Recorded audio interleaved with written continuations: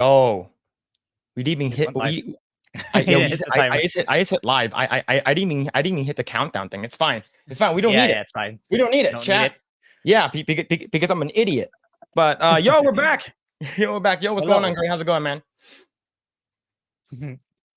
How's it going, dude? I'm good. I'm good. It feels. I just released my next video for my personal channel this morning. Yeah, All right. it feels so good to release a video from it because I put in so much time and effort for it. Then it's such a huge weight off my shoulders. All But right. yeah, I'm good. Good. All right. Cool. Yes. Yeah, chat. We need to set up a poll. You guys need to choose. You guys need to choose between Inception and The Prestige. Okay. Yeah. Grae, go ahead and put the poll in the chat. Go ahead and put that poll in the chat. Wait, would you able to do that? If not, I can do it. Is it through YouTube or is it through the through YouTube? Through YouTube. So go to the live streaming for YouTube, and this should be a plus icon on the bottom, and just propagate it there using the Eggroll account. Yeah. Oh, okay. Wait. Okay. Yeah. Okay. I'll Yeah. set it up. We can start. Yeah. All right. I'll send it in the meantime.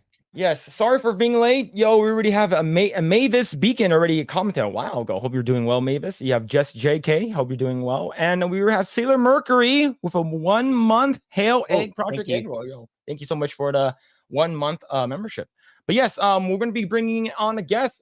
He came here last time, so he doesn't need an introduction. We all already know who he is. We're bringing him back. Everyone's loving him so far. All right. Yo, what's going on, Ryan? How's it going, man? What's up, guys? Doing well. Thank you so much for having me back on. Yes, sir. Phillip, Grae, appreciate you guys, man. All right, yo, thank you so much for coming back. You know, I thought we scared you away or something like that. No way. Nah. You gotta do better than that, man. All right. So, before we get started, go ahead and share this video with your friends, like this video, subscribe to the channel, hit the notification bell. Hopefully, you guys. Didn't gel my hair. There's a reason why I didn't gel my hair. Okay, there's a reason why. Okay, yes, but before we get started, go ahead and like, share, subscribe, hit the notification bell, share this video with all your friends. And we're doing good. So the reason why I didn't what's it called again? Fix my hair. I'm looking all like unkempt. I look like a homeless person. Really beautiful, because. We have some new merch. I ordered it and it came in. So only this came in. The other stuff is coming in later on this week, Grae. So go ahead and pick yourself off a Project Eggroll merch. Yes. Wow. Yeah, pick yourself up a Project Eggroll merch right over here, chat. We switched over to Teespring. So go ahead and check out our Teespring merch. We have recently switched over, so it's implemented and integrates into YouTube just fine and dandy. So go ahead and get yourself a Project Eggroll shirt, or Project Eggroll hub, wherever you guys want to call it. And if you scroll down, you can get your Project Eggroll original, and you can get your Let's Go Brandon. So all of that is in the description below. I made this last week. I showed it to Grae, and Grae loved it. So I already got some stuff that's already coming in. So if you want a hat or sticker or a t-shirt or whatever, go ahead and pick yourself up a Project Eggroll merch. Link in the description below. Yes. All right. Completely original. I did not steal this from anyone. This is original design, chat. Phillip, you guys are original and bold and all that, man. So well done as always. Yeah, man. All right. So great. Grae. Hope you're doing well, Ryan. All right. For people who don't know who you are, people just showing up. Who are you and what do you do and stuff like that? If you want to elaborate and stuff. Absolutely. Of course. Yeah. And by the way, guys, I do have a brand new mic courtesy of Phillip. So appreciate you guys. Hopefully you guys can hear me a little bit better. But we're in business this time. So anyways, my name is Ryan. Let me see. I used to work with Phillip. I work in software development. I live here in Los Angeles, California. I'm into video games, anime, and politics. A little bit more on the conservative side for me. But that's pretty much who I am. And, excited to be here on the show. It's great to be welcomed back and can't wait for a good time. All right, cool. So we do have a lot of stuff that we're going to be talking about. I didn't notice, but Grae was the one who sort of like I think it was up on like YouTube and everywhere else, but what's that called again? There was some stuff that happened with Disney. What did they lose like a crap ton of money or something? Or like Oh yeah, subscription loss or something? yeah. It's 12 million. I think again attributed to India with the cricket thing, but the bigger deal is the 300,000 they lost in the US and Canada. Mhm. Because as per Valiant Renegades, like the profit per user in India is like 80 cents, so it's kind of irrelevant. But the revenue per subscriber there in the US and Canada is around 10 times more. So Oh, instead wow. of growing, it's actually contracting. Oh, okay. Yeah, and yeah, Oh, they're wow. given their lineup, we're not well. I am not excited for what they're about to show. I mean, we have to watch Ahsoka and Echo and all that crap. Yeah, it sucks. Oh, Nagy, what's it called again? The we still have access to that one. The what's it called again? The Project Eggroll, T Public. We do have that one, but for the newer designs and stuff like that, which is this one, we're gonna try to move over to Spring, for our T Spring, for your all older folks, is because what's it called again? Teespring just implements and integrates into YouTube a lot better. It's actually, you can actually see that the if you actually look at your app and you go down, there's actually a shopping or a product section that actually shows some of the stuff that we highlighted. But yes, Grae did put up a poll, right? Mhm. Okay, Yeah, yes. it was go on ahead. Thai and no one broke it, so I had to make it another one here. Yeah, so it's is it between the Prestige or Yeah, Inception? it's a super close fight though between the three Nolan films. It's not like one is completely dominating like the other polls. Like the other one, I think Cocaine Bear is winning. This one is like it's so close to one another. I think it's a testament to how good Nolan films are, that people are so divided which movie of his are better, because all of them are so good. Well, most of them are so good. Okay. Ryan, did you watch have you watched any of the between Prestige and Inception? Have you seen any of those? I did see Inception. I didn't see Prestige yet. I heard really good things. So, would you guys recommend it? Yeah, I haven't seen it. I haven't seen Prestige. Okay. Yeah, it's about magicians performing magic tricks and the morality behind it. And yeah, it really leads to some really messed up stuff. So Yeah, if and you they're like fighting over like some woman, I think, or something, right? yeah. Okay. Yeah. Like because of what happened, it led to one thing after another. They're more their way of thinking became so clouded, and they would go so far, insanely far, just to please the crowd. So yeah, it's a good time. Sounds exciting. That's crazy. That's absolutely wild. But all right. So also we are also live on Rumble. So if you guys haven't already, if you guys want to follow us there instead, you don't want to support YouTube or anything like that, you can go ahead and follow us on Rumble, which should be in the description below. But yes, I haven't seen. I did see Inception. I haven't seen I think like Tenet or Interstellar. I haven't seen The Prestige either. I heard The Prestige is really really good. Yeah, if people are in the chat, yeah, Mavis says yeah, Prestige is so good. Yeah, I have not seen The Prestige. Let's see. Alan Boss says I thought Inception was dumb. I think Inception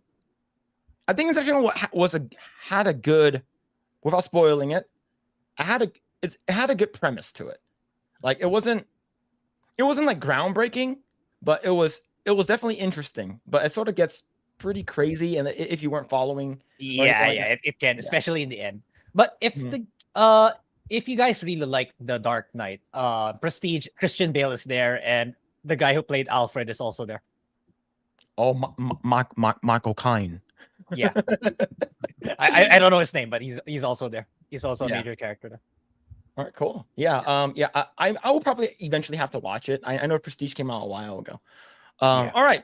Really quick, Phillip. I'm looking at the chat now. Mavis, good to see you too. Appreciate the love. Also, Alan, I didn't realize that. Oh wow! So it looks like tips in my hair. It's just conditioner. I'm actually growing out my hair for the first time in my life. So I've got some conditioner in there. Yeah, I didn't know it was that obvious, but not quite frosted tips. I might try that though. I'm kind of curious now. But yeah. Anyways. Yeah. Let's see. I just JK said I've never heard of The Prestige. That's an older one, right? Yeah, it's an older, around 2012. Yeah, significantly older compared to Interstellar and Inception. man, it's funny that I've heard of Prestige. I just never watched it. And the thing is that I really liked I really enjoyed the Nolan trilogy with Dark Knight and stuff. So yeah, it's crazy that I've never seen it either. Let's see. Sailor Mercury says I like Inception, but I can't stand Ellen Page. So hard to rewatch. Well, yeah, I think her character was okay. Yeah, I think sorry that was my end. Sorry, chat. Let's see. Caviteno Cavalryman says good morning. Kababayan and evening to He's everyone in the Filipino. US. That means Oh, he's okay. Filipino. Kababayan. Yeah. Oh, damn. Yo, I hope you're doing well. Thank you so much for stopping by. Yo, good morning. Good morning. Let's see. Also, hail Ryan, who happens to be in my home state. Hey, Yeah. okay. California, baby. Yeah. Let's see. Go full Demolition Man and Wesley Snipes. Yeah. Isn't Demolition Man what's happening in Los Angeles right now? Man, it's crazy, man. Demolition Man. I think I've watched like Demolition Man a long time ago. Yeah, I watched it with my dad. Yeah, it's an older movie. Grae, it's an older movie with when West. I think I first did Blade. Oh, okay, yeah, way back. Okay, yeah, it's really old. Let's see. Cavateno, is it Cavatino? Let's see, the Prestige. I believe it's Caviteño. He can correct me, but yeah. Okay. Oh, Tenyo. Oh, yeah. Okay. Okay. He says that the Prestige had me conflicted because you have the actors that play Wolverine and Batman. True. Big true. Yeah, like Hugh Jackman's in it. Yeah. Yo, okay. Everything I'm hearing is making me really want to go see Prestige, even after on top of everything I've heard, already good about it. So I might have to do a movie night sometime soon, man. That's crazy. Oh, yeah. Yeah, definitely. Yeah, same here. All right. So let's go ahead and cover some of these articles. Let's go and talk about the big one. This comes to us from a Hollywood Reporter. Let's see. All right. Disney shrinks streaming losses to 512 million, ups cost cutting goal from 5.5 billion. Yeah. So then it's not looking so well, right? I believe it also covers here down. This actually says that they lost like 12.5 million subscribers. Is it million? Yeah, million. But like I said, it's attribute. I think that is another portion of the cricket deal in India. I think. I don't know the breakdown, but yeah. But in North America and Canada, it's a loss of around 300 to 500,000. Man, that's crazy. I think that's the bigger impact because that's where their revenue will come from, not really from India. All right. Let's see. The company also disclosed a 2.4 billion charge related to removing content from its streaming services. The impact of Bob Iger's restructuring of the Walt Disney Company is apparent in the company's latest quarterly earnings report. The Disney CEO says that the company is now set to exceed its initial goal of 5.5 billion in cost savings. The company reduced its workforce by about 7,000 jobs, with much of the cuts happening last quarter. Disney reported a 210 million in severance costs. Quote, in the 8 months since my return, these important changes are creating a more cost-effective, coordinated, and streamlined approach to our operations that has to put us on track to exceed our initial goal of 5.5 billion in savings, as well as improved our direct-to-consumer operating income by roughly 1 billion in just 3 quarters. While there is still more to do, I'm incredibly confident in Disney's long-term trajectory because of the work we've done and the team we now have in place, and because of Disney's core foundation of creative excellence and popular brands and franchises. Yeah, didn't he say that he's gonna come in and like get rid of all the shitty stuff? He's gonna focus more on like storytelling, or like getting rid of these like I don't know. What was his exact quote? I don't even remember. Yeah. That was like several months ago. I think around the time when we actually started. It's like when he actually said that. But it looks like he's not pushing. They're still doubling down. We still get Snow White, and take a look at Haunted Mansion, like the blackening of Haunted Mansion. Everyone is black now in Haunted Mansion. Yeah. And sorry, no. Go ahead and finish. Yeah. Point being, it's like, no, I don't. Cost cutting cost cutting because of probably the strike. Maybe he's attributing what's happening in the strike, because like we talked about last week, right? With what happened with Warner Brothers, how they saved 100 million because of the strike. So I'm imagining it's something similar with Disney, especially with Disney, because like suddenly all their multiple projects are put to a halt. Maybe that's why, but I don't see how they're gonna. Yeah, they're cost cutting. Sure, he can make that argument, but I don't see where the revenue is coming in. I mean, I'm not excited for Ahsoka or the other incoming shows that they're getting, and their Disney World is not doing so hot. This same with Disneyland. It's being beaten by the likes of Universal, and he's making the stupid excuse that it's too hot. That's why people don't want to go. So I don't know. He can only keep doing this for so long. But then again, I mean, what else is he gonna say in a press release? He isn't gonna say, "Oh, we're doing really badly. we're in the deep shitters." Yeah. So that's how I see it. Yeah, it definitely sounds kind of like coping to me. But I do remember when Bob Iger, like when he was like, sharing some things, he said something about wanting to like, make Disney kind of come back to like true storytelling or something along the lines of like what the audience actually wants. I remember it gave me some sort of hope, and I felt kind of like, okay, maybe this like, crazy era of like extreme wokeness is like going to be sort of fixed a little bit, but it certainly doesn't seem that way now. I think with Snow White, everything about that is just pissing me off so much, man. You guys know I'm a big Disney fan, but it's really just classic Disney. A lot of the new stuff these days, oh my God, man! Like it truly makes my heart break. But it is what it is. And then Haunted Mansion, I think it was the producer or somebody literally said, "Hey, we're gonna try and make this as black as possible." And I'm like, "Come on, you guys! Like, now they're just being flagrant about it. That's completely crap." And like you're pretty much telling on yourself because now you're like, okay, I'm actually trying to focus on like the color of the people in this movie, and I'm not trying to focus so much on the actual story and the actual magic of the movie itself. So that's just ridiculous in itself. And then you mentioned Ahsoka.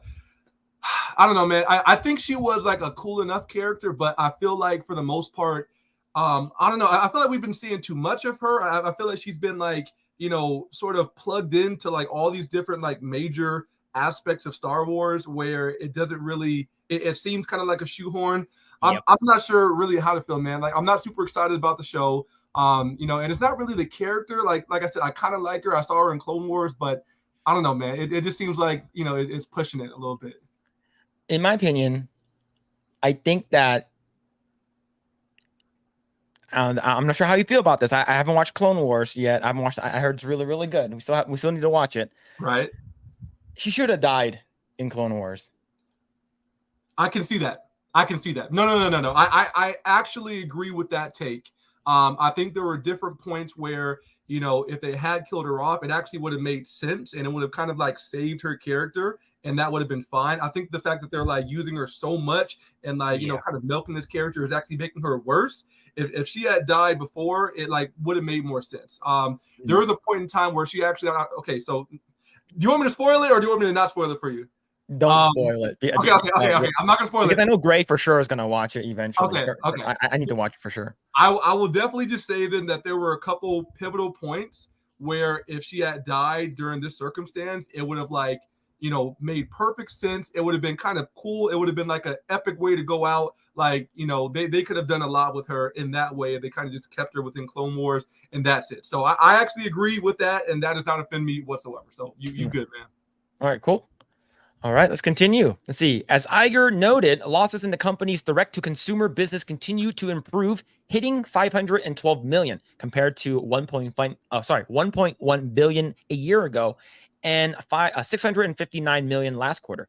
It was a mixed bag when it came to meeting Wall Street estimates, with the company beating on earnings per share and income, but missing on revenue.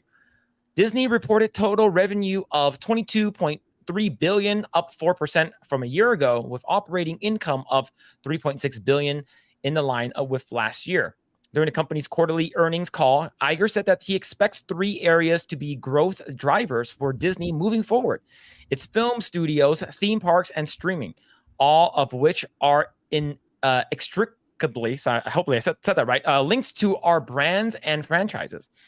Among Disney's divisions, its linear TV business continues to be profitable, but on the decline, with revenues falling 7% to a 6.7 billion and operating income slipping by 23% to 1.9 billion. Lower viewership and advertising revenue at ABC were a problem, as were higher sports costs at ESPN, offset by higher ad revenue at the cable sports powerhouse. Yeah. Let's see. I'm just gonna look for it. Let's see. 12.5. There it is. I'm gonna read this paragraph right here. Yeah, However, there we at the go. end, the Star. company's IPL rights did impact total Disney Plus subscribers. While the company notes that its core Disney Plus subscribers base, which excludes the low-priced Disney Plus Hotstar, rose to 105.7 million in the quarter, its Disney Plus Hotstar base fell to 40.4 million, a loss of about 12.5 million subscribers compared to last quarter. Nice. Yeah, that's a good amount. That's a good amount loss, Yep. right? Yeah. So, do you guys have Disney Plus? I do. Okay, listen, there's a quick story with that. When they first came out with Disney Plus, I jumped on that right away because I was excited because I figured that they were going to have a lot of the classics on there, including the classic cartoons. Did you guys watch Toon Disney, man? Darkwing Duck, Gargoyles, like so many good, like so much good content, right? So like, the cartoons, the old school classic movies, I was like, all right, like for me, that is worth it. And then I actually ended up canceling my Disney Plus because I was so pissed off about some of the stuff that was coming out. I canceled it like maybe a year or two ago, something like that. However, I actually did bring it back recently because I wanted to watch The Little Mermaid kind of like as a hate watch, as like just to kind of like, see how things are. I already knew like I wasn't into it. I didn't want to spend money on it in theaters, but I was like, you know what? Let me get Disney Plus again, check out a few things, kind of see what else is up there, but also to watch Little Mermaid. So as of now, I do have Disney Plus. We'll see how long because I'm still very pissed off. But sorry, go ahead. Did you like Little Mermaid? No, bro. It was even worse than I thought. It was even worse than I thought, man. It was not good, man. No, not there's plenty good things, about, if they had just made like The Little Mermaid and actually just, kind of copied how it was before and just made it live action, it could have been phenomenal, seriously. But they made so many differences, like one of which, and I keep telling you guys, when they race swap, like for me, that's just an automatic like minus like 3-4 points. Like on a scale of 1 to 10, if you do something like that, like the pander, I'm like, all right, you're already at like a C or a D. But then there was more on top of that made the movie bad and like made it, obviously trying to pander to like to different, things or whatever. And it was so depressing, man. Like Little Mermaid is one of my top 3 favorite Disney movies. And they kind of butchered it, man. So it was not good. Nope. And you already, Chad already know how Grae feels. So I'm not sure if Ryan, I made it around, I think, a 15-minute video talking about it. I went through everything why I didn't like about it. It's like Phil watched it first before I did. So when on the week that he watched it and I haven't, he was like, Phil said to everyone, I have some choice words about Little Mermaid. So he kind of elaborated the same things you did. Then the following week I watched it also. I said to him, you are being too soft, man. Wow. Yeah. It was actually being really nice about it. So I went through. Yeah, I talked about it for a full 15 minutes. It's somewhere in the channel. I'll probably try to dig it up again. But yeah, it wasn't good at all. It's like it's really, really bad, especially coming from fresh off the animated series. If you watch it again, then you watch the remake right after. It's terrible. Bro, really that's what I did, bro. We're on the same page, man. We're gonna have to watch stuff together or something, man. We have the same mindset. I watched. Okay, so when the movie dropped, I went and watched the original Little Mermaid out of spite, and it was so good, and I loved it. And I was like, it's just as good as I remember. And then I saw this one, and I was like, wow, like holy snap, man. Yeah. It's awful, man. And the thing is that, you already have some folks who are on Twitter, of course, of all places, saying, what's the next big Disney, like core Disney movie? I think it's Wish, right? I think that's an original IP. I have no idea what it is, but I do know the artist. I believe I do follow him on what's it called again, Instagram. But like there's no marketing for it. I think everyone's like, oh, they're super excited and waiting for that. And we do know that they're having Josh Gad play the Hunchback of Notre Dame. I'm not sure if that's still in the works, but the thing is, I'm not going to read this article, but Disney's Princess and the Frog receiving a live action remake ? Most likely this will happen. Yeah. But the thing is, why couldn't you cast Halle Bailey as Tiana? I think she would have been a perfect fit. It's such a missed opportunity, man. Super missed opportunity, man. And you know, man, it sucks because I actually think that Halle is, I think she's decent. I think that she had decent acting. She can sing really well. I will definitely give her that. She has some great notes, so she can definitely sing well. But putting her as Little Mermaid, man, it just put such a bad taste in my mouth. And then also, by the way, I don't know if you guys know some of her comments. When people said, or when she found out that people were upset that they race swapped it, people, she was like, oh yeah, it's just people being racist. It's just, she kind of like, dismissed the people who were making like very fair arguments saying that they should not have race swapped it. So, in my mind, I feel like she is kind of cringed now because of that. But you're right, man. She would be a perfect fit for Prince and the Frog. There'll be no problem. It'll be great. It's all good. The race swapping is not necessary, man. It's such obvious pandering, and it's sad, man. But yeah, you're right.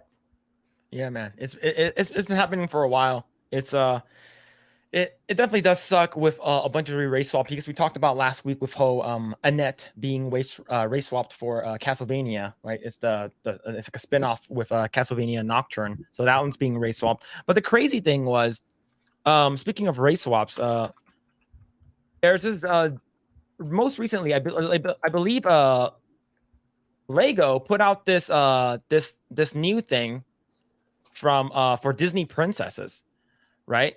And I'm just going to show the image over here. Oh boy. Is this the one you had with X-Wing?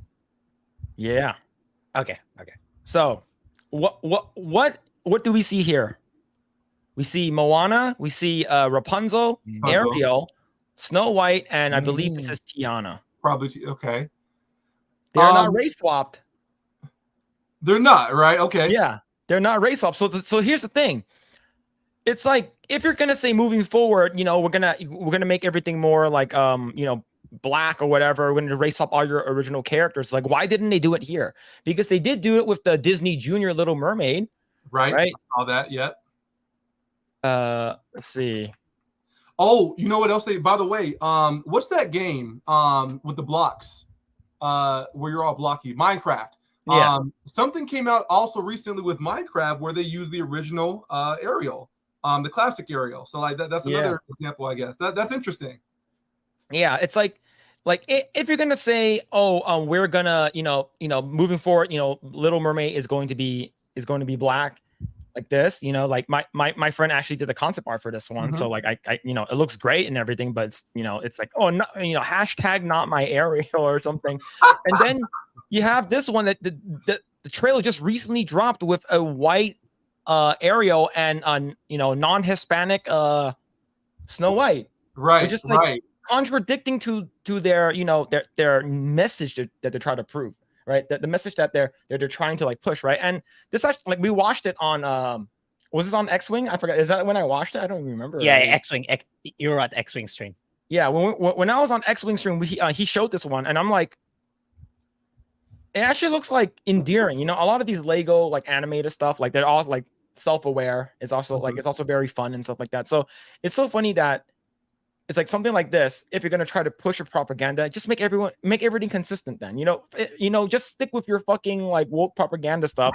That you're trying to like make everything black, make everything like non-white. Everything is so white. Like the same thing with the whole thing with Lilo and Stitch. When they casted a person who is a little bit too light-skinned, but they are Hawaiian. It's like,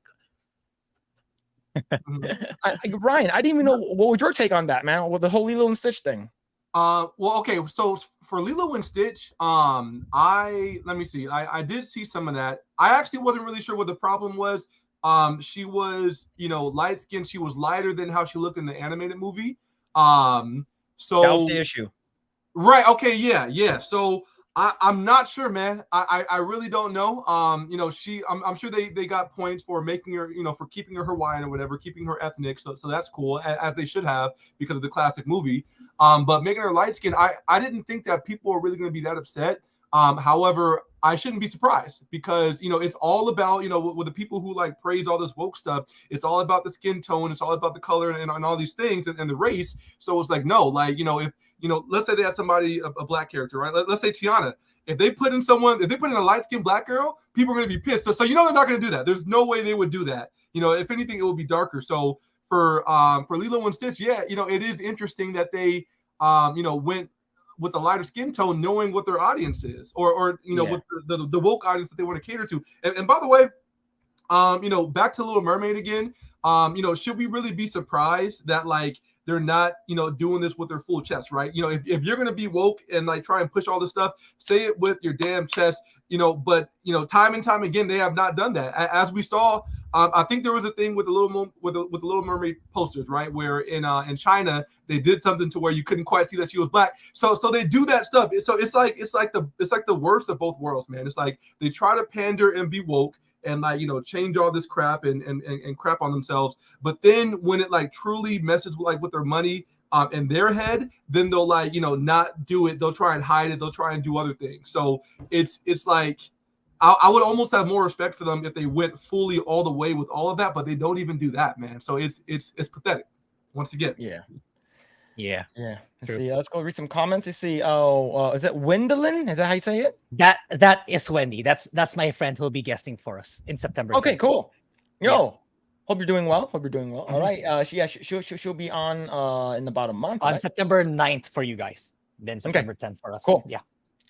So next week, just going off the schedules and stuff like that. So next week we're gonna have a guest. The following week we're gonna have a guest, and then I think after that on the 9th we're gonna be having a guest. So it should be interesting because like Wendy and another friend of ours, like they're both moms from the Philippines. So it'll be interesting to see their take on this woke stuff, especially they have very, very young children. Okay. So cool. Nice. Like how do they feel about Disney doing these stuff to try to push this to kids and stuff like that? Should be fun. All right, sounds good. Looking forward to it. Tim F says Eggroll. Yo, what's going on, Tim? Hope you're doing well. Let's see. So I'm assuming I just lost respect for Ryan. This is for you still reactivating your Disney Plus account. Oh my, hey, you know what? And I deserve that. You're right. I actually deserve that. I should not be like, you know, spending no money on that. I promise it was for like a good cause. It was for like, you know, kind of research purposes. But no, I feel you, and I received that, bro. That's my bad. You know, fair enough. Yeah, see, Mavis Beacon says hashtag cancel Disney Plus. Yeah, I don't have Disney Plus. I'm just using a family's account. You know, Netflix, you piece of shit. You know, now I can't share my password with my family anymore. But Disney Plus is going to soon, though. They're going to start.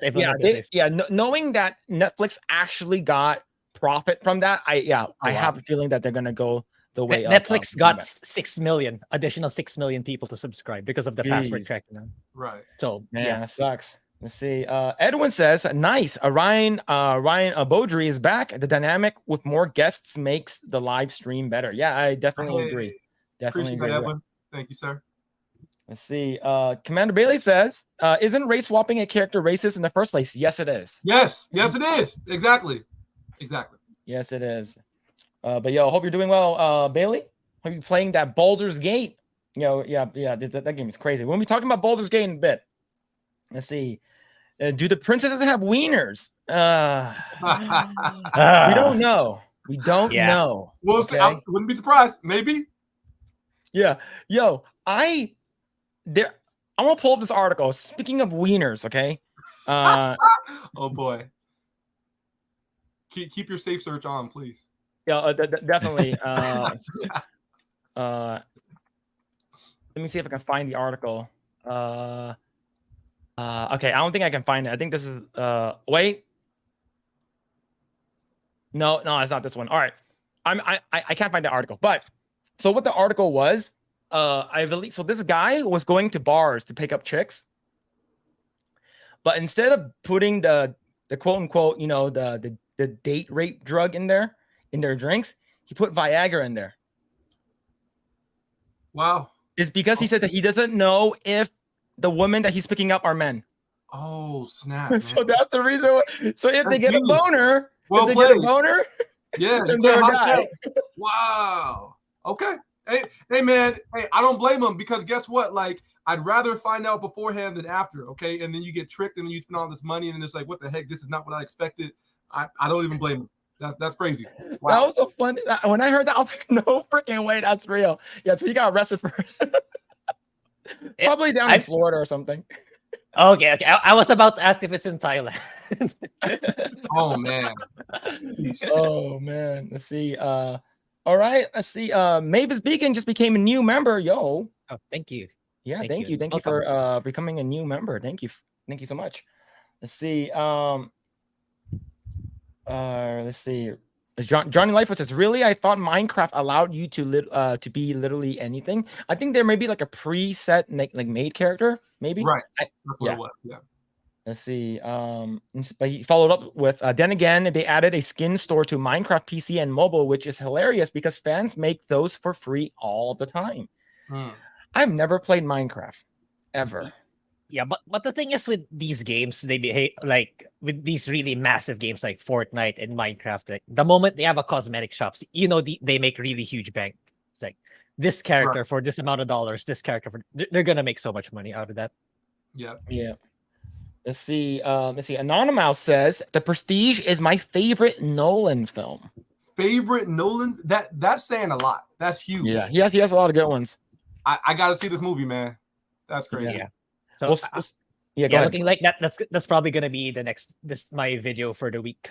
Nice. By the looks of it. So how's the poll looking? I haven't even checked yet. Wait. Yeah, I'm refreshing it. It's kind of slow, but looks like The Prestige won by 55%. Oh, okay. Yeah, I can end it already if we want to. Yeah, you can end it. Yes, it's been there for like about 10 minutes, 10, 15 minutes. Okay. Might as well. Okay, so it's The Prestige. That's the video I'll be making for the week. Perfect. Cool. All right. Let's see. Alan Voss says, why Phil always got to bring up.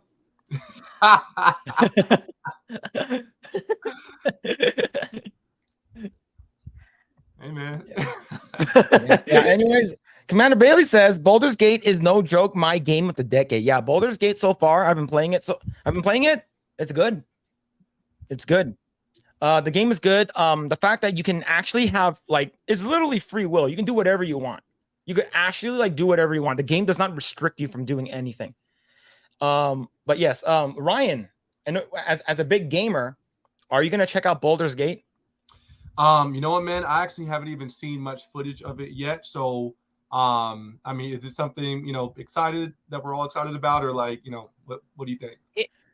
Are you into D&D, Dungeons and Dragons? Not so much, man. Well, I've never really given a fair shot, but yeah. Yeah, me too. But yeah, I already bought the game. So yesterday, so I'll be trying it out right when we're done here. Okay. So, and I'm gonna get a new graphics card just so I can stream it too, because I want to make a video out of it. But yeah, by the looks of it, it's getting so much good reception. It's kind of like the Elden Ring and The Witcher 3 kind of reception. Everyone's loving it. Okay. And all the other developers are so bitter. It's like, no, this shouldn't be the new standard. It's too hard to make that kind of game, which is kind of stupid. Wow. Yeah. Is it Yeah. Do people have to play the first two to enjoy it? I didn't. No. And this is my first Dungeons and Dragons type game. Like, this is my Baldur's Gate 3. Like, this is my first one. I'm already really enjoying it. Yeah, but it's literally, you can do whatever you want. Yeah. Like anything you want. And the reason why I want to talk about it is because see, let me double check. Where is it? Because that actually almost sounds a little bit off-putting. If you have, I feel like if you're in a game and you have too much freedom, then it can be kind of, I don't know, tough to like find out how to have a good time with it or whatever. But the fact that it's getting good reviews and people are enjoying it, that says a lot. So okay. Yeah, it really depends. If you're an ultra casual gamer, then I would say you probably get overwhelmed. Okay. But if you really try to put the effort to dig deep and get to know the game, I think you'll have a good time. So to give you an idea, like the CEO was like, okay, I expect the concurrent players on Steam to be around 100K at most. Okay. But at launch, it's it peaked at 800,000. Wow. Yeah. Yeah. And Oh, it just and numbers keep going up. And I know they have drops on Twitch. I know I'm not on Twitch right now. Well, I'm not on Twitch anymore. I know they have drops on Twitch.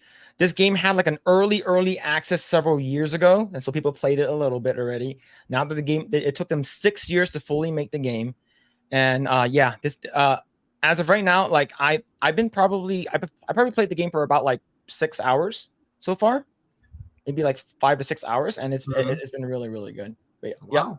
Okay. Let's before we dive into this this article here, let's go and read more comments. Let's see.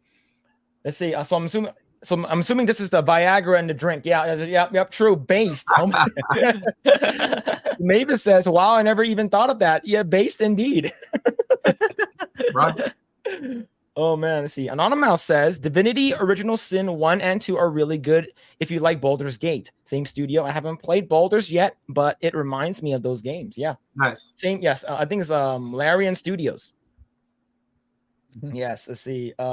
Commander Bailey says, yeah, Baldur's Gate 3 apparently has 17,000 endings.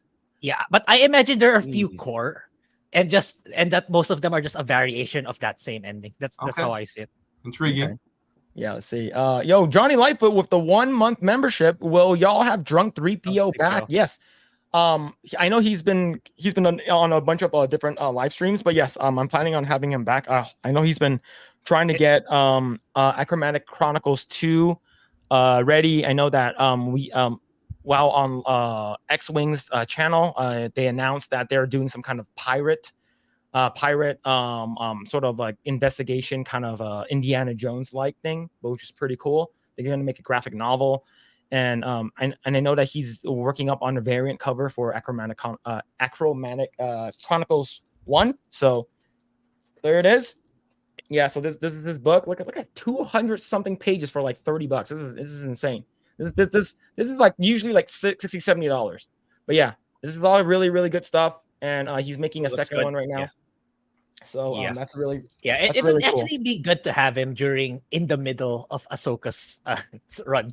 I don't know if he's gonna watch it, but it would be interesting to hear. Yeah, he probably will. Let's see. Mavis says, I always want to play as an a-hole villain in those games, but why not being a paragon, helping everyone? Yeah, that's what I'm doing too, right? Because I chose a drow elf, thinking that I'm gonna be like, edgy and doing weird stuff and being a bad guy, but I ended up saving everyone being nice. If you want to be more on the evil side, that's easier to be evil without it necessarily being morally wrong. I would go for BioWare's Mass Effect games. Like, it's not really necessarily evil, it's just that you're more tough. Like, example, if a news reporter is insulting you, you can just smack her. that kind of stuff. But yeah, I've been playing it, and I'm playing as a monk, and I guess the monk does not have access to a lot of armor at the beginning, so she's basically in her underwear the entire time right now. Because if you actually put her in armor, like, she loses proficiency in her attacks. So that's the reason why. And I forgot where I put my clothes. So then I just she's just gonna be in her underwear. It's fine. Yes. See. Let's continue. Yeah, I want to F a bear. Oh my god. Yeah. If you want to do that, you can. You can. Let's see. You can do that. Got it. But all right, cool. All right. Let's go ahead. Let's see. I heard on Discord, but it's still busted. Oh, I see. I'm not sure what that is. Are you talking about the game? I'm not sure if you're pertaining to the official Baldur's Gate or our Discord with Lost Tales, elaborating his whole experience with it.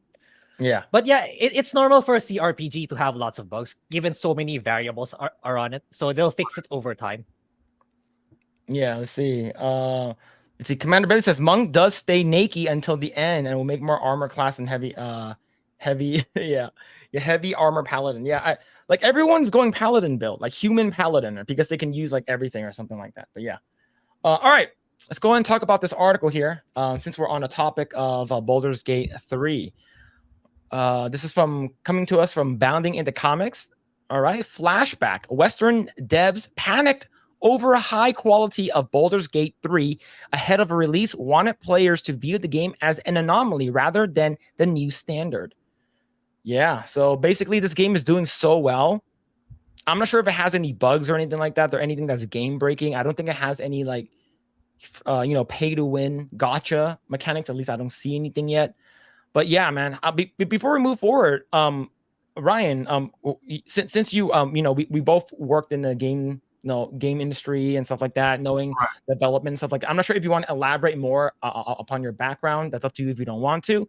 But how do you feel about this? I had an initial question. I'm wondering, do you guys know what exactly they're worried about? Is it because this game has so much freedom in it, and like they're worried about that becoming the new standard? Like, what are they tripping about with this? Grae, you wanna elaborate? The developers say that it shouldn't be a new standard because they are an outlier, which is incredibly ridiculous, because the developers that are actually complaining or that are actually saying that, they are much bigger in size and in terms of manpower and in resources that are saying that. Yeah. And yeah. They're basically saying that the game is, because the game is doing so well, it's selling so well, especially with word of mouth. The game has incredible like voice acting. The animation's incredible. Okay. The game is good. The music is good. It's just an overall a great game. There's like nothing wrong with it. There's nothing wrong with it. So is that what the anomaly is? I still don't understand, because Yes, if it the being too good. Okay. Well then that's dumb, my dude. That should be the new standard. We want our content, and including gaming related stuff, to be good quality, to be received well. We want the quality and the standard to go up so that people can try and go for that, right? We want to push the limits of this industry. So the idea that this game performing so well, having the great voice acting and the graphics and the gameplay, whatever, turns people off, or people are like, no, like we don't want that to become like a new normal. That's ridiculous. That sounds lazy, and that's kind of frustrating, actually. Thinking about it, we want people to be working harder within this industry to push those grounds. So that doesn't make much sense to me. It sounds like people are afraid of competition, maybe, and that's lame. Yeah. It's because like you have studios like someone mentioned like Bethesda, and you have a CD Projekt Red and stuff like that. Like at launch, like Cyberpunk was really, really bad. You can't even play the game. There's one time where like a person actually looks like a PS2 like character. Right. It took them how long for them to fix the game, right? I'm not sure how long did it take, but it took them a good while to fix the game. Mm-hmm. So, and then you have smaller studios like Larian Studios, or maybe even the folks that made Hades. Like that game did really, really well. Like this game that took 6 years to make, and it's like really good out of the box. And these studios are like, yo, like, just because they did it doesn't mean we have to do it. Like for instance, case in point, I'm playing Diablo 4 right now. Right. And with Blizzard, there's a lot of issues when the game started, right? Because it's a live service thing that has a battle pass and stuff like that. We understand you're trying to make money here, but the thing is, when season 1 came out with the Malignant Heart stuff came out, the game, they completely nerfed all the characters, a shit ton of bugs, and it didn't really work. And they had to do an emergency campfire side like talk saying that, yo, we fucked up. Like we messed things up. There will never be a patch that's gonna be like this in the future. Like we're sorry. Like it's because they had to do something like that, and then like everyone's apologizing. Oh, sorry that our game is trashed. Like the studio that did what's it called again? Gollum. Right. Yeah. The studio that did Gollum, the studio that did what's it called again? Forspoken. Like all of them had to come out with some kind of apology saying, sorry, our game sucks. Right. And then all of a sudden, you're a AAA studio, and a tiny ass studio comes out of nowhere. Well, this studio is sort of known, but now this Baldur's Gate is considered a triple. This game put them on AAA status. Right. And as a big studio like Blizzard, who has billions of dollars, fucking Bobby, just yo, I just want to buy a boat. Yo, give me another yacht. Bobby Kotick is like, oh, I don't care how the game runs. Is it making money? Is it making money? Right. So that's all they fucking care about. So the fact that you have this studio is like, oh shit, now we actually need to make good games. Fuck. Okay. So that's what they're afraid of. So I mean, Phillip, you that was very well said. You said that beautifully. I don't really need to add any more, but that's I completely agree. And yeah, man, I mean, like that's it's like you said, it's like a competition thing. So you have this studio now that's relatively new or not as known or whatever, and they put out a good product. On the first go. That's amazing. We have so many games, these days that come out and they release their service or product, whatever, and then it's not great, and they have to rely on patches, and they have to apologize and do all these things. It's sad, and that's not what we want from the gaming community, from the gaming industry. We want the leaders of the gaming industry to be putting out great content, because that's good for everybody, and that pushes the boundaries. So nah, man. I mean, it sounds like people just kind of like whining, and that's pathetic. And I'm happy that this studio is showing that, you don't have to be, crazy, as big as these giant studios to put out great content. It puts pressure on them to do better and to excel. And by the way, I know some, studios put out games that, are definitely more on the woke side, in different aspects. And so if, especially if this game is not so much doing that, and if they're not blatantly trying to, pander or whatever, and they're doing well, then I'm all for it, man. And I'm gonna support it even if I don't play it. Like that's great. That's what we want. So it sounds like a win to me. Yep. All right. Yep. Let's go ahead and read this article. Let's see. In the light of the game's runaway success, it seems appropriate to note that before the game's full release, the sheer quality in Baldur's Gate 3's promotional material was enough to spark worry amongst Western developers over the possibility that it could be considered the medium's new standard. Man, that looks pretty fucking good, man. Let's see. Based on the 5e edition of Dungeons and Dragons and helmed by Divinity developers Larian Studios, Baldur's Gate 3 follows the tales of the player's own customizable avatar, a fledgling adventurer who found themselves captured by the subsequently infected by the monstrous, I think it's Illithid, amidst their recently launched invasion of the Far Run continent. So, chat. I would think that's Faerun. Faerun. Okay. Okay. Thank you. Eventually, finding themselves free of their imprisonment, the player's character set out not only to remove the parasites, the mind flayers left within his body, but also do what they can to shut down their plans of conquest, which is pretty cool. I have no ideas about like mind flayer stuff, like Cthulhu-looking characters.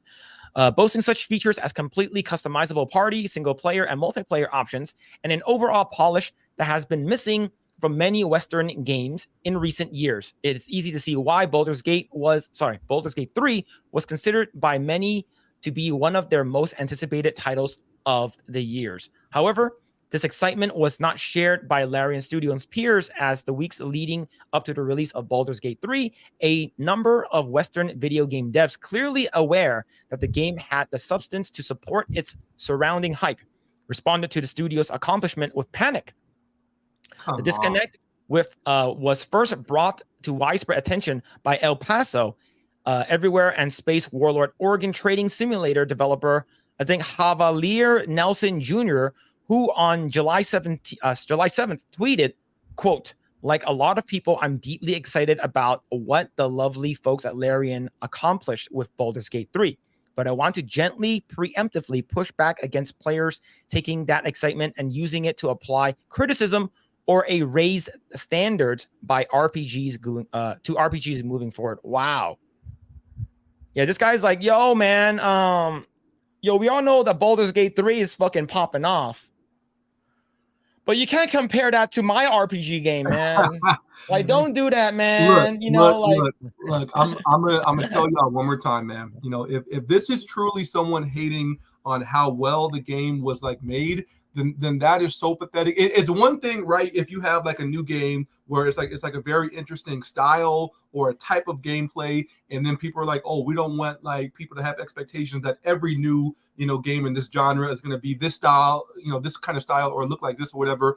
That's one thing. You don't want all games to be the same and people to be comparing it, based off of one style. But if it's just about how well it was done, it doesn't have to be a AAA title like to be a well done game. You can have plenty of like 2D games and kind of indie looking games or whatever that can be super fun and do well for its audience and for what it was made for. But dude, there's no way these guys can be complaining that because it was so well done, because of what they executed, it was so well executed, that they're hating. I refuse to believe that, man. That would be so sad. Yeah. Yeah. Grae, what was that game that you recently played? The RPG one, the like really cartoony one that you said is really good. I don't know which one you're pertaining to. Okay, which of the RPG games that you just recently you are playing right now, or you finished playing? Oh, you mean the video I just uploaded today? What game is that? Texas? Scarlet Texas? No, I think it's a previous one. I forgot which one it was, but I heard like it's just like the like yeah you're playing so many RPGs games. Yeah. Oh yeah. I Chained Echoes. Chain Echoes, that's the one. Yeah, I heard yeah. like it's basically like it doesn't have to like the game is just really good, right? Yeah.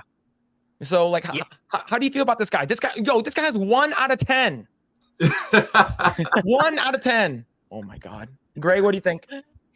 Yeah, it's like I don't know. It's like I don't know if it's like their shareholders or investment managers telling them to say that. It's like these companies, they're so corporatized. Like, yeah, it got tainted by like the likes of BlackRock and Vanguard. It's like, oh, I just want to put season passes in there. I just want to put microtransactions so I can make more money. Then it becomes like a churn rate. It's like, oh, you have to keep pumping out these new games every X amount of years. Kind of like the sports games. It's become like that. Then all of a sudden, here comes this new challenger that sets a new bar, innovates in every way possible, and now they that's why they feel threatened. It's like they're out of their comfort zone, so it's like they have to Good. So they have to trash talk about no, this shouldn't be the standard. It's too hard. It's because you're corporatized so much. Like this hierarchy is so. It's full of people who just want to make money that you cannot wiggle your way out of it anymore. There's no room for innovation. That's why they're like that. Yep. And also what probably it's not yet being pointed out. It's they like to criticize the customers. It's like, yes, you're not a game developer. You don't know what it's like to develop a game. Yeah, sure. I have never written a line of code in the game development. But if I am on an airplane and if the engine is on fire, I know there's something wrong. I don't need to be a pilot to know that. Yeah. So it's the same thing as video games. If I feel like there's something wrong, there's something lacking, and here comes this other game that's really, really good, I will be able to determine that this should be the new standard. I don't need to be a game developer to know that. You know what you like. You can tell if it's a good experience or not. It's as simple as that. That was very well said, Grae. Thank you, man. Yeah. Someone chat says best RPG in 15 years. Yeah, man. Wow. Like, so far, yeah, I'm really, really enjoying it. And I've only just like scratched the surface, but let's continue with this. So asserting that, quote, you can't separate a game from the process used to build it. Nelson Jr. then sought to temper players' future expectations by taking a, quote, look at what Larian is taking into development and the final versions of the game. Okay, he continues, the dev cycle stretching back to 2017, 2 massive games and their definitive editions worth of tech and institutional knowledge to draw from. 3, super successful early access period lasting 3 years, providing crucial community feedback, bug hunting, and cash flow. There it is. So why can't the studios do that then? Why don't you just lead by example? Like, bitch, I work in a game development company, okay? So I know the shit. I know it's hard to make video games. However, but if you know what works, don't try to fix it, right? If the code works or whatever it works, don't try to fix anything, all right? Like, just lead by example. Follow what's good. There's a quote that said, and it's used for everything. A rising tide raises all boats, right? This also breeds competition. If your competition is good, right? If your competition is good, that means it sort of makes you want to be better. Right. Now, if Larian Studios is raising all the tides, that means that if your boat sucks, you're gonna fucking sink. Yep. There it is. It's that simple. It's like these developers are so stupid. Now let's continue. There's another one, number 4 out of 10. Over 400 developers in 7 different offices around the world, not including outsourcing partners. 5, the licensed brand and the world of one largest entertainment IPs in the world, D&D, at the apex of its popularity with the rise of actual play, movement, and movie. So here's the thing. I'm going to use Blizzard as an example. Blizzard has been around for a long, long time. Okay. Of course, prior to like Diablo 3, whenever there's a Blizzard game coming out, like WoW, like World of Warcraft, how popular was WoW? Like, how popular was World of Warcraft? It was insane. People were lining up outside, you know, right? And then where the hell is BlizzCon now? Nowhere to be seen. Seen better days. Yeah. And then with the most recent acquisition from Microsoft that bought out Blizzard and Activision, right? Overwatch 2 is now on Steam. Correct me if I'm wrong. Yeah. Right. And I'm going to look it up live right now. What Overwatch 2's sort of reviews are. What do the fans think about the game? It's bad, right? I remember seeing something about that. It's been overwhelmingly bad so far as Steam goes. Yeah. And the thing is that what's worse with everyone, including myself, you know, I used to play Overwatch 1. Overwatch 2, I was looking forward to PvE because I like the PvE stuff. Right. Yeah, me too. Actually. Okay. So all right, I'm gonna share the screen over here. So let's say I'm gonna stop presenting this one really quick. And I'm gonna share my window. Let's see. Is that it right over here? Yep. Can you guys see that? What does it say? All reviews. What does that say over there? Overwhelmingly negative. 90,000 reviews. That's wild. My God. Yeah. Right. That's insane. That's unfortunate. Right. And that's not you excluding. This is just a game in general, not excluding PvE, because everyone was super hyped for PvE. But now, like, you have Larian Studios that's coming out with a banger. It's like, doesn't that want you to be a better development like company for video games? Right? It's so stupid, right? Anyway, let's continue. Admitting that this list was a small and incomplete, Nelson Jr. explained Larian is coming out with into this game swinging with a gigantic weight of expectation to deal with, but they're also doing it with an immense amount of wind. Yeah, because if this game has been out for it's been 6 years, right? Since 2017, they've been developing it, and then for a while now, and then it's okay. We have a playable state. Let's put this like beta or early access out to see what the people think. Right. And then that's where these will be considered your beta testers, right? Free access, early access, you know, they did that with Diablo 4. You know, you got early access. People were able to play it early and then, you know, provide feedback, you know, oh, this is what we like. This is what we didn't like, you know. And if you're saying, oh, D&D was, you know, is a big brand. It wasn't back in the day. In the 80s is considered the devil's game. It was considered satanic. Right. So and a lot of folks might still believe that to be satanic, right? To be, you know, a devil's game. But the thing is, this game is just good overall. So how about just make better shit? You know? I don't know, Grae. What do you think so far? Yeah, I don't know. They're just trying to cope, but my only hope is that more developers step in to do the same thing, so that these big AAA ones will be forced to innovate in some form. It's like to the point that I want to hope that it's cannibalizing on their actual sales. Like, we're sick of your rinse and repeat games. I've had enough the innovation or nickel and diming me at every turn you get. So I'm switching over. I'm done with buying your games. Why should I settle for less if I can get more from these smaller development team? That's how I see it. Yeah. Great. Yeah. I mean, and by the way, if they want to stay in the game, if they want to stay competitive, then like you guys said, they have to adjust. If they don't want to, you know, put out good titles or, you know, adjust accordingly to what the gamers want, to what people are leaning more into now, they don't have to, but, you know, it is what it is. Yep. All right, let's continue. As a Too Long Didn't Read summarized Nelson Jr., quote, in an era of mega games, Baldur's Gate 3 is one of the largest attempted built by a specialized group of people using mature tech, specifically built to make this a specific game, reinforced by invaluable mass player feedback and market validation ahead of its launch. Well, I'm pretty sure Diablo had this. Diablo 4 had this. Like, whether you like Diablo 4 or not, it's probably one of their biggest games in a long time. Right. They probably made a shit ton of money on it. And, you know, this goes off of, I'm pretty sure when Diablo Immortal came out, they didn't have Diablo 4 in a state where they can show it. I'm pretty sure like they're probably in development, and that's why they're like, oh, let's talk about Diablo Immortal instead, right? So now that you have Diablo 4 that's come out, you know, like the game is probably not going to get better until like season 11, right? Because it takes a while for the game to get good. That's a really long time. Okay, it's a lot of seasons. Yeah, let's see. Quote, this is not a new baseline for RPGs. This is an anomaly. This is what he said. Trying to do the same thing in the same way, especially without the same advantages, could kill an entire group of studios. Wow. Well, not for Larian Studios, it didn't. Like, it's like if you're good at making a game, why don't you just continue making it? Like, I'm pretty sure the people at Capcom are good at making fighting games.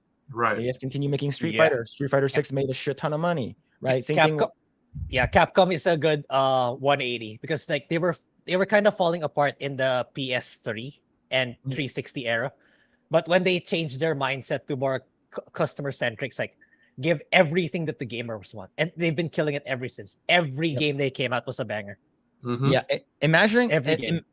Imagine pleasing your audience, pleasing your player base. Hey, you want this? All right, we'll put it in. You don't want loot box? That's not going to be in it.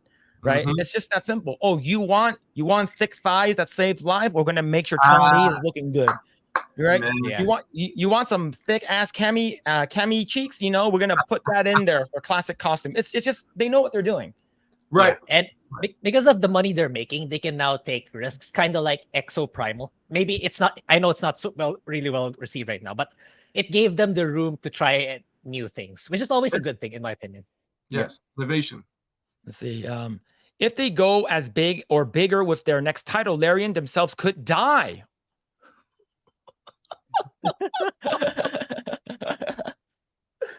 That's, oh my God. It's like, yo, the game is too good. Their studios can die if they continue making it better. I mean, you guys, I'm sorry. I just don't feel bad about that, man. It's like you have to adapt. That's really it. It's, you know, like it's not anybody's job to make sure that the other studios are doing okay. You just want to make a good game and please the audience and your customers. That's it, man. Like, you know, I mean, that's obviously wildly like crazy to think, but even if that was to be true, then do something about it, man. Like, get good. I'm so sick of these kind of attitudes where it's like, woe is me, and it's like the whole victim mentality, man. Like, you know, that's what it reminds me of. And it's frustrating, man. I'd be getting mad. I'm sorry. Yeah. This is so stupid. Let's see. We are an industry dangling elephants over cliffs, pointing at those that the ones that don't collapse under their own weight as indictment, whatever, to ones that do. So please celebrate the achievement represented by Baldur's Gate 3. The dev ultimately concluded his lengthy thread. It looks like a massive amount of effort is about to pay off in a big way for one of the brightest voices in the medium. But if you shout that every RPG should be like this moving forward, you have no excuse. Let's see. You've not just missed the point. You've created the expectations and conditions to ensure your favorite creators may never be able to give you the thing you love ever again. Wow. Holy, that's bold.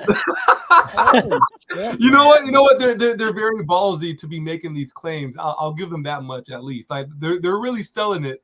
It's still ridiculous in my mind, but they're really trying to sell it. That's crazy. All right, Here we go. Speaking, indictment. Yeah, True and Rio. That's how it's said. Let's see. Here it is. Following the conclusion of his threat, Nelson Jr.'s cautionary would receive an outpouring of support by various Western devs. You're absolutely right, said developer for the Diablo 4 senior designer Chris Baldur. Even if you look at one of is it Vinky's Touchstone's Ultima 7, that's a game that had 12 years of prior games feeding into it. If it were to look at this as a new benchmark, we would need to then focus on creating conditions just like with TOTK. Yeah, so basically Diablo's like, yo, our game is trash, but make sure this is a one-off. This never happens. Oh man, I was just dicking on Diablo, man. Now, there it is. He continues. But people too often look at the fruits of labor and not the labor itself. Same as if ever was, I guess. Same deal with people wondering why there are so few artists painting like Renaissance masters. Well, because it's a lot harder to do that, and people are just idiots. Now, The thing is, saying that the fruits of the labor and the fruits of itself, as ever was. So here's the thing: if you actually give the artists or the studios time to actually do what they do best, you'll get stuff like Sonic. When Sonic first came out, it looked fucking awful. Right? It looks fucking awful, dude. It's like, what is this thing? We have, where's Sonic? We have Sonic at home, and then you see that fucking creature. The movie. And then the people complained, and then now you have Sonic 1 that was highly received. Of course, the people were just, I didn't really care for the people. Sonic 2 was pretty good, and then Sonic 3 is, people are super excited for Shadow. Look, man, I might be the minority, but I still kind of think that was a whole sham. I think that was They did it on purpose. I think they did it on purpose, bro, for promotions, man. It was so bad, bro. Like, that was not Sonic at all. It was so bad that I refuse to believe that that's really what they went for and that they were going for. They put in a lot of work, like, to even show that. So I feel like it would have been a very costly sham for them. But somewhere in my mind, bro, I'm like, yo, like there ain't no way. But your point is correct. Your point is very well received. Yeah, let's see. All right, let's continue. Let's see. Quote, I would not be surprised if it was more dev effort than the next 2 or 3 games in the genre combined. Opined Xbox senior programmer James Berg. It's Rockstar level nonsense for scope. Only a few studio groups could even try this. I cannot wait to play, but this kind of effort likely won't be replicated this decade. Okay, that's from Xbox senior programmer. Okay, here's another one. Great thread. Praise Fallout New Vegas director Josh Sawyer. Quote, the conditions under which Baldur's Gate 3 was made are atypical. This is in no way a slight against the game or the people working on it who are clearly passionate and talented. Having the foundation set and the funding to build things on your own terms is invaluable. Basically, they're like, yo, I want to make sure that I have, paid time off so I can like do other stuff, and if our shit's it, I think people are okay if you push your games back to make sure that the game comes out correctly, right? Yeah. Like, what do you think, Grae? What do you think about these pieces of shit that are coming out and basically saying that, Baldur's Gate 3's, amazingness is, it shouldn't be a thing. Yeah, it's like an envy. It's like, because the companies they work for, they don't have that kind of flexibility, I suppose. Right. Like, they have to please that 80-year-old investor who never held a controller from Vanguard. That's why. So they have to. It's like, even if they say, please give us time to actually do things the way we want, and that hedge fund manager, no, I want more money. That's probably what's happening. So that's why their only way of copium is to express frustration, and that's like through doing this, like through shooting them down. Yeah. It's like, no, we don't have the flexibility. That's not possible. It's because of those kind of people. Like, they cannot persuade or convince them that, please make us do the games we want. So instead of being that way, looking at it that way, they lash out at Larian instead. It's like, yeah, it's like, that's why Larian has such a good future. It's like, unlike CD Projekt Red, the CEO is like, no, I'm not looking for the company to get acquired by these big companies or these big investment companies. I still want to do, all I want is to keep making good games. So Larian definitely has a bright future. It's like, it's not going to be like a CD Projekt Red where they got so arrogant with Witcher and then they released Cyberpunk. I don't think it's going to be that way, because the CEO's heart is in the right place. That's how I see it. Yeah. Wow. Yeah. So Ryan, both of us been in QA before. Imagine if maybe 3 of those years is just worth QA, because like there's a lot of games right now that are coming out that are broken. Things are like they either crash. The severity of these like bugs or like balances and stuff like that. Like QA is look to pound on in everyone hates QA. People who work in the game development, they hate QA people. But I've heard stories. It's true.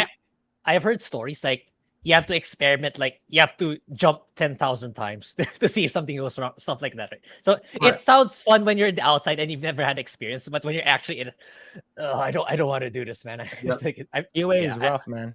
Yeah. Mhm. All right, cool. Let's continue. Let's see. It should be noted that despite these devs' disingenuous and frankly insulting attempts to frame the discourse as such, players are not looking at Baldur's Gate 3 and walking away with a desire for every game to be a large-scale blockbuster epic. Rather, players are hoping that the game ushers in a new standard of quality control, medium-wide, particularly amongst the bigger studios such as Bethesda and Ubisoft, whose titles in recent years, despite having massively inflated, have steadily trended towards being more buggy, broken, and borderline unplayable than one would ever expect retail releases. It's funny that the Xbox person actually said it, right? Who's this bitch again? Let's see, this guy, Josh, right? No, James Berg. How was Redfall? Yeah, how was Redfall? I wonder if that game was like buggy as hell, or it was like a perfect game that no one complained about, right? All right, let's continue. Rather, players are hoping that the game, okay, we read that shit. Okay, yeah, essentially not all video games need to be genre defining in their production, but for goodness sake, at least release them in a working state. Yes. Okay. Like I said again, I used to be a part of Activision QA and Disney Interactive QA. There's a reason why you work 18-hour shifts from time to time. Yeah. Because you want to make sure your game is functional, right? You want to make sure your game works. You want to make sure that your game doesn't look like a piece of shit. But Ryan, you worked in QA before, correct? Yeah. How do you feel about this? I'm pretty sure like most of these like complaints about these studios is because they want, okay, this game needs to be out by 2024 Q1, and we have to make sure we reach that. And if we push back and if we go to the next year, our ESG money won't be coming in. So how do you feel about this coming from a person who worked in QA before? Yeah, man. So I've let me see. I have a pretty extensive QA background, and I actually also started off at Disney Interactive Studios doing game testing, consoles, mobile, PC, all that kind of stuff, right? So I have some experience testing actual gameplay, and I can tell you, man. I mean, it's important, right? You know, one of the older examples that I have would be Sonic 06, right? That game came out. It was supposed to be very promising, and it had so many bugs, it just ruined the entire experience. Even the good parts of the game that, you know, people did enjoy eventually, you know, at Jump, it was just like everybody had so many bad things to say, and they couldn't even reach those points of the game because of the bugs. So, I mean, I think we have plenty, you know, I think it's pretty obvious, and it speaks for itself why, you know, you want to have good quality testing on the game and actually spend time in that phase, because, you know, if people can't play the game, if it looks bad, you know, if it's like, you know, really hurting the gameplay experience, then it's going to get poor reviews. You know, like, I think it's obvious. So for this game, I think it's clear that they obviously had very good, or they spent a lot of time with that testing, right? You know, we didn't hear anything where it was like, hey, you know, we can't even play the game, or, you know, it's tough to do this or that or whatever, right? So like that's already good in itself. But yeah, like I said, we have examples to where the quality of the game, even if like, you know, if you like, let's say you had a perfect playthrough, right, and you didn't run into any bugs, and you would have fun and you would enjoy it and it'll be great. But, you know, for the games that did drop and, you know, they had to do fixes and patches and do all these things, and you know, everybody was complaining about these different you know, like just bugs, that just it takes the game out. And so it's important to have that. And I think for me, when it comes to game testing, you know, it can be super time consuming to try and, you know, figure out like how to break the game and how to do these different things or whatever. But from my experience, it's absolutely worth it, because those games, you know, where they come out and like it's, you know, it's pretty much good, you know, from the beginning, then it goes on to do well, because the actual core of the gameplay, you know, typically is pretty good. You know, when you have all these game designers and game developers, you know, actually working on something and you have a proven concept, the gameplay itself is going to be great, as long as it's not inhibited by these, you know, blatant issues that could have been fixed if you had spent enough time during that QA phase. Yeah. So I think I already mentioned this to Grae, I'm not sure, or you know, a long time ago, but when I got hired in as Activision QA, and this is back in 2010, this was the hierarchy which my the QA person who hired us, the QA recruiter, he basically said, here's a hierarchy of the development studios. You got CEO, you get the producers, developers all up here, right? And then you get the artists and stuff like that. And then he said, because it's an order of importance. Right. And then he says, security guard, no, building managers, parking attendant, I see where we're going. pile of trash, QA. So he basically said, do not talk to anyone unless they talk to you. Do not look them in the eyes until they look at you. It's because you're literally treated like shit. But they are literally the reason why these games work is because the QA people, they are the little soul of the development team, right? It's because are you gonna release a game that doesn't work? Because if you do, you're gonna get this. This is Cyberpunk 2077, chat. This is Cyberpunk. Yeah. How this is Witcher 3 did really, really good. Imagine being QA and he's like, hey, here's a bug. A character looks pixelated, does not look like how it should look like. And then you have you submit it to dev track, right? Or Bugmaster, or whatever bugs tracking system, or Jira. And then the developer says, this is not a bug. Or I said, this is how it should look like, so that they're gonna not a bug it or some shit like that. And then and working in QA, you get hired on as a contractor. You do not get hired on as full time at all. A lot of studios still do this. And how do you know how you get sort of noticed? Kiss ass And an amount of bugs you put in. Right. See, so let's say if you get a lot of bugs that you put in, it says not a bug, or by design, right, or whatever, or duplicate. Like they're gonna look at your bugs, like, oh, we're not gonna hire this guy because this guy doesn't know how to put. But if you put in shit like the Cyberpunk stuff, no one's gonna. It's like, oh, this is by design, man. It's by design. Yeah. Phillip, let me say this, man.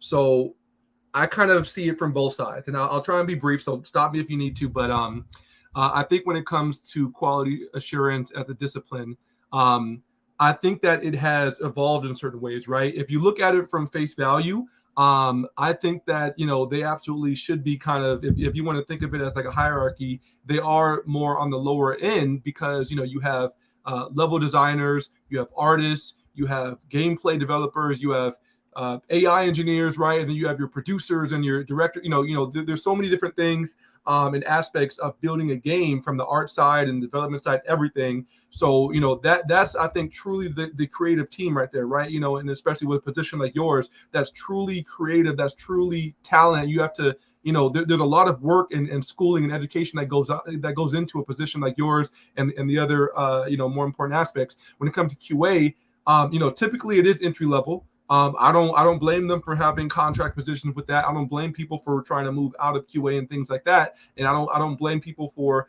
QA having the lower end of payment, right? I don't think QA should be paid the same as artists or developers or engineers or producers. Yeah. And that shouldn't sound that crazy, but a lot of people are like, we should be paid, like that. Anyways, now with all that said, I think that, let's say back in the day when people are making, 64-bit games or whatever, and you have QA, they're not going to be as necessary because there's not as many bugs that can happen. But now that you have these giant AAA games, where so many things can go wrong, then I think QA is more important. And in addition to that, I think QA needs to be more disciplined. And I think QA folks need to kind of evolve their skill. They just be more technical, right? And they need to, I think come up with better, more efficient ways of testing. You shouldn't have to, go, do very rudimentary, hyper manual stuff. And then you spending all those hours kind of spinning your wheels. I think that there should be more automated, ways to go about this testing. I think that, QA should be more creative. I think that there should just be more that goes into that process rather than just like a, kind of a mindless manual type of approach. So, Obviously we should respect everyone at the company. Obviously, no one should be talked down to, but at the same time, I think that, like I said, QA folks ought to evolve with their skill set, with their discipline, and kind of show more of their value and their worth when it comes to being in game development. So that's kind of my touch on it. Yeah, man. Well, Grae, how do you feel from a person who's like looking from the outside looking in? Especially the stuff that I showed just right now with Cyberpunk. Cyberpunk Yeah. Nintendo 64 version. Yeah, I see where you're coming. Actually, I've seen job openings here, but with QA, it's low. It's really low. It's like minimum wage. It's like it's insane. It's like, and they expect you to work odd hours too. It's like, yeah, it's really bad. But then again, I agree with Ryan. It's something I wouldn't want to be in for the long term. It's like, Right. I'd be for the moment to like for temporary cash flow to pay for my bills and stuff, but eventually you're gonna need to upskill, like learn new skills, to pivot to a better career, maybe possibly to game development itself. Right. So exactly. yeah. So if you want to get better, it's I mean, for anything, it's like whichever career path you want to go, it's really up to you to take one step at a time on a daily basis. Like it's actually the same thing with my whatever videos I do here or on my personal channels. Like I always think about how can I be better? What can I do to make it more informative, to make it more entertaining, stuff like that. And which is like it's kind of baffling that a lot of people don't think of it that way. It's like they feel like they're so entitled that you should give this to me immediately. I should have immediate success. I should make billions or a lot of money on day one. It's like, yeah, but you need to think that every person has their chapter 1 before they get to their chapter 20. So it's like, people, I find it strange that a lot of people don't think that way. It's like they think that if I just grind every day for 12 hours a day without thinking of ways to how to get better or taking concrete steps to get better, they think that they'll get there, which is like they're wasting their effort and time, in my opinion. So that's how I feel about being in QA overall. Yeah, and then sorry, really quick, Grae, 100% agree, man. Thank you for saying that, and I think from my point of view, hopefully I don't come across too harsh. Maybe it's more of my kind of conservative side coming out or whatever, the tough love approach. But like I said, I've been in QA, so I can speak from experience and I can speak from being in that culture, right? Like I had friends, I had managers, I had people, all around me, within that space, and I've seen it all, so I know what the culture is, and I know how. People can be QA folk can be so entitled about these things, but no, like we have to be evolving our skill sets. We have to, I don't think QA is supposed to be, or at least the more basic levels of QA is supposed to be a forever kind of a job. Like you're supposed to be advancing your skill sets, towards more efficient types of testing, automation stuff, whatever, more technical aspects, and then moving on into greater roles. So that's kind of my thing. But yeah, no, Grae, you said it perfectly, man. Thank you for that. All right, cool. All right, let's go ahead and read some comments. And we have a bunch. Let's see. All right. Oh, we got Bridget S becoming a new member. Yo, thank you so much, Bridget. Thank you. Welcome. Thank you. Let's see. All right. Commander Bailey says, I view the D&D movie as a comedy movie, so I had fun. I had a fun time. I haven't seen it. Yeah, I haven't seen it. I heard it wasn't. It's not bad. It's just that the way they marketed it, it's like, oh, we're making the men more feminine, which is stupid. They shouldn't have done that. It really ruined the movie. I think it would have done better if they hadn't marketed it that way. Yeah. Yo, what's going on, Michael? Hope you're doing well, dude. Let's see. Baked Ewok says I'm having fun with some fun with Diablo 4, running 3 characters at different levels. So far, it's great.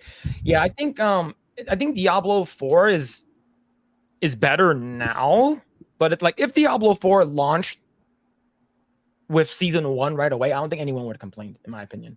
But yes, let's go and continue moving down. Let's see. Go. Okay, let's see. Maven says they actually listened to the complaints. What a rare occurrence, and now they reap the rewards. It's hard to admit your ideas suck, but it's a lot better than blaming the fans. Yep, I think blaming the fans is one huge thing, right? Like, oh, if you don't like it, don't play it. It's the reason. The reason why this game or movie isn't doing well is because the fans' fault. It's like it's so stupid. It's so stupid. Right. Let's see, what's this? Cafetino says, how much of a bonus did the team working on the Druid and Bear relationship? They probably got a race. Like, yes, we should put that in. We should put that in. Bear sex is the new thing. Yo, what's going on? What's up, Eggroll? Yo, what's going on, Dan? Hope you're doing well, dude. Hope you're doing well. Let's see.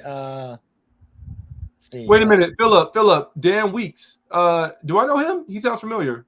Yes, you do. You know who he is. Oh, nice, man. Okay, cool. Yeah, let's see. Sailor Mercury says, agreed. We don't want every game to play like Baldur's Gate. Just want quality control for games. Yes, definitely agree. Right. Definitely agree. Amen. Let's see. I hope Starfield releases polished at least. I hope so too. I know Grae is super hyped for Starfield. Well, not really super, but it's a Bethesda game. I already know it's gonna be full of bugs at the start.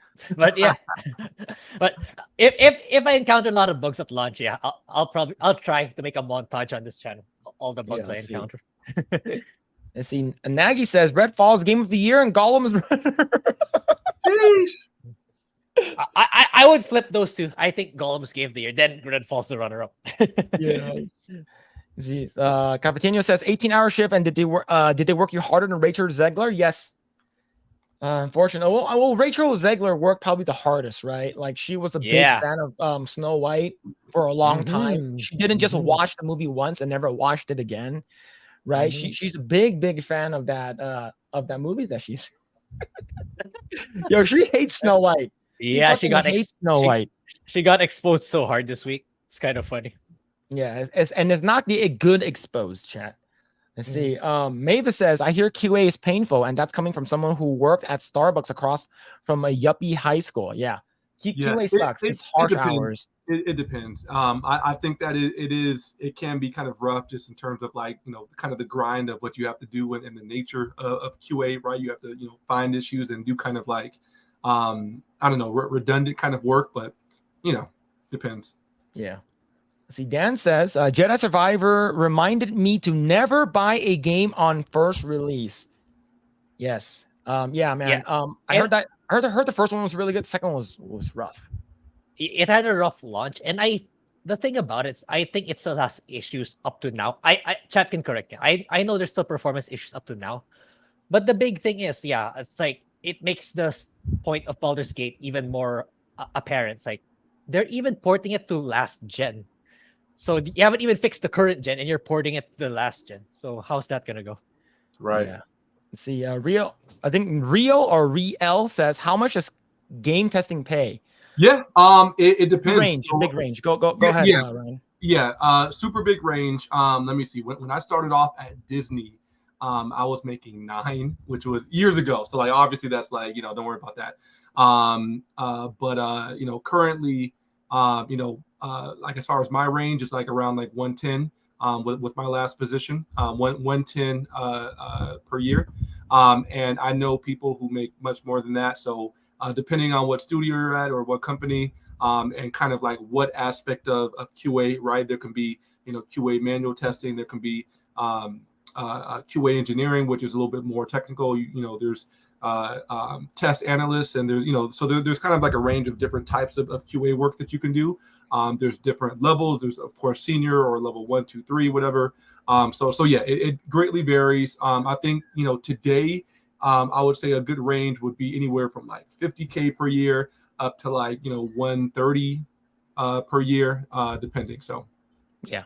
It really depends on what studio you're working for. I know that Blizzard pride themselves on having like the best QA teams is because when they hire their QA, they hire internally. They don't hire from a contractor. So right. At least from what I heard. But I know that a lot of QA, at least here located in Southern California, a lot of the contracting studios are contracted through Volt.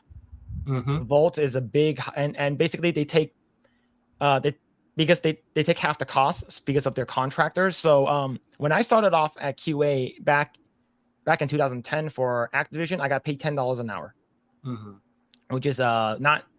I think that's a little bit above minimum wage back then. Right. Minimum wage now, I think in California, Southern California at least, it's about like $15, $16 an hour. And I know that I think right now QA probably gets, at least from what I know, maybe like $20 to $25 an hour. At least starting. Yeah. So it's not awful, but if you're living in California, that's not a livable wage just because California is extremely expensive. But like let's say if you're in Texas, because Texas has an Activision and Blizzard like location. So let's say if you work there, Texas, the cost of living is a lot cheaper. So it could be different, but it really depends on where you are. I know a lot of studios are being, try to cut costs. So they do outsourcing QA.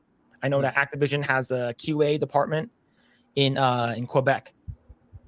So when I tested on what's it called again? Call of Duty Black Ops 1. We were working with Treyarch, and their studio, the Quebec studio, is the other QA department. So yeah, but hopefully that answers your question. I'm not sure, but yeah, it's a big range. Mm-hmm. Yeah. Let's see. Yeah. That one is Cyberpunk Nintendo 64. Yes, it was so awful, man. It was so bad. Let's see. I feel like Phil probably worked on Cyberpunk. No, not really. What's this? If Phil worked on Cyberpunk, there would be a lot more. You did it to yourself, Phil. I don't even feel sorry for you, man. Okay, let's continue. Uh-oh. Let's see. The Animation Guild is bringing in production assistants. It's just a matter of time before they start bringing in janitors. Yeah, true and real, man. And we already know that they're trying to start up a visual effects. They're trying to like guild up. They're trying to unionize. So I'm not sure how to feel about that. We did hear that Disney's overworking their visual effect artists. It's really, really bad. What's this right here? Cyberpunk 2077 Wiener edition. All right, let's move on. Let's see. Ratchet Sam says, "Hail to the Eggrolls." Yo, what's going on, Ratchet Sam? Hope we're doing. Hello. Let's see. Dan says they'll try AI to automate QA, but they'll shut it down because AI is too big. Probably right. Yep. Yeah. Let's see. But Ratchet Sam says, "Gotta go. Keep it up, guys." Yo, thank you so much for stopping by. I'm not sure how long this message was ago. Oh, okay, it's 10 minutes ago. So see you later. Yeah, probably left already. Let's see. Let's continue. Let's see. Dan says the living wage lie has people screaming for entry-level jobs to be there forever jobs. Yeah, entry level and minimum wage should not be a stat. You should not be able to live off of minimum wage. I'm calling it like I see it. Right? Oof. If you're making like $15 an hour and like cost of living is more expensive, it shouldn't. There's a reason why it's called minimum wage. All right. You should like people in QA. Let's say they get paid minimum wage, maybe $5 above minimum wage. You want to strive for better, right? You don't want to stay at an entry level job, right? Imagine staying in an entry level job. It's like, oh, I'm fine. I don't need to make more money. It's like bullshit, man. Yeah. Wait. Time's out. So Phillip, I agree with that 150%. Is it okay for us to say that? Like, can we actually share that point of view? Like, I don't know. I'd be nervous sometimes, man. It's YouTube. You can have any take you want. Yeah, nice. You do whatever you want, man. Do whatever you want. But yeah, like for me, I think you should not be able to live off of minimum wage. That is it is what it is. Because of like, oh man, 15, like Arnold Schwarzenegger back in the day, it's like, oh man, we're gonna raise the California minimum wage to $15 an hour. Woo! Right now it is $15 an hour, and then they're like, you know what's better than that? $20 an hour. You know what's better than that though? $50 an hour. And do you know what happens? That means that all the other jobs that's supposed to pay more, they're gonna go more. Their cost of living is gonna go higher. Their pay is gonna go higher, and you're still gonna be on the bottom, right? Yeah, right. Precisely. Like there's a Jack in the Box near my house. Starting pay is like $16.50. Like that. To be honest, if you are like a single person, single dude, and you're like you don't spend frivolously, you're smart with your money. You can live off of that, okay? But like you got to be smart with your money. You got to save, you can't like fucking buy, I'm so poor. And then you have a $1,000 iPhone. Don't do that. Keep buying that Starbucks latte every day. Yeah. Right. Oh, I'm so poor. And then you're holding a $1,000 iPhone and then $7 Starbucks. Listen, guys, so super hot take. I don't even really think that there should be a minimum wage. I think that employers should be able to pay their employees like what they want, and then if it's too little for somebody, then don't get that job, go get something better. Yeah. And then guess what, if no one takes your job, right, if you're trying to do something for $5 an hour, no one's going to come in and work for your company. So then the employer will be forced to put it up to something that's competitive with other rates. I think that's how it ought to be. I think that's kind of what freedom is. And then, on the flip side, it's like if you have, let's say you have a company, they can pay their employers, let's say $30 an hour, and then minimum wage jumps to 50. What's going to happen? Like, they have these employees and they can't keep all of them, so they're going to have to fire some, right? Like, so how does that work for anybody? It's a lose-lose. I think, the whole minimum wage thing, like, I have a lot of thoughts on that, but that's just a real quick view of mine. Yeah, I agree. Let's see. Let's see. So Bridget says a statewide California minimum wage is $15.50. Okay, so in my opinion, $15.50 is very low, especially with inflation. Cost of living is way more expensive now. Like back in the day, you can buy a house here in like 10 years ago. Let's talk about 10 years ago, okay? Mm-hmm. You can buy a house in California comfortably, like let's say a single family home. 3 bedrooms, 2 bath, maybe in somewhere in like I don't know, like Southern California. So nowhere crazy. Let's say Burbank. You're living in studio Burbank, Glendale area, right? Just where all these studios are located. A house probably back then would have been like $500,000. Okay, maybe, I don't know. Okay, I think probably about 500,000. Those houses now are probably in the millions. Absolutely, easy, right? And then but 10 years ago, minimum wage was probably like $10. Mm-hmm. Did the minimum wage double? No, it didn't. So that's why, but it shouldn't be a livable wage. That's it, right? It's because, do you want to work at McDonald's forever, right? Do you're eventually going to get replaced by a robot anyways, right? Let's see. Dan says, no entry-level job should be a, quote, living wage. And if you are savvy on economics, any job can be livable wage. Yes, true. True and real, brother. I just said that shit. Yeah.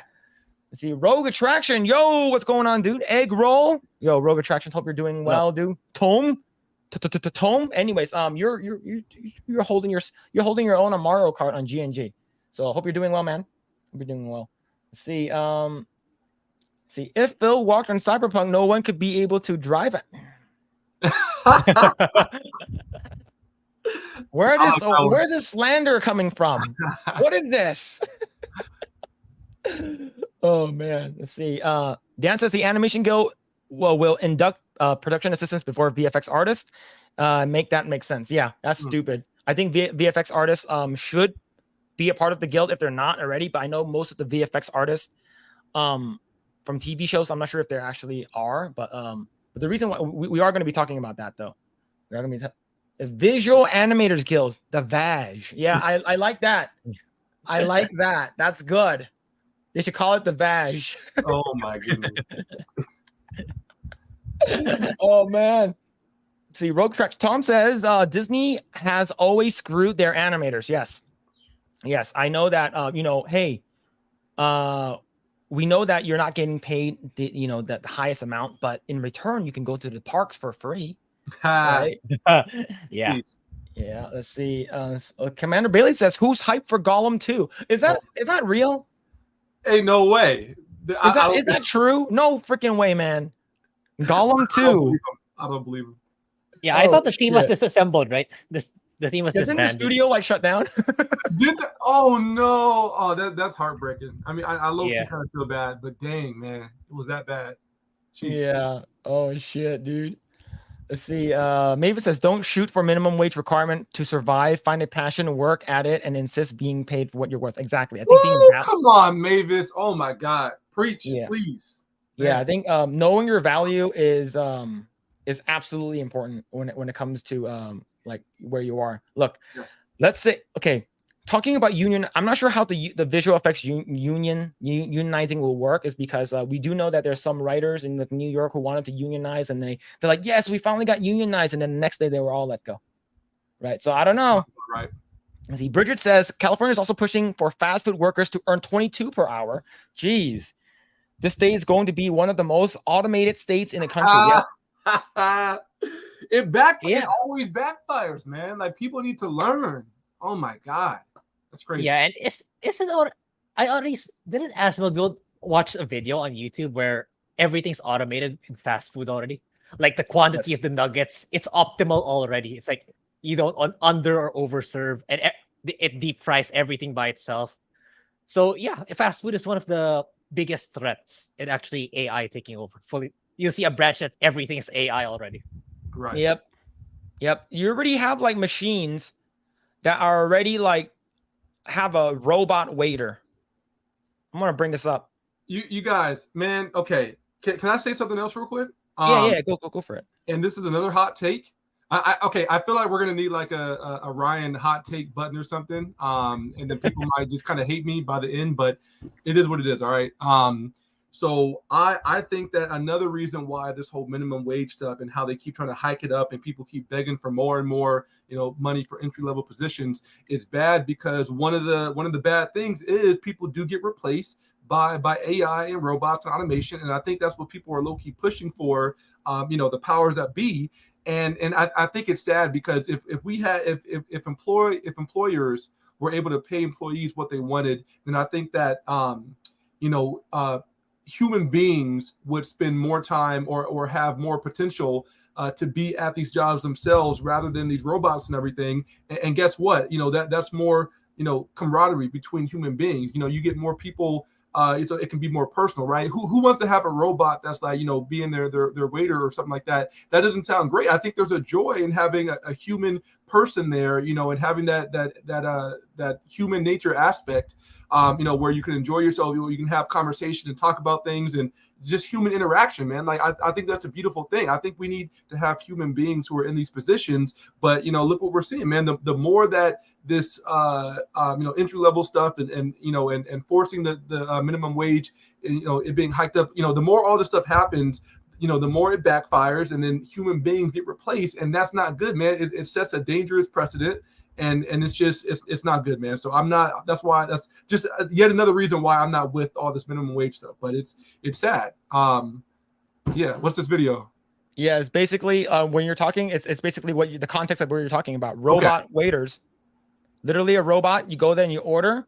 The robot, the cook puts it on there. The robot brings it to you. Dude, that's cool. It's cool to see, but sorry, call me crazy. I like good old fashioned human interaction, man. Like I think that at the end of the day, that's going to be kind of a cool thing. Do you guys remember kind of what we saw with COVID and with all the lockdowns and everything? And now everybody was like, not seeing each other. People broke down. People had depression. People, were isolated. Like we need human interaction, man. Let me stop, because now I'm just kind of going crazy with it. but that's kind of a piece of what I think. Yeah, Grae, do you have this robot in the Philippines? You order, you like, I want a balut, and then they send it to you. It's kind of cute. Not yet. Soon. Maybe. What we have is, I imagine you guys have it. It's like in I was thinking, do you guys have Genki sushi or something similar in that concept, where you press a button and it comes in a rail? Yes, we do. Yeah. Ours is called Kura sushi down here. Kura sushi. It's called revolving table. You basically press a button, and then there's like a conveyor belt that just comes to you, right? With food. Yep. We have that. That's the most. But there's still human people. There's still human labor. Yeah. As I said last week, was it last week or 2 weeks ago? It's like Philippines is more. They don't just lay off people like you guys do in the West. Like they really try their best to make people stay. It's like firing people is the ultimate final last resort. So that's one of the good things here in terms of corporate setting here in the Philippines. For sure. Yeah. All right, let's continue. Let's see. Dan says the minimum wage should be 0. Yo, Dan. Holy snap, bro. Okay, so we agree on that. You and I got to talk, bro. We got to connect, man. That's crazy. Wow. Someone else. Yeah. All right, let's see. Just the guy says the other thing everyone forgets is that there are different places that have lower living costs. People just refuse to move there and live there for whatever reason. Yep. That's true. It's like there's other ways. Yep. Let's see. John Lightfoot says the houses in Cali are ludicrously high. That's one of the reasons Gary moved. Yep. Yeah, and he lived in San Francisco. Whew. So that's like one of the most expensive cities to live in. It's just crazy. Super fucking crazy. Let's see. Yeah, the power. Behold the power of the vag. Oh shit, man! We should make that a thing. Let's see. I'm set to inherit this house in OC, California. Hopefully not too soon. On the plan to take that cash and go somewhere way cheaper. Yep, I think that's a smart thing to do. Yeah. Right. Let's see. Like I remember like a person that I know, like they bought a house in Arcadia in like 2000. No, like around like 1999, 2000. They bought it for 350,000. Okay, so that's a lot. And this is like 20 years ago or something like that, maybe even more. Yeah, more than 20 years ago. The house right now is like 2 million. Mm-hmm. It's because of the location, right? It's because the locations in Arcadia is one of the more fancy places, like in Southern California. And then like now you have, everything's too expensive. Now let's move out of California and stuff like that. So just, cost of living is no joke here in California, man. Like you can't buy a house. You won't be able to buy a house, especially with these BlackRock estates, like buying up these lands, freaking Bill Gates buying up these farmlands for no reason. Yeah, I see. Yeah, it's sad. See. All right, Alan Buss says, "Don't lie, Phil. We all know you aren't a fan of the bat." keep it coming, Alan. I'm here for this. We love it. We love it. All right. Let's go. Let's see. Let's see. Dan says visual effects unionizing will work out the same way a unionization always does. More expensive production, fewer jobs, less products. 100%. That's correct, man. That's definitely. Let's see. Read a couple more. Let's see. Cavatinho says, saddest thing I've seen is a video showing what happens to delivery drones getting mistreated in transit. Oh, it is sad. I've seen some of that. It's not cool, man.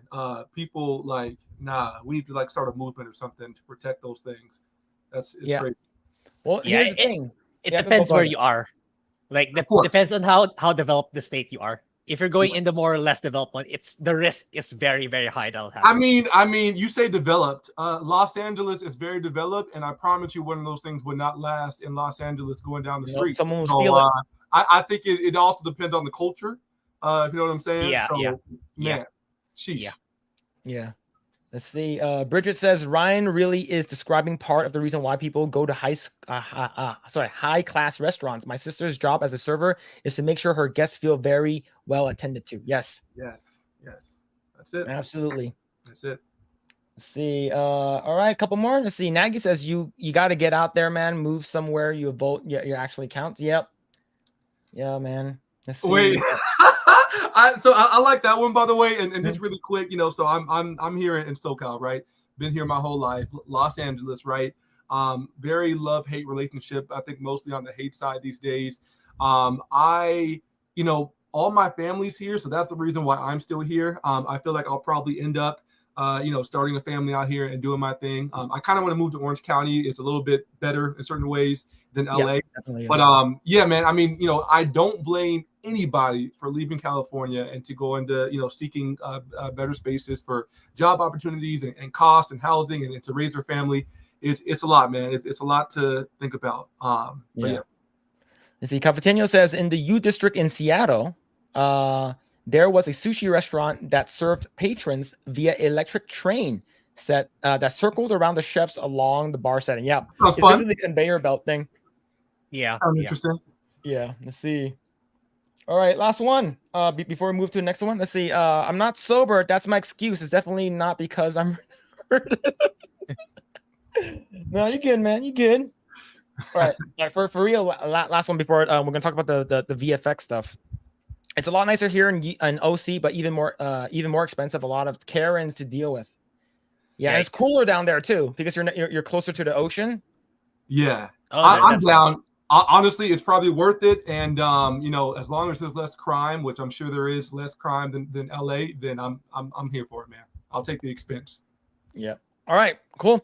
Speaking of unionization, let's go ahead and talk about the unionization of VFX. I heard earlier this week that they might do it. So this comes to us from the Wired.com. See, Marvel's VFX workers have moved to unionize, and it's a huge deal for Hollywood. That's crazy.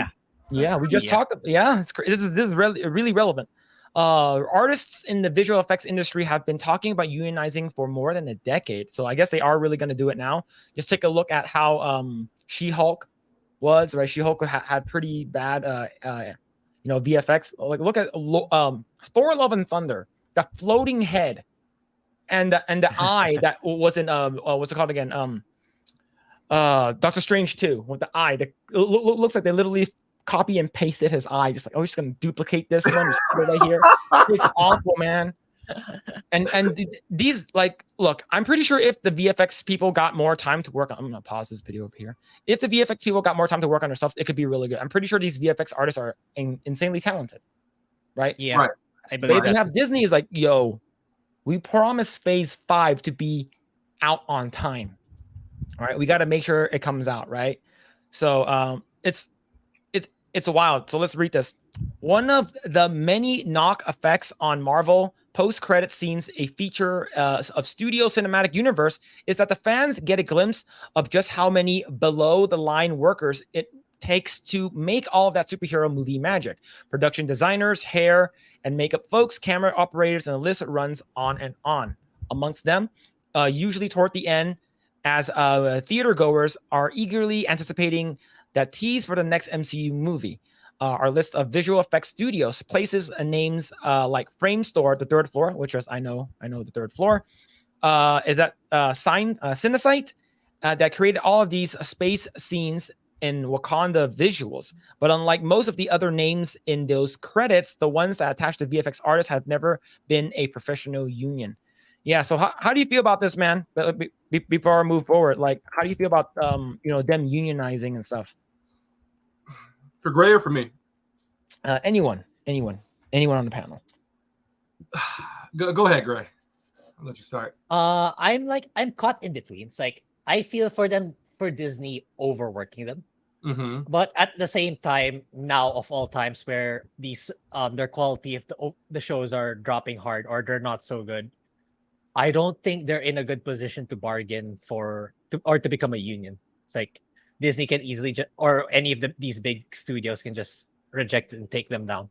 Like, okay, we'll just hire someone who's okay with what we're offering and who's not gonna unionize. That's how I see it. But at the same time, yeah, these studios need to treat their staff better, in my opinion. It's like, yeah, I think the result of the crunch, I imagine, is because they're trying to churn out as many shows as possible, which is not a good thing, in my opinion. I think they should have just stuck to how they did it with Phase 1 to 3, where they just released few but quality shows. Because, like, I think they were trying to structure it in such a way that there's gonna be one Disney or Marvel show every month. Like, even if you successfully do that, people are not gonna go to the theaters every month. Like, or it's like they're not gonna go every other week just to keep up with the Phase 5 or 6 or whatever.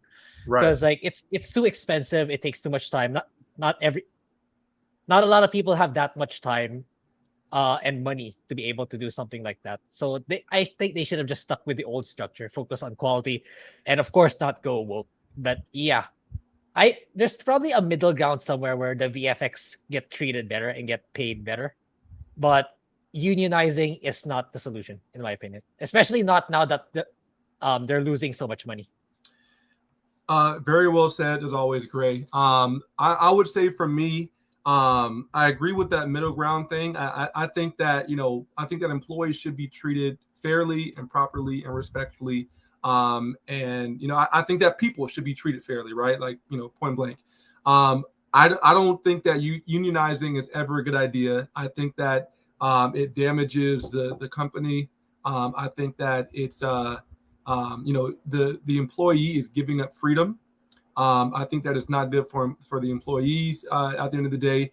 And I think it's just a bad concept and a bad practice. So that's kind of how I feel about unionizing in general. Now, when it comes to Disney and what they've been doing, I think that they've been shooting themselves in the foot, right? Because they've been coming out with less than quality content.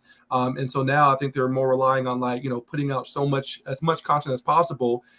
Most of it, I would say, is mediocre. And so now people are panicking, people are getting desperate, and now people are getting overworked. Whereas if you were just putting out less content but more quality, right? So you don't have to overwork them as much because they're just working on less things, but putting more of their time and effort and energy into those things where they can focus, then that would be better. And so unfortunately they didn't do that. They decided to make crappy stuff and go woke and all these things, and now everybody is kind of paying for it in a way. So what happens at this point, where we're at, it's kind of tough, but I definitely don't agree with unionizing. It's almost never a good idea in my opinion. Yep. All right, let's see. On Monday, some folks at Marvel made a move to change that, with a supermajority of Marvel Studios VFX crew signing cards saying they want to be represented by the International Alliance of Theatrical Stage Employees, other known as IATSE, which is the people who are in charge of the animation guild as well. See, to be clear, the Marvel team is a small faction of a huge industry and doesn't represent all those outside VFX houses that also work on MCU films. But their move marks a huge shift for Hollywood at a time when people in their industry unions, the WGA and the SAG, are on strike to get better deals with their major studios. VFX workers have been talking about unionizing for more than a decade, says I think Balali Mack, a visual effects supervisor who's worked on everything from The Whale to The Flash. And the fact that one group, albeit a small one, has taken steps to unionize is huge, he says. Well, unionizing costs us a lot is because you also need to factor in like healthcare and stuff, right? You got to factor in like healthcare. You gotta factor in all the other stuff, and then like you got to make sure everyone gets paid the similar rate. So it could potentially be super costly for them. But let's continue. Let's see. This moment has roots in 2013 when The Life of Pi won Oscar for the best visual effects, as a company that worked on the special effects, Rhythm and Hues, was facing bankruptcy. Yeah, I remember this one. This was huge. I remember that's when everyone started using the green, not MySpace, but the Facebook icon. It to show that they're standing in solidarity with the studios. And I heard that like people actually went to the studios at Rhythm and Hues, and the doors were like chained. They couldn't even go in, and they won an Oscar for visual effects. So just like, holy crap, man! So I remember this was huge back in the day. Let's see. When the movie's visual effects supervisor Bill Weston-Hoffer, sounds like alcohol, took the stage to accept his award, he said that the traditional thank yous, and then added, sadly, the Rhythm and Hues is suffering severe financial difficulties right now. I urge you all to remember, at which point his mic was cut off. Yep. Yeah. Dang. Okay. Yep. Wow. Exactly. Yep. It's because they're like, yo, we want, just shut up. Shut up, take your reward and get out. Yep. Right. It's a pretty shitty thing that they did that. Rhythm and Hues, yeah. Go ahead. Censorship is what. Yeah, basically. Yeah. Rhythm and Hues wasn't the only visual effects studios facing troubles. Some 21 similar companies shuttered between 2003 and 2013 due to part of the production delays and the fact that many jobs were going to companies based outside of the US, where tax subsidies and incentives give VFX houses a better shot at survival. So yes, this is also huge for animation studios as well. Everything is being outsourced now. Video games is also being outsourced. Everything is being outsourced because it's a lot cheaper. Opening up studios in Mexico, Korea, even India and Philippines have some studios now. See, attempts to organize have been bubbling up ever since, and this week they bubbled over. Quote, "We are witnessing an unprecedented wave of solidarity that's breaking down old barriers in the industry," IATSE President Matthew Loeb said in a statement. That doesn't happen in a vacuum. Loeb was, of course, talking about the fact that the unionization effort at Marvel is happening amidst the SAG and WGA strikes, which may be emboldening folks in Hollywood sectors. Sorry, in other Hollywood sectors. Which Grae, I do agree with you. I hope the strike goes on until next year. I agree with that too. I think it will, actually. Looking by, I'm not seeing any headlines about progress happening. And yeah, I mentioned this before way back. So to give you guys an idea with regards to outsourcing costs, here in the Philippines, here in the capital, the minimum wage daily, it's around $12 a day. That's how big the cost they save. Imagine, and that's the capital. It's even lower in the provinces. So imagine how much money they save paying people here instead of paying people from in-house in the US. That's why they're doing it. That's That's to give you an idea how much money they save. Yeah, I mean, and by the way, like, what do you guys think? I don't think that it's like ideal to have to outsource in that way. I think that it would be ideal to have everything in-house, everything contained, and kind of work in that way. You know, obviously, one of the big reasons why people are outsourcing is to save costs because of forced mandatory minimum wage. I think that's unfortunate. Yep. So imagine what's it called again? I'm not sure if the IATSE like the pay stuff is still updated, but you can find that online. Like storyboard artists like gets paid like $50 an hour, right? For these television shows. It really depends on which part of the animation industry you're in, like if you're in Disney or Nickelodeon. But let's say if you outsource that and then you're only paying that person over there maybe $15 an hour, right? So instead of hiring like most likely what they're doing right now is hiring one like principal artist, one lead or art director, and then everything else gets outsourced, right? Animation's all outsourced now, which is really sad. That's because so Dan says $2,100 to $2,400 per week. That's a lot. That's a lot of money. That's a lot. So that's like over $7,000 a month. That's over $100,000 a year. It's a good chunk of money.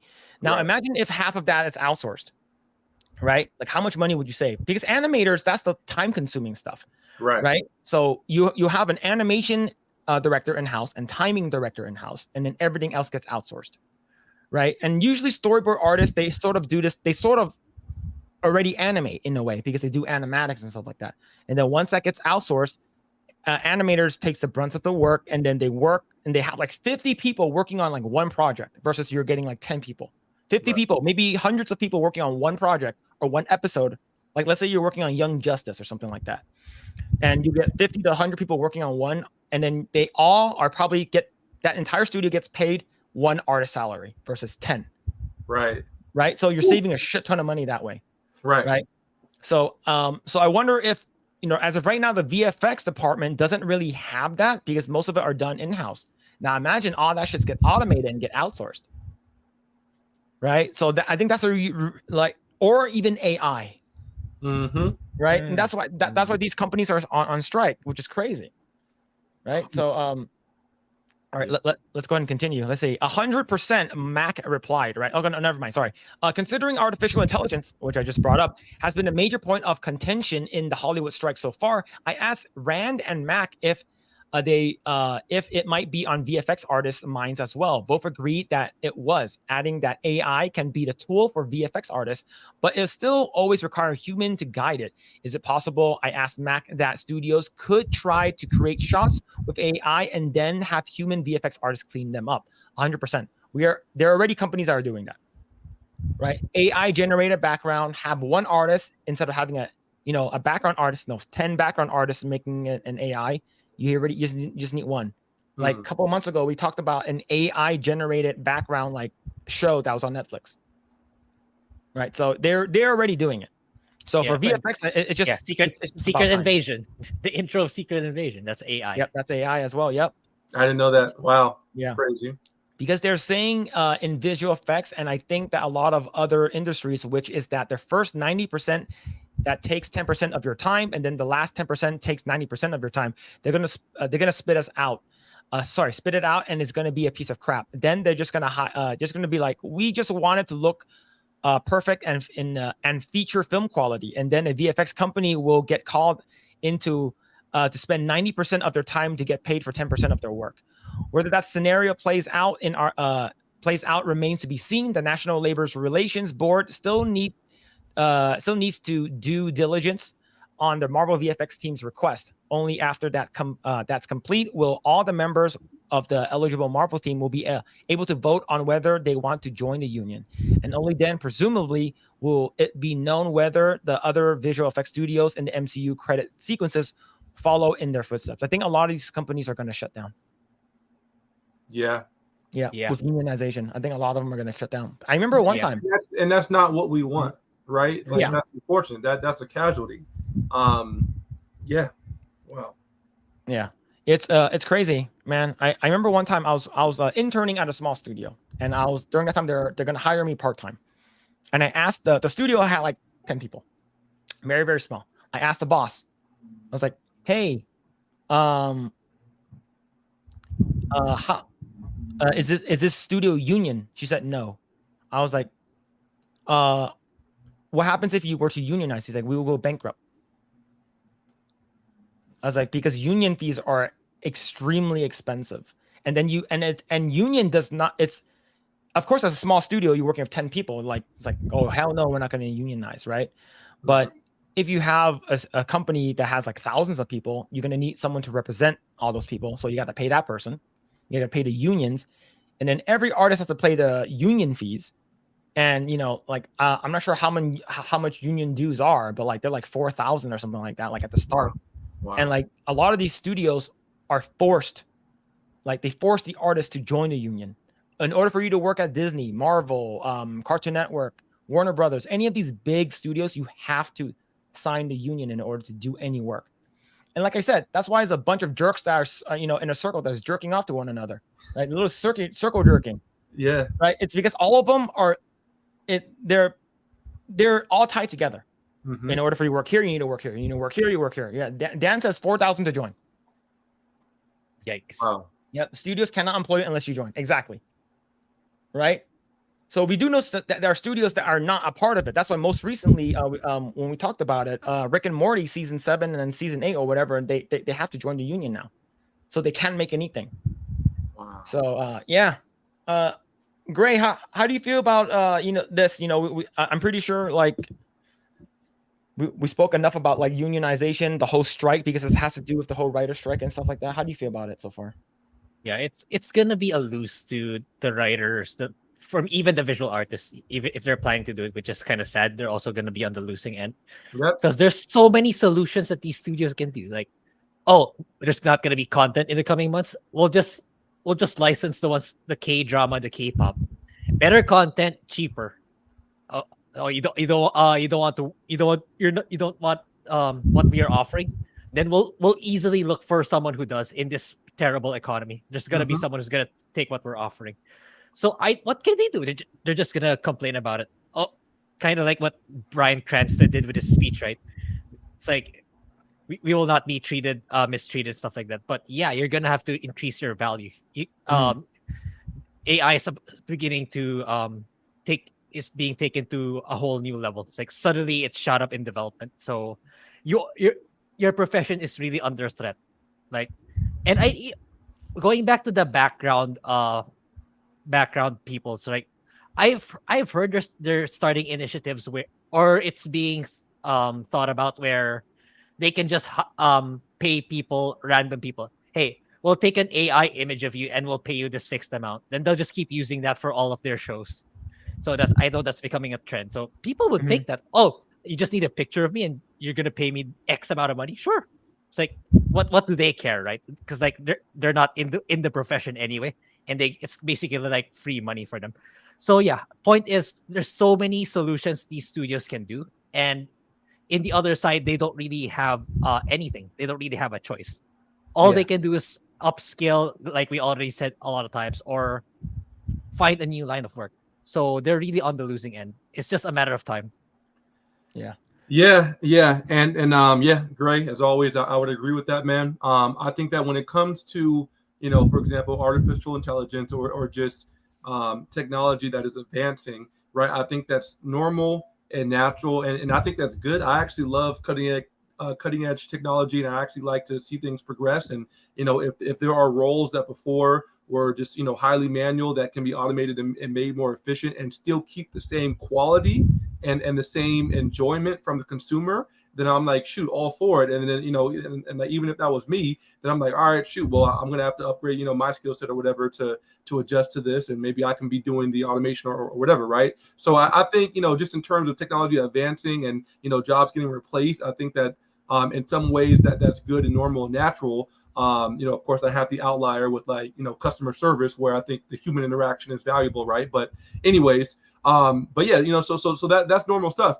But when it comes to so that's almost unavoidable. But the unionizing stuff, I think that's where we have the issues, man. I think that there's just too much damage that does to all sides. You have lose-lose situations, and it doesn't have to be that way. I think a lot of with a lot of these mandates that have been happening and forcing people to feel like they have to unionize, and then the company's suffering everything.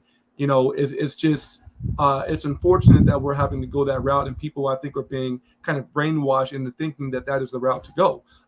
In my opinion, it almost seems like you're selling your soul to like a government kind of entity when you're like, oh, you have to sign up to this, or you have to go by these means in order to participate in this system, or work this job, whatever. It just does not seem like it's the right way to go, and I think that we have proof. We've seen how it just kind of falls on its head, and it's not good. So yeah.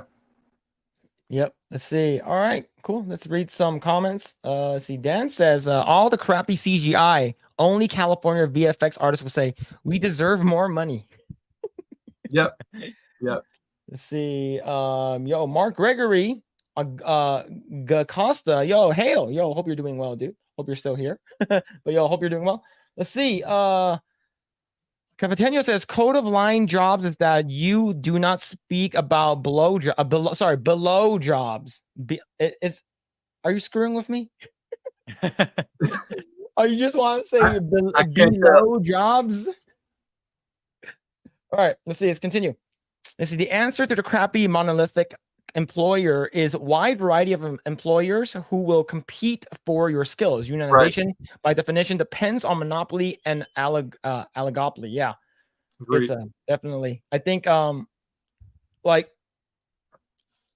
definitely if that's the case, they're gonna let go of all the shitty VFX people, and they're just gonna keep the really, really good ones. Is because it's gonna cost more to make, because everyone's price will have to go up. Mm-hmm. Right? Instead of making like $80,000, $90,000 a year, now everyone has to make like 120, because that's like the standard that you set. So we're gonna trim the fat and just make sure all of these people are good. And basically those 10 to 20 VFX artists are gonna be the ones that are gonna be having jobs. They're the ones who's gonna be hopping in studios. They're gonna be going to studio but now they're gonna get slammed, right? They're gonna have to do more work. They're gonna become overworked and then not be as happy, right? Which is not good for anybody. Yep. Yeah. Well, but the thing is that they most of this, they're not paid hourly, they're paid a salary. Sure. And like if you're gonna get overworked, you can actually go to your union rep and be like, oh, this company's working me too much. And then the unions can actually go and find the studios. So so because the unions fight for the artist. Right. So that's why these companies like don't want to do it. It's because if the company's evil, they're gonna want to do that. They're gonna want to overwork you for for not a lot. Yeah, exactly. And that's why, by the way, I can totally see why unionizing is attractive to employees, depending on the conditions and the circumstances. But I just feel like, like at the end of the day, we've seen how that can just like backfire. But to each their own. Anyways. Yeah. See, Bridget says they already outsource animation to Korea. Why wouldn't they do the same for CGI? Yeah. They already do it for like animation, so that's already 3D. So like if it's just full on VFX, yeah, I can see that.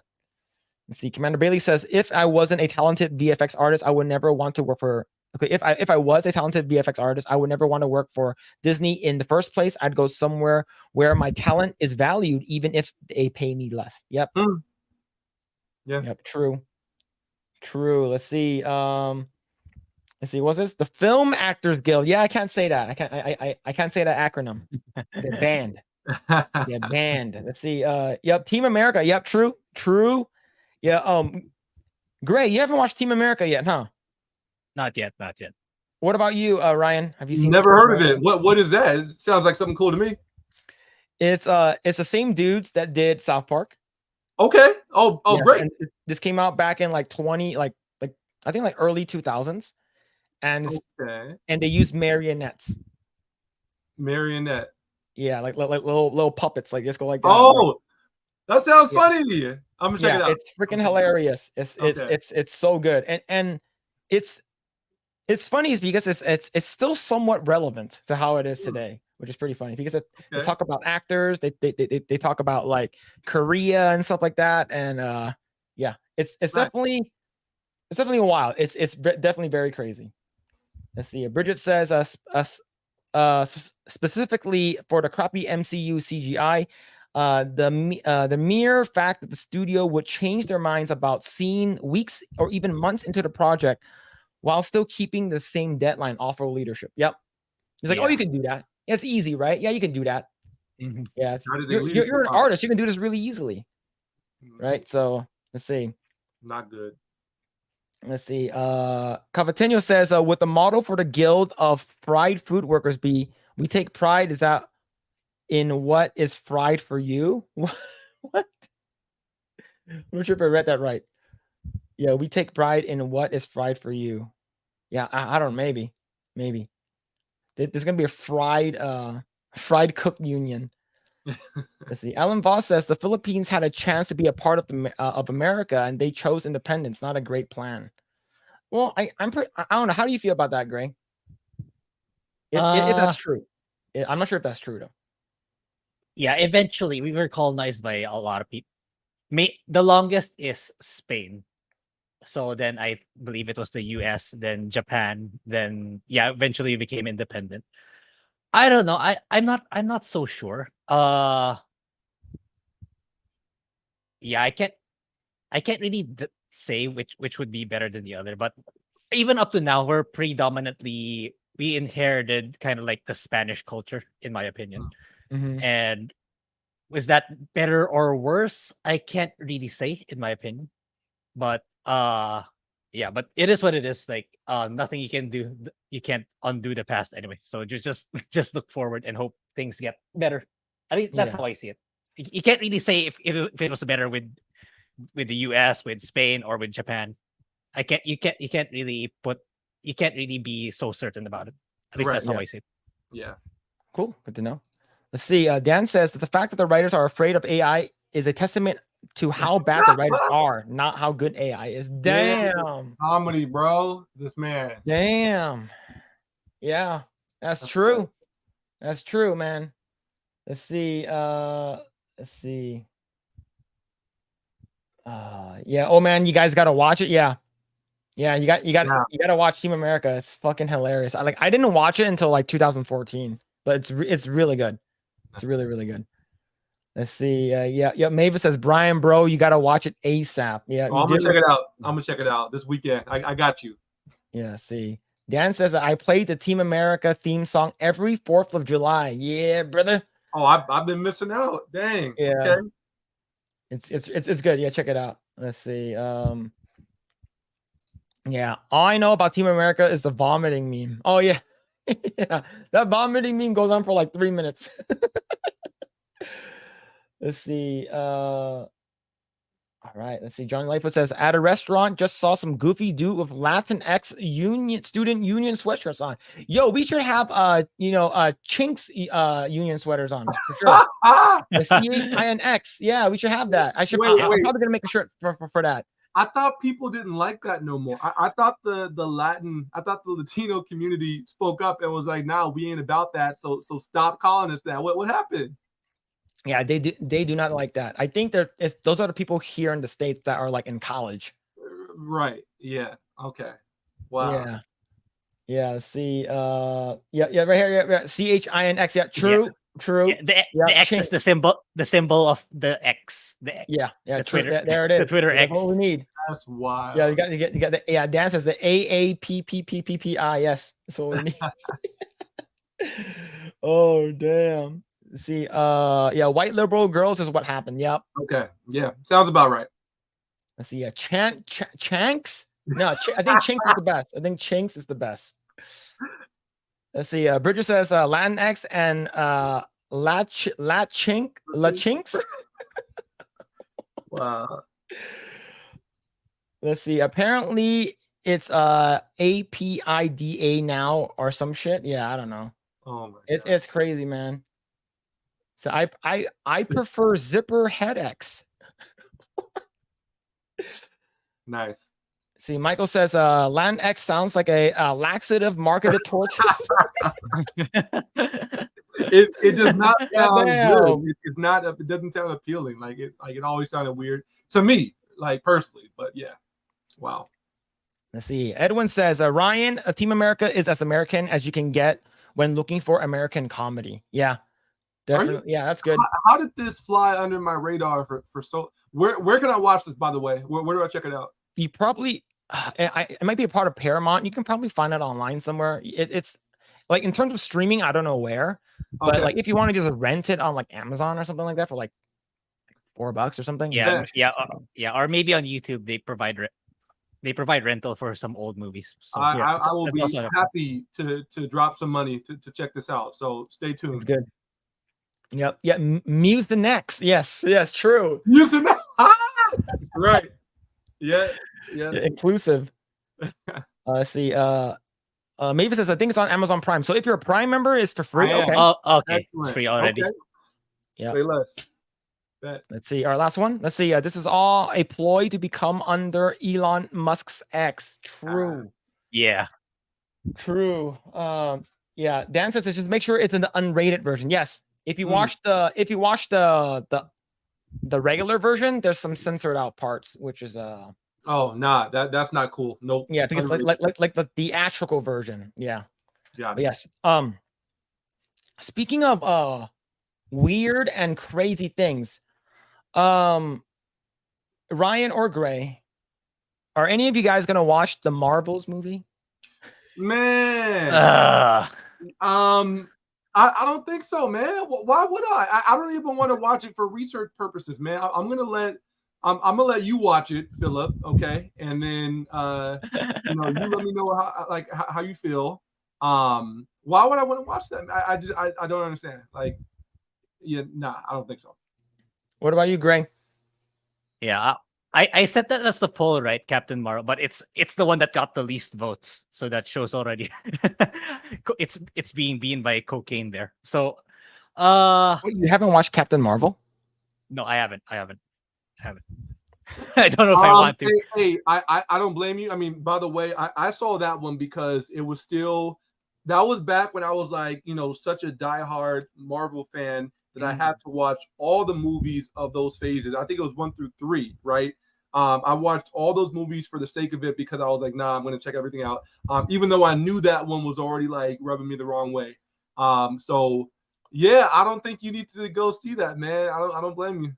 Yep.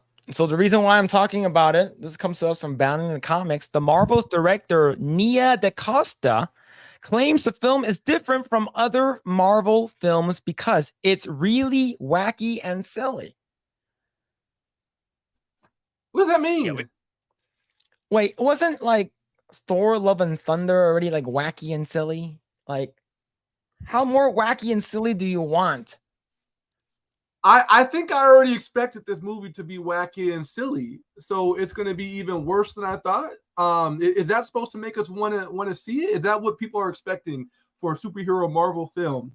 Are they trying to be different than other Marvel? I don't understand what they're doing here. Like, to be honest, I think what they're trying to do is like make it like how. To be honest, I haven't seen Love and Thunder, but I didn't watch Ragnarok, and I thought that was like, it's right at that point where it's acceptable. It's like this is crazy, but it's acceptable. But if it gets too over the top, it just becomes like not believable, and it just becomes stupid, right? Because my favorite rendition of Thor was in Infinity War. Not Endgame, Infinity War. I think there was a good amount of, comedic values that Thor had, but he was also serious. That's what I liked, right? And I didn't watch Love and Thunder, and I heard that they basically turned him into a clown. He basically wanted to have a 3-way with his hammer and his axe. That's what I heard. Okay. I didn't watch it, but how more wacky can you get? Right? Exactly. So with that, Phillip, when I was watching phases 1 through 3, and Guardians of the Galaxy had more of a silly kind of a vibe, but it was still enjoyable for me, and it was still something solid, right? Thor 1 and 2 were very kind of distinct in their tone, and then Ragnarok, I actually liked it because it kind of gave me more of a Guardians feel. It was kind of more eccentric a little bit more wacky, I guess, so to speak. But it was still like solid in my opinion. I did not watch Love and Thunder. I did not watch that. I already knew what to expect, and just what I heard about it was accurate. I was okay. That's what I thought. So I skipped that one. This movie, it already seemed like it was going to be more on that like kind of weird kind of side. So there sounds like they're really digging into that. And something tells me it's not going to be on the same level of like still substance as the Guardian films or Thor 3. So Yeah. this description just doesn't it doesn't sound appealing. Yeah. It's sort of someone says in the chat, it says the silliness seems to be used to hide bad writing. Yeah, I agree. And it's sort of like the bad CGI in the Flash and it says that the director was like, it's meant to be wacky and silly is because he's doing the time like Speed Force shit, like get that dick out of here, man. All right, let's continue. The Marvel's director Nia DaCosta recently claimed that her film sets itself apart from other MCU fare because it's really wacky and silly. DaCosta's comments came in an interview with Total Film Magazine. She said the biggest difference from the other MCU movies to date that it's really wacky and silly. So that's it. So they're really pushing it. It's really wacky now, chat. It's oh my God. The words we go into this movie's worlds, unlike other you've seen in MCU, bright worlds that you haven't seen before, she elaborated. And DaCosta previously described the film at last year's D23 Expos in a sizzle reel saying full comic book madness. And so I'm probably not going to watch that. Might get DMCA'd. As for her claim that the film is wacky and silly, the first teaser trailer made that abundantly clear. The trailer was overloaded with quote-unquote humor resulting from Captain Marvel, Captain Monica Rambeau, and Miss Marvel swapping locations with each other every time they activated their abilities. However, this type of humor is nothing new for the Marvel Studios, and it's wild to try and claim that it somehow sets the film apart from the other Marvel Studios production. In fact, the opposite is true. This humor is a part of the parcel of nearly every Marvel Studios production since James Gunn's Guardians of the Galaxy back in 2014. In the subsequent ramped up by director Taika Waititi in both Thor Ragnarok and Thor Love and Thunder. Yep. Yeah. I would say I think the first time we got that wackiness was Guardians 1. Right. Yeah. Agreed. Yeah.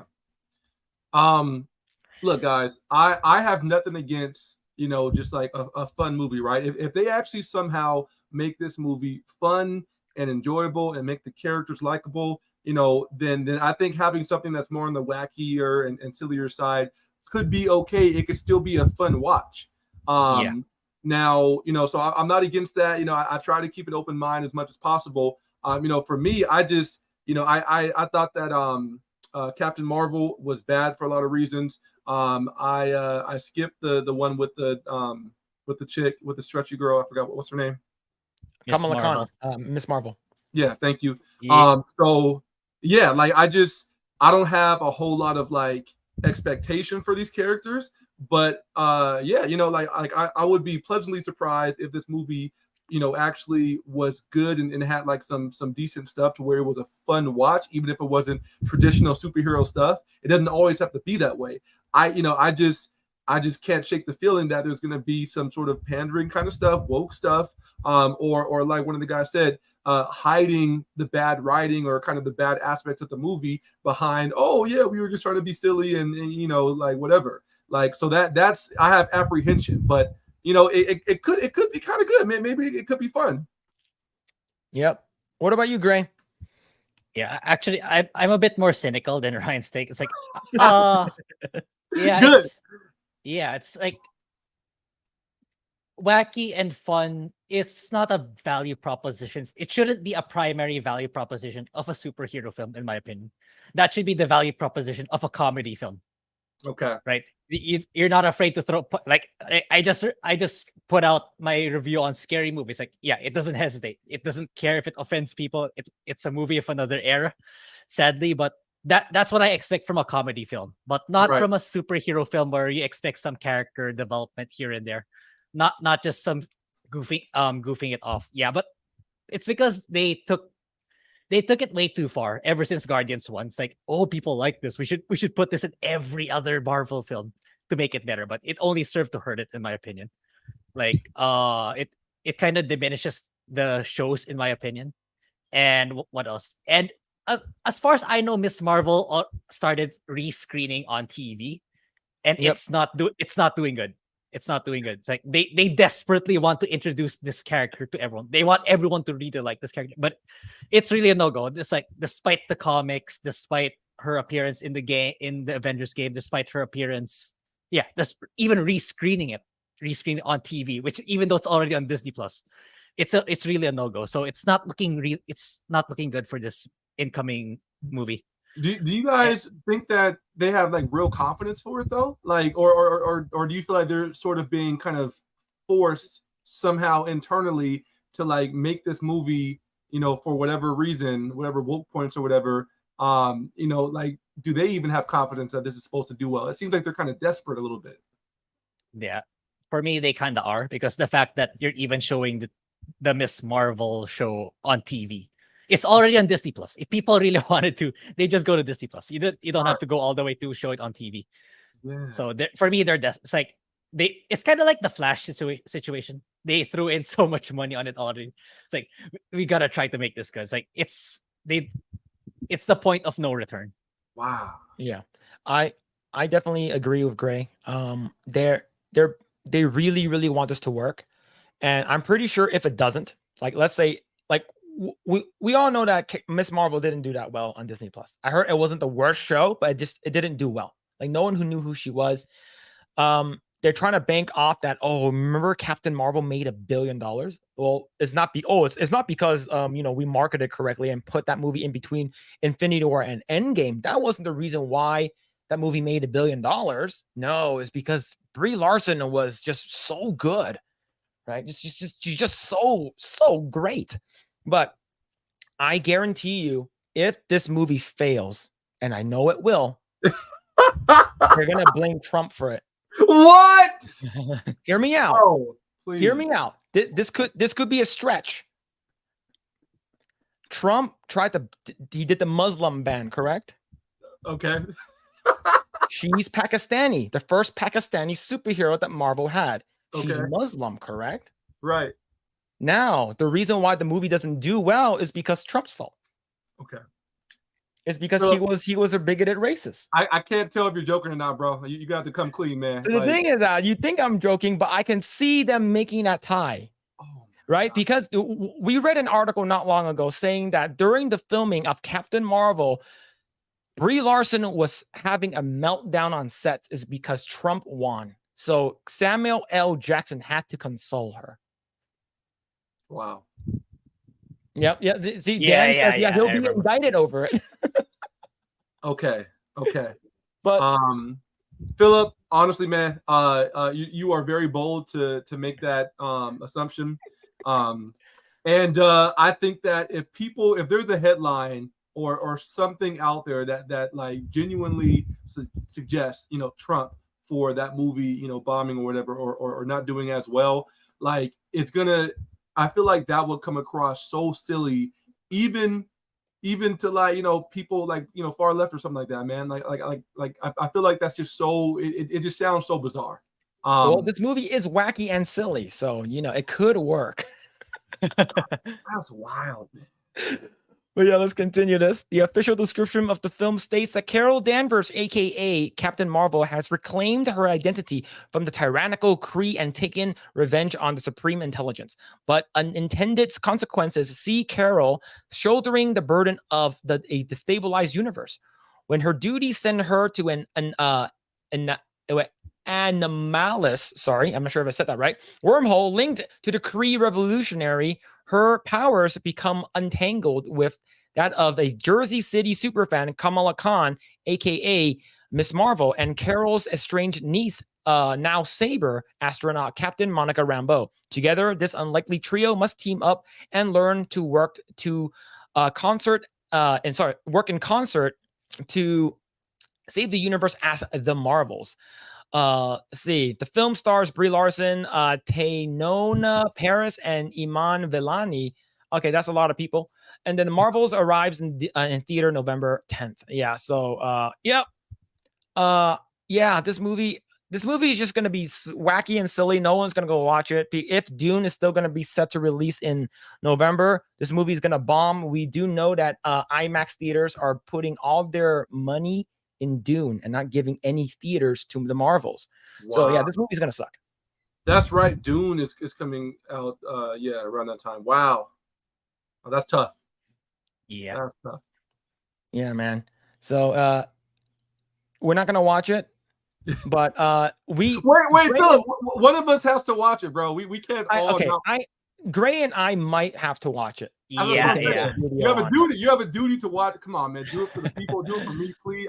I'll pay for y'all's ticket if I have to, man. Like I pay for you, so I don't have to watch it. I can't suffer like that. You're stronger than me, so that's your duty, bro. Okay, Grae, if you want, you can make a video off of Captain Marvel, like before we watch this. I think it'll be good. Oh yeah, that's a good idea.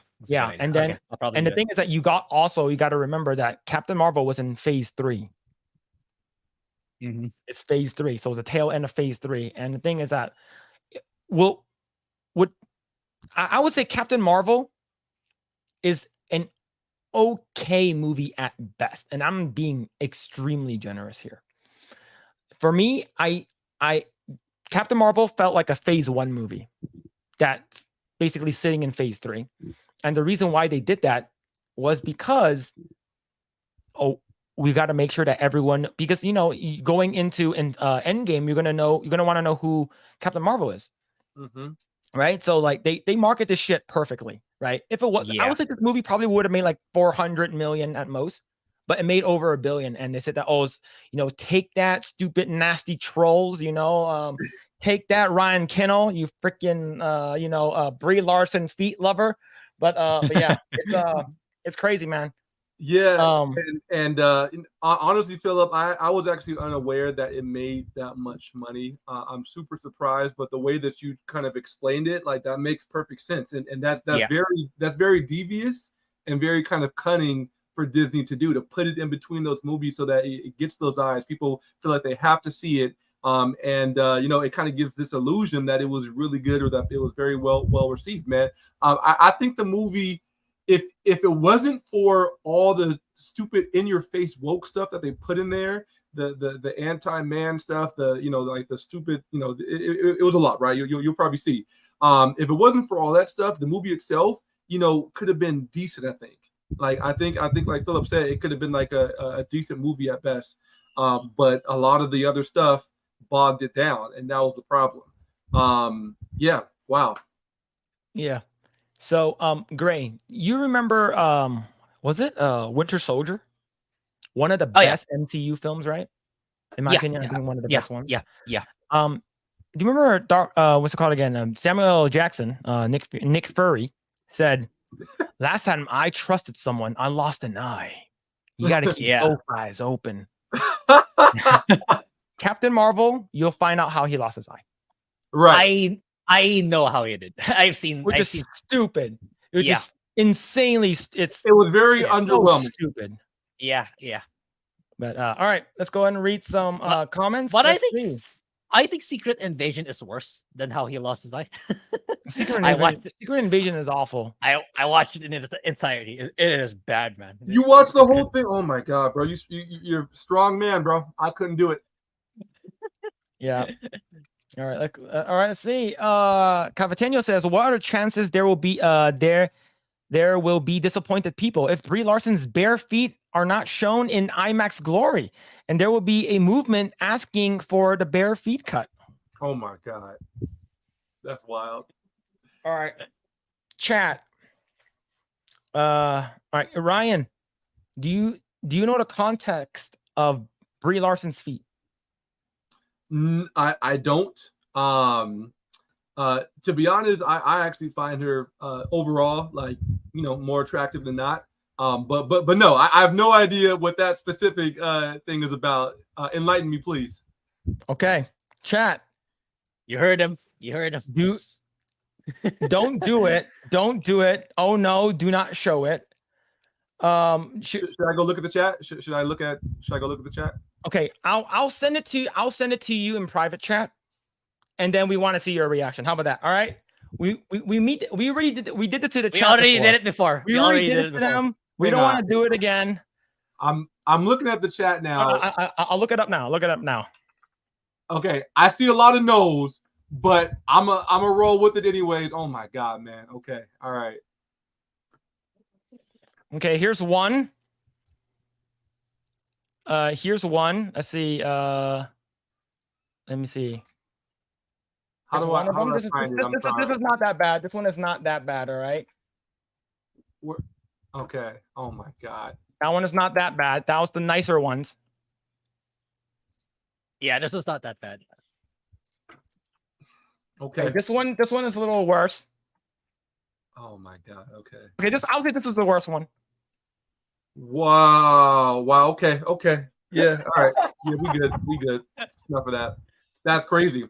Okay. I thought it was at first. I thought it was something good. Like, okay, this is gonna be some good stuff or something. And then the chat said no, and I was like, okay, if they're saying no, then you know it's bad. That's pretty bad, man. What the heck? Don't she got money? Can't she fix that? Yeah. Look, go, exactly. Chat. She never got a pedicure. That's what they also said. Yeah, that's what they also said. Oh wow. That's tough. You cannot unsee that. You cannot unsee it. If we suffer, you have to. Oh man. Yeah. Okay. Cool. All right. Yeah. Just put a bag over her feet. Put a bag over her feet. Oh wow. All right. Let's continue. All right. Let's see. Let's see. F. Javier says, wacky and silly. I sense a whole load of good old MCU style bathos from this. Bathos? Let's see. Sounds about right. Yeah, definitely. Let's see. Modern comedy. Everybody talking and bitching at the same time. Yep. Yeah, true. Let's see. Yeah. David says, execs, hey, people like that joke. Let's do it 1,000 times more. Wow. Yeah. That's what happened. Oh, let's see. Michael says, Team America is also on Max. So if you have HBO Max, you can watch it there. Yeah. Okay. For sure. Appreciate y'all. Almost 20th anniversary for that film. Damn.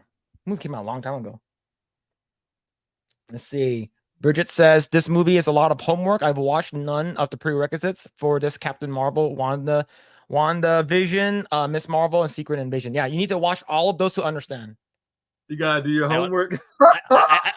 I only did the last one, and it wasn't good. Captain Marvel's like a 6 out of 10, if I'm being nice. WandaVision, I don't know. A lot of people loved WandaVision. I thought it was okay. Like the only part that I liked about WandaVision was when they brought in Quicksilver. That's the only part that I liked. And I'm going to ruin it for both of you if you haven't watched WandaVision. They brought in a lot of people. The Quicksilver from X-Men Days of Future Past. That's why it was. No way. Wait. Okay. So I watched half of it, and then I stopped because I got kind of bored a little bit. But that's fine. Like now that you've told me that, I actually feel more enticed to see it. I might as well finish, right? But that's interesting.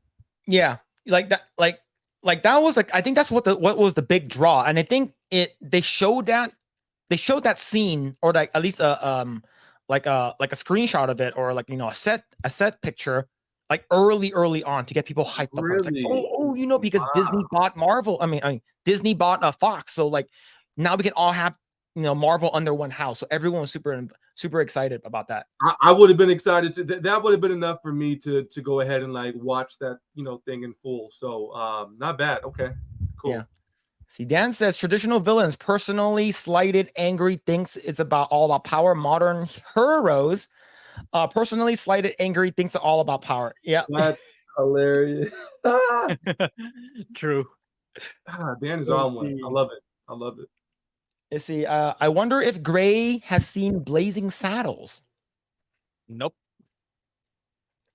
I think I would imagine it's comedy.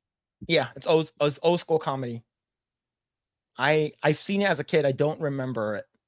It's probably I was too young. Probably. Let's see. Let's see. See, this is why Ryan is such a nice guy. Even now, he gives the TDS sufferers that much credit. Wait. The TDS. What is that? What is that? Like that's in terms of the Marvel, like the Marvel's failing because of Trump. Oh, right. Yeah. Oh my goodness, man. I suppose. Let's see. Let's see. Yeah, some people in the chat said they never watched. Michael says I never watched Captain Marvel. Yep. Let's see. The Captain America movies were pretty good. Yeah, I would say Captain America was the only one that like got better. Right. Yeah. It's a shame Chris Evans never made it out after that. He hasn't really made a good any one that really took off after his role as Captain America. Yeah. Let's see. Bridget says, I don't think the best beautician in the world could fix that. I'm assuming that's the feet. Yeah, it was pretty rough, man. Oh my gosh, that was tough. Yeah, sorry, I ruined her. Ruined her for you. Yeah, wow. But she's not like unattractive, right? But her personality makes her unattractive. Yeah, and her feet. Oh shit. Let's see. Let's see. Yeah, put Blazing Saddles on the list. Yes, put Blazing Saddles is good. Let's see. Yeah, Winter Soldier and Civil War were good films. Yeah, I enjoyed it. So I would say Winter Soldier is probably like Civil War was great, is because you had like everyone coming together. It's basically like a mini Avengers film, in my opinion, right?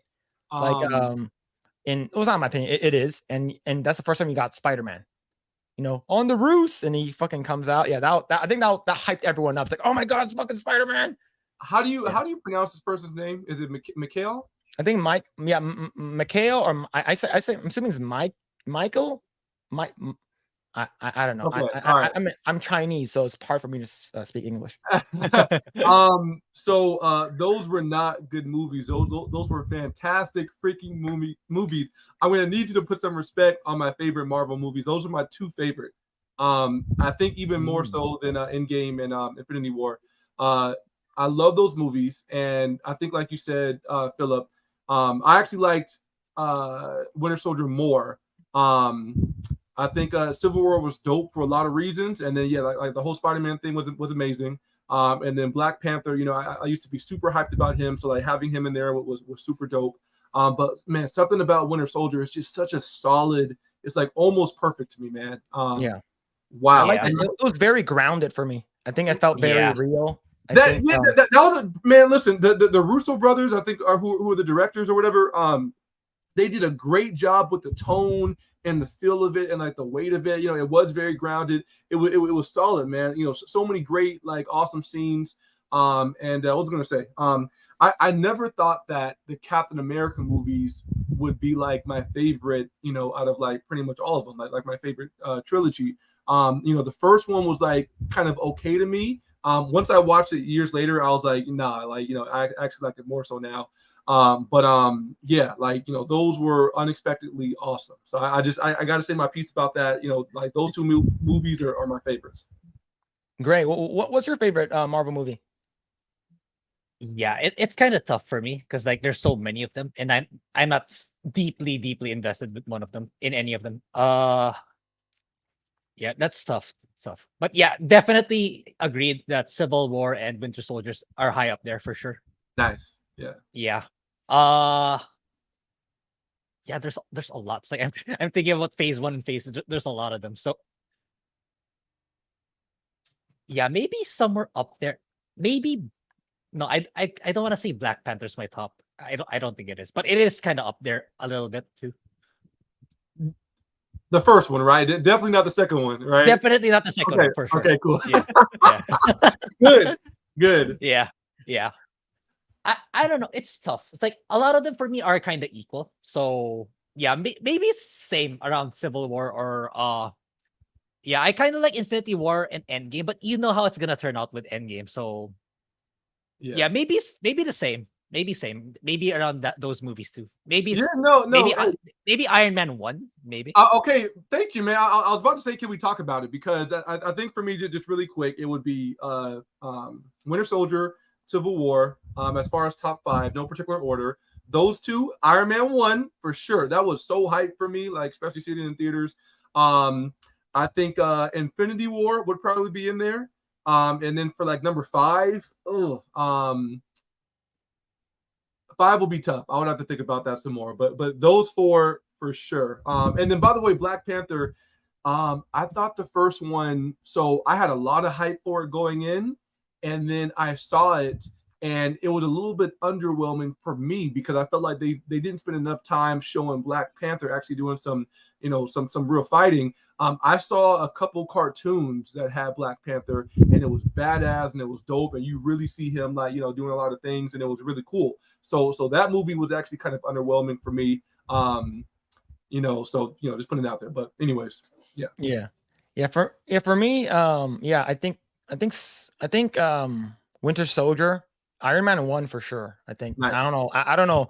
I think the fact that you see him like building the armor, and like the first time he actually flew out with the Mark II and he went to Santa Monica Pier, I'm like, yes, man, I want an Iron Man suit right now. Like that's the first time I'm like, holy shit, that's so fucking good.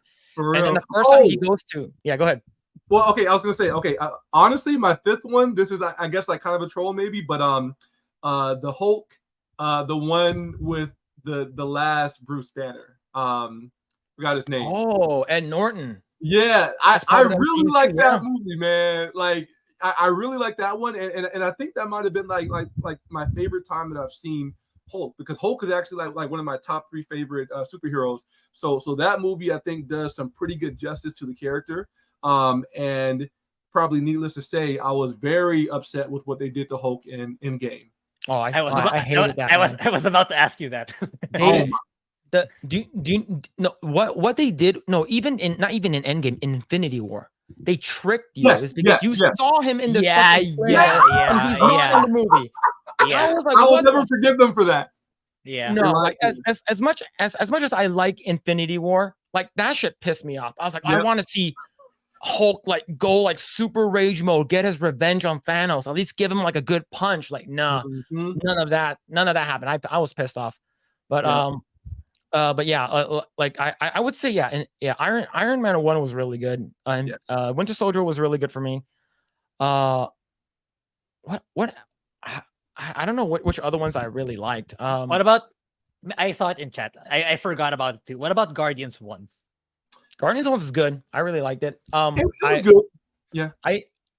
It's not my favorite, but I would say James Gunn did an amazing job for making no-name superheroes like well-known now. Like everyone knows who Guardians are. It's because of him.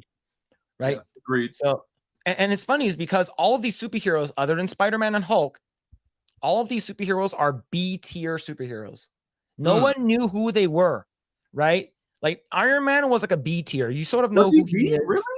He was a B tier. Like Captain America was probably more well known, but Iron Man was B tier prior to MCU. Like if you played the video games, like or Marvel vs. Capcom, you do sort of know who he is. Like, or if you watch the older cartoons, right? But it's just like what Marvel did from phase 1 to 3. They basically made all these B tier characters household names. So who's an example of an A tier? Like, give me like a couple. Spider-Man. Oh, duh. Spider-Man, Incredible Hulk, any X-Men character, like top X-Men character, especially Wolverine or Cyclops. Got it. Yeah, and Venom, of course. Nice. Yep. Okay. Yeah, right. But like even Deadpool. I even knew more of Deadpool than I did of Iron Man. Wow. Right. So it's but yeah, it's just like now, like no one really fucking cares, right? But yeah. Let's see. continue reading this. He said Knives Out was pretty. Oh, Knives Out was good. Yeah, I haven't seen Knives Out. Knives Out is that Mystery. Ruin Johnson? Chris Evans was in it too. Yeah, Chris I know Chris Evans, Evans was. Oh, yeah, I think I thought. Okay, yeah, he did pretty solid there. He was pretty solid there. Yeah. Let's see. F. Javier says Brie Larson looks like a young Sybil Shepherd. Too bad her personality doesn't match her looks. Like, who's young Sybil Shepherd? Make sure I have safe search on. Young.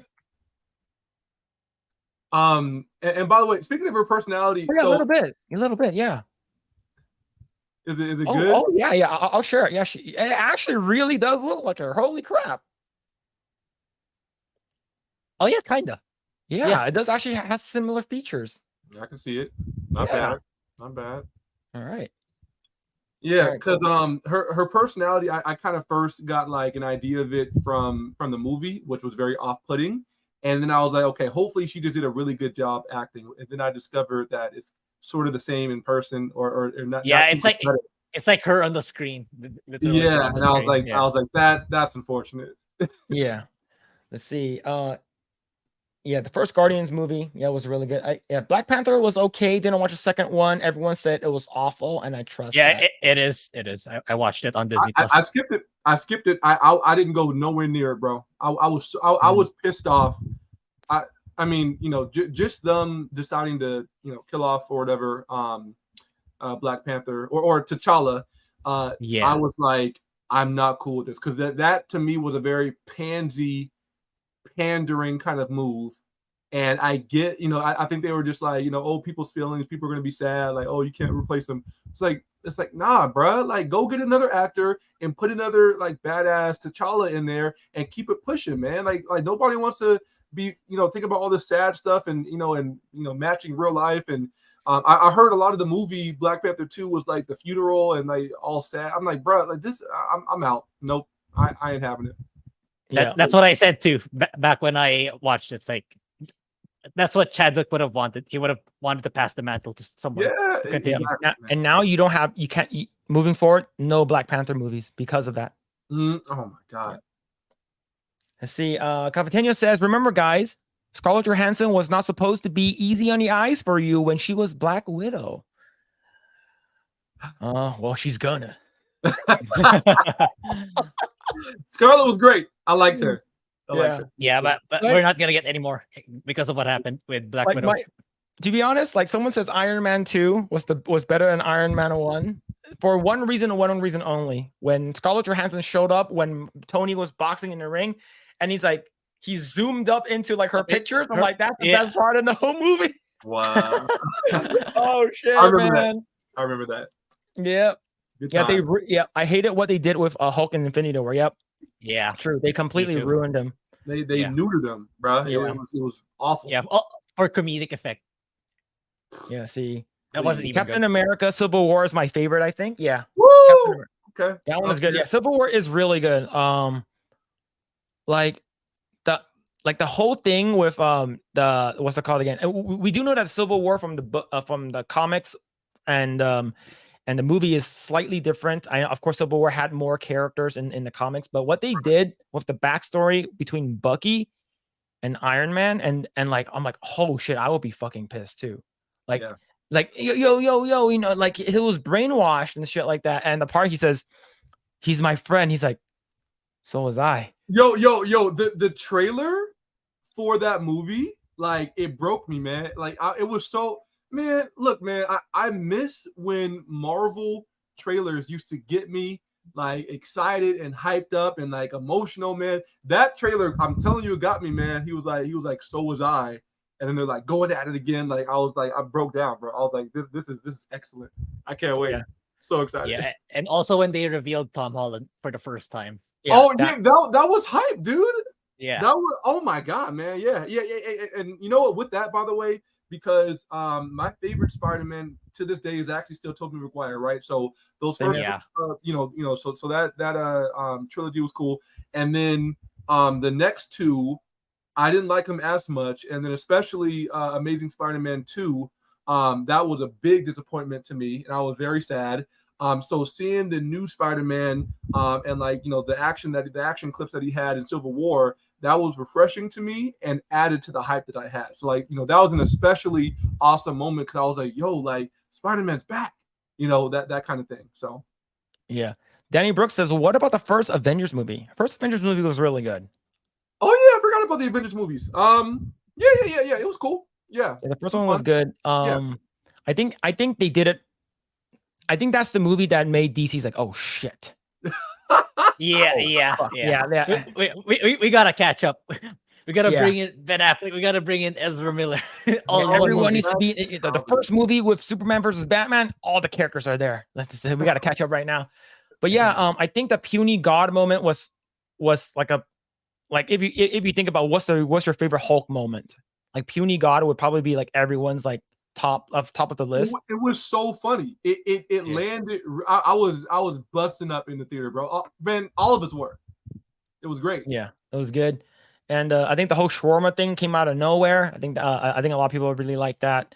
And I would say the first Avengers movie was really good. And it had actual weight too, because they, quote unquote, killed off Phil Coulson.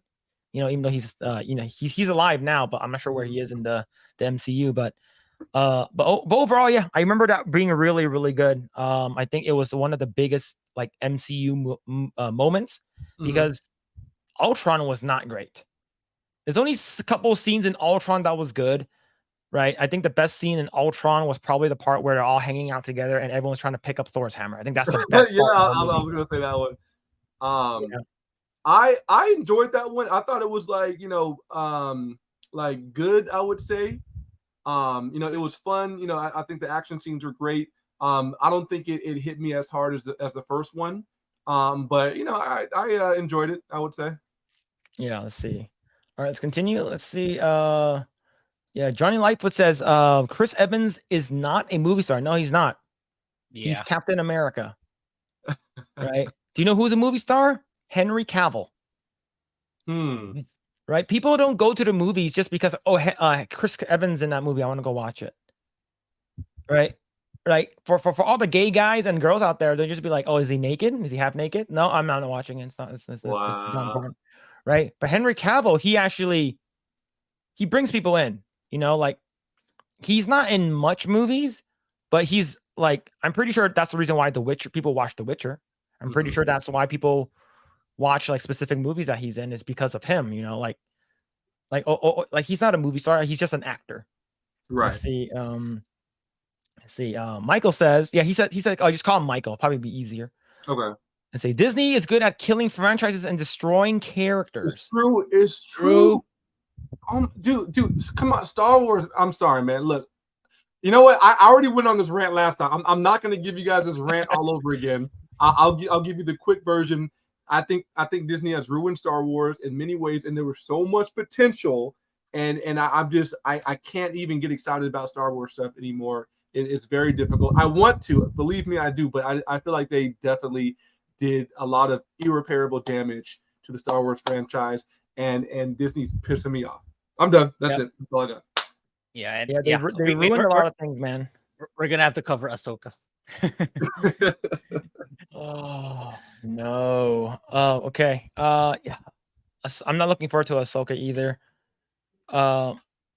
What's that called again? We're gonna talk about an article over here. Let's see. I'm gonna bring this up really quick. How much money did it make? Okay, good amount. All right. So, are you guys big fans of the Suicide Squad? The original one, the terrible one that came out in 2016. Did you like that one?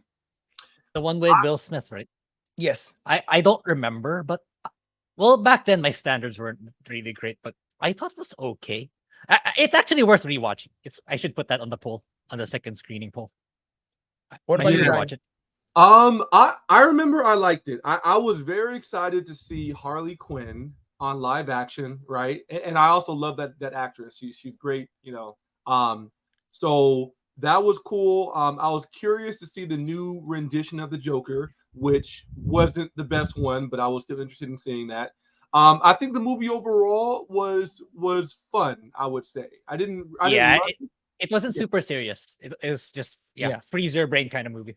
Yeah. So now, Ryan, knowing that you watched the DC animated movies, I'm going to ask Grae first. Grae, did you watch Assault on Arkham, the DC animated film? No, for sure, no. That's the first Definitely not. time I've ever, because as much as I love Batman, I'm not too well versed into all his I guess quote unquote his rogue gallery, his bad guys. I only know some, but I didn't know Suicide Squad was actually a group of bad guys. So that one was basically their a DC animated feature that I got sort of known to the Suicide Squad, and I really enjoyed it. I thought it was really cool. It's because they actually featured in Joker like later on into the movie, and he wasn't a highlight, but he was there. But Batman actually was like, he was in the background, right? And it was really good. But Ryan, did you watch Assault on Arkham? I did. Yes, sir. What did you think about that? I liked it. I like, almost all of DC's animated movies, so I had a good time watching that one. A lot of kind of cool like twists and different things to it. I think the live action, probably as expected, wasn't as good or fun as the animated version, but it was a decent shot. And I think having, by the way, you mentioned Batman. I was super excited to see Batman, even as a background kind of idea in Suicide Squad. I was like, wow, they're really about to use, freaking Batman, in this movie, and not even a huge role. Like that was kind of cool to me to have him as like a side character, low key. I was like, okay, like interesting. So my thoughts were, I think this movie is going to be pretty good. Okay. I would say if they followed this before me watching it. I was like, as long as they follow sort of the Assault on Arkham kind of Bible, I would say, lack of a better term, I think it would be pretty good. Yes. And then I saw Jared Leto. Oh like, no. No. Right. Okay. I was like, hell no. Is this gonna hurt? Really? Really? I'm like, oh man, this movie is gonna suck. And I was right. I didn't like it. Okay. Don't get me wrong. There are some good parts. I think the casting for Harley was perfect. I think she does a phenomenal Harley. I think she did a great shot. And that part where she took off her clothes and all the guys were looking at her, I was like, this movie is fantastic. Right? I think Willie Smith's did a pretty good job as Deadshot. I thought he was pretty cool. I think he was, and then all the other characters are sort of you don't really care about. Right, exactly. Enchantress with the whole thing with the that's stupid. Oh, stupid! No, what's this? What's this? You don't need any of that. And then the bad guy was just a giant fire demon. That was it's just they had potential. Yeah, a lot of potential, right? Because you got Captain Boomerang, which is the villain from the Flash. Mm-hmm. You got a Flash there for a little bit. And then you got some Batman action with the Joker and stuff like that. And it's just it was a wasted opportunity, in my opinion. Overall, I can't say much for it. It's because the movie, I think it overhyped everything. Everyone was super overhyped. The movie made almost $750 million. And this is back in 2016. It won best costuming at the Oscars, which is pretty big. Oh, really? Yeah, and the reason why I'm bringing back the OG Suicide Squad is because everyone is looking forward to David Ayer's cut. I guess there's a director's cut for David Ayer. Oh, yeah, I read that one. Really good. What? Yeah, there's supposed to be a secret, like the Snyder cut. Yeah. I did not see that coming on the bingo card. Interesting. Okay. Yeah. Yeah, let's read this. Suicide Squad director David Ayer says James Gunn told him the Ayer cut, quote, would have its time to be shared. Is because what happened with the Snyder cut, even though it was almost 4 hours, it made, despite all of the negativity with that movie, I think overall, compared to the Justice League version, which is Joss Whedon version of it, it's way better. Mm-hmm. It's more cohesive. It needs more time to tell the story, which is a lot better. Overall, there's a lot of flaws. Now, this one, does it get rid of all the damn flaws that I hated about this movie? I don't know. Probably not. But yeah, probably not. They're trying to bank off of that, release the Snyder cut. Release the Snyder cut. Now this one, release the Ayer cut. Now, how good is the Ayer cut, though? How much reshooting was done? How much was cut? So let's go ahead and read this. Director David Ayer got candid again about his cuts of Suicide Squad, despite saying a while ago he was done talking about it. However, the conversation never ended, and neither did the hand wringing by fans hoping to see the fabled Ayer cut receive its due the same way that Zack Snyder's Justice League did.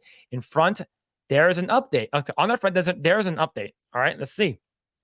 Ayer broke his silence thanks to the snide comment, and by doing so, indicated his cut of Suicide Squad will have its day because DC Studios head James Gunn sounds like he is looking into it. He had a conversation with the Training Day filmmaker, says Ayer, in which Gunn told him the Ayer cut, quote, would have its time to be shared. When? No one knows. But Ayer defends the effort he put in to this day. He declares in his new X post that his version plays much better than the studio's release, which was infamously trimmed down by an editing team that specializes in trailers. Ayers recapitulated in his response to remarks by the Nerd Rage podcast Twitter account. One Take News reshared a new photo of Jared Leto as the Joker wearing a tuxedo. He still looks awful, man. He still looks awful, dude. Look, I don't care how good an actor and how good of a singer Jared Leto is. He is not the Joker. Correct. Right? Like, even when we saw him in the Zack Snyder cut, right? It's still him. Right. Right? Because everyone had faith in WB, because that's what everyone said about Heath Ledger. Oh, that guy who got ass banged by Jake Gyllenhaal? Nah, he's not going to be the Joker. Nah, and then Heath Ledger was an amazing Joker, right? So I guess people were like, oh, it's going to be good, right? It's going to be good. Before I continue, Ryan, what do you think about this? Are you looking forward to the Ayer cut so far, just by reading this? Yeah, you know what, man? Because I did enjoy that film for the most part when it came out. I'm interested on seeing, an extra cut for it. And it's also because I did enjoy the Snyder cut as well, right? So that that kind of director's cut, sort of phenomenon. I'm with it, So I'm definitely willing to watch it, especially since there's not much, as far as like superhero stuff that I like these days. I'm willing to give this one a shot because I'm desperate for a good superhero movie, right? So I'm definitely gonna give it a shot. And yeah, I did not know about this, so it's a little bit exciting. What about you, Grae? Yeah, pretty much the same. And if I'm gonna watch this, probably it's been so long. I hardly remember what happened in the first one. And I am going to need to watch Birds of Prey. Oh, I have no idea how that went down. Don't you're talking about the once emancipation of one Harley Quinn, that one? The second isn't that like another iteration of it? No, it's basically they should have called it the Birds of Prey. Correct. But they called it like Harley Quinn, the emancipation of one Harley Quinn or some crap like that. Yeah. What is it? Is it like a spin-off, or it's a Harley Quinn spin-off with the what's it called again? The female DC heroes. Oh, okay. So it's not really. It's just like okay, never mind. Yeah. Okay, so Grae, it's kind of a continuation though, because in the movie, I won't spoil anything, but they mention something about like the Joker, basically. So they give you enough to know that it's still the same continuity. Yeah. Oh, okay. Yeah. So Bridget said the fantabulous emancipation of one Harley Quinn. That's the title. Yeah. It was just, I recall it being incredibly confusing. Yeah. All right, cool. Let's continue. See, Twitter. Okay, there it is. Let's see, the Nerd Rage podcast. Not to call out David by saying this, but if you do know this was released back in 2016, they wrote, yeah, this was back in 2016. Let's see. Taking that as a challenge, Ayer didn't hold back. Quote, what's your advice on how to navigate this situation with grace? There's a genuine curiosity and interest from a lot of people. And I'm aware that there is another group of people that have fun mocking the film. Your comment is a perfect example how many are magnetically drawn to the 2016 film in a negative way. Yeah, I think just keep this in the vault. Keep this in the Disney vault. We don't need this, right? right? Just what about wasn't there supposed to be a what's it called again? I'd rather watch the Tim Burton Superman film than this Ayer cut film. I don't know about all that. That sounds kind of weird. You don't like Nicolas Cage as Superman? No, stop, man. Stop playing with me. All right, let's continue reading. Let's see. He would add, all I know is my unseen film plays much better than the studio's release. Again, this is a view he has maintained all these years, along with how different his version is. The interest is my cut being shown seems real and organic, and Gunn told me that it would have fit its time to be shared. See, he absolutely deserves to launch to launch. I'm assuming he does a typo to DC Universe without more drama about old projects. The fact that it doesn't have to tie into any of the James Gunn, I wonder how he feels about that, because all of this will have to show all of the old DC heroes, right? Right. Yeah. See, there's always the possibility of Elseworlds for Ayer's cut of Suicide Squad, and frankly, that is already the case as Gunn and Warner Brothers softly rebooted the Task Force in 2021. Yep, they completely rebooted what's it called again? Suicide Squad. There's a Suicide Squad 2, right? And Gunn's film received some good reviews, as much as is liable to stay canon by the time Superman Legacy, Waller, and Peacemaker Season 2 premiere. Still, Ayer's unreleased DC legacy might never go away. In a way, I'm chained to this thing. I'm riding a tiger and here navigating this situation the best I can. Life is very strange. Is a very strange journey. And welcome to my TED Talk, right? So we'll see. Ayer has also posted behind the scenes images a day before his lengthier post, including above pictures of some Harley Quinn prop bats. They are also a perfect thing to close on, but rest assured, we have in no way, shape, or form heard the last of David Ayer or Suicide Squad until it is released in full. If it is, I would say it might be released in like Max, HBO Max. Yeah, right? yeah, that's how I see it too. And I don't know. DC is really having a difficult time in communication lately, because there's been an update, right, with Gal Gadot in Wonder Woman 3. It turns out it's not happening after all. Yep. Even though last week she said that there was discussions. So I don't know. It's like it's hard to discern what's real and what's not for DC, because they're really terrible in communication. Yep. I feel kind of bad for her. It's like you know that she was hoping that there would be a Wonder Woman 3, but turns out there isn't. It's like, yeah. Mm-hmm. Yeah, man. Might be the same for this. Yeah, the Wonder Woman 3 thing is going to be I'm like, is it or is it not, right? Is it, hearing that Warner Brothers Discovery is like pushing back against like Gal's recent comments, like, yeah, like are they denying it, or are they trying to like hype it up, or are they trying to like what's the play here, right? So I don't know. I'm not sure if this movie's ever going to come out though. There's a lot of like Joe Schumacher or something like that. There's supposed to be like a Batman movie or something that there's supposed to be like an uncut version. I think this is like a Kathleen Kennedy situation where you just keep saying a lot of stuff, but they never actually materialize. They're just talking. Yeah. Yeah.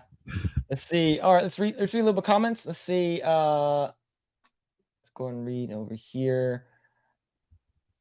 Let's see. Michael says, I agree. I wish they would have made an Assault on Arkham live action instead, or at least similar. Yeah. I think if they made something similar, it would have been pretty good.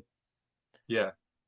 Let's see. Alan Voss says, if it has more Margot Robbie, but I'm in. That part. 100%. Let's see. Snyder's not affiliated, just to be clear. I'm pretty sure he's not. Yeah. Let's see. What's this? I knew Phil watched Brokeback Mountain. I never watched it.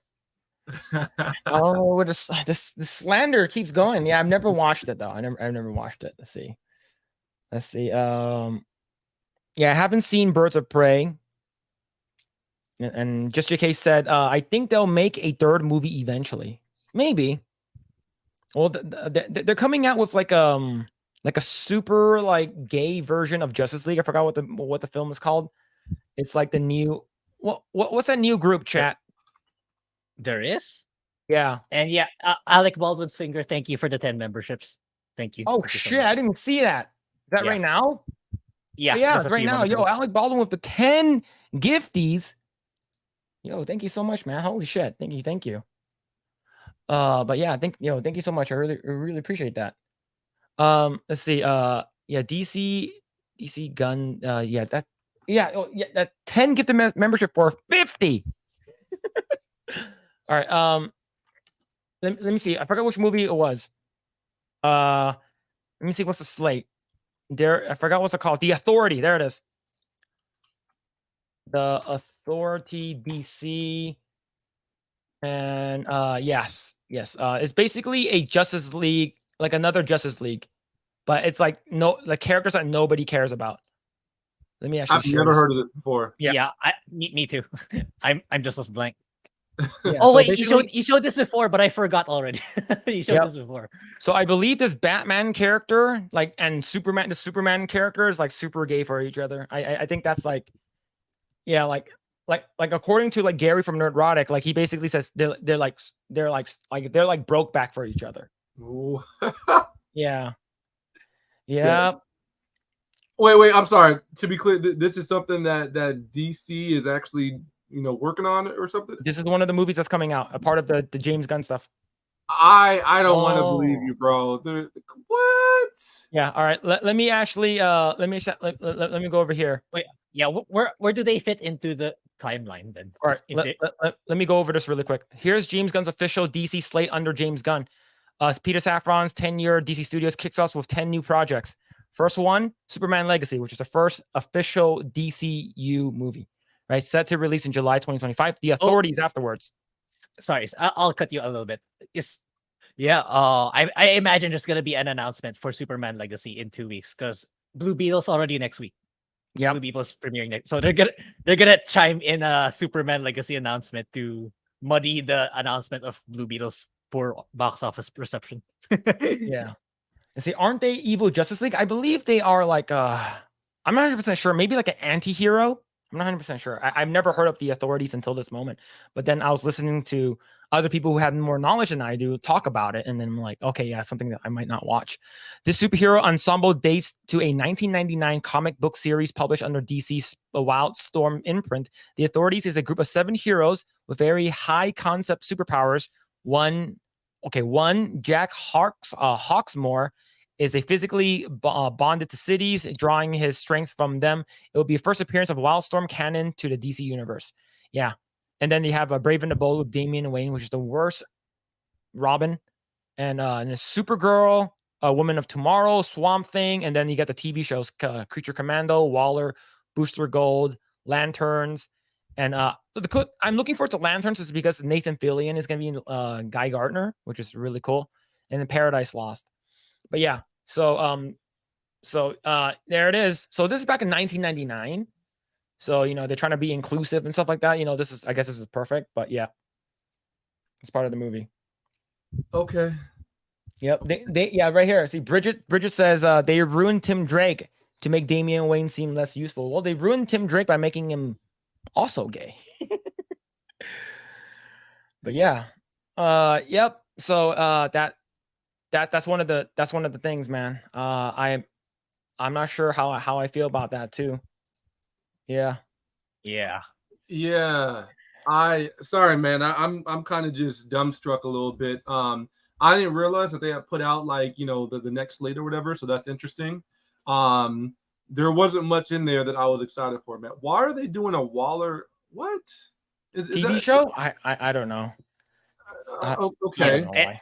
And Swamp Thing, wasn't there like a TV show of that already that got canceled after one Yeah, I season? heard it was really good too. I heard like the VFX was really good and it got Oh, canceled. really? Okay. Yeah. Oh, wow. Interesting. I think the only one. So I'm very excited for the new Superman movie for sure. Lanterns sounds interesting. I'm definitely a fan of Green Lantern. The character. The rest. There was maybe 1 or 2 others that might seem cool, but I don't know that did not seem super enticing or exciting for me. And by the way, just speaking of lanterns, I know that the first Green Lantern movie with Reynolds didn't do super well, but I kind of still wish that they used him in Justice League because I like the original Lantern, and it felt very strange and incomplete, not having him as part of the Seven. So I don't know. I hope that they do more with it. I guess they will with the Lanterns movie. But yeah, I don't know. Ryan, you grew up watching the Justice League cartoon in the 90s, right? I did. The one with the dead, and then yes, and then man. Yeah, I love that one, man. Yeah. It would have been cool. Like, to be honest, I don't mind Ryan Reynolds coming back as Hal Jordan. To be honest, I'm actually all okay for it because he's always he needs like some kind of retcon, man. Like they completely ruined him with that green suit. I think if he played Hal Jordan, I think people would be okay. I'm okay with him coming back. Like as long as they just get a better writer and director. That's all they need, man. It's perfectly fine. I think that Hal Jordan deserves his spot in the limelight in a real way, in a legitimate way. And they can do a lot of good stuff with it. And I don't think it would be too much of a stretch to retcon what they did, and then utilize that character, man. I think the original Green Lantern, has a lot of story and everything. The other ones, Guy Gardner's cool. Jon Stewart, I liked him in Justice League and Justice League Unlimited. He was one of my favorite characters. I think he was very well written and all that kind of stuff. However, it's still, I guess maybe I tend to like the originals, and to me that's still a bit of a like, I don't like that there's multiple lanterns because it seemed kind of like a small way of pandering a little bit, because it's like, all right, we have this original one now, we need another black character, so let's just throw in another lantern and then have him there. Again, I think they did well with him, but still it's kind of like the just the nature of it that kind of rubs me the wrong way. It's kind of like how I feel with Spider-Man, right? Peter Parker, I like that, for a while it was just him because he was original and he was like, unique in that way. Now with, the Spider-Verse, I think the movies are, fun to watch, but the idea of like having so many Spider-Men or so many lanterns, it just feels kind of weird to me. So I don't know. It's kind of a lot of thoughts, but that's where I'm at with it. What about you, Grae? Yeah, I kind of agreed with Ryan. I kind of prefer the grounded stories and not just making several variations, especially across the Spider-Verse. I didn't like the fact that Miles Morales, he just arrived at the Spider-Verse, then he outwits all of them. He's better than every single iteration of the Spider-Man in the other universes. That didn't sit well with me. That's why I still prefer the first one.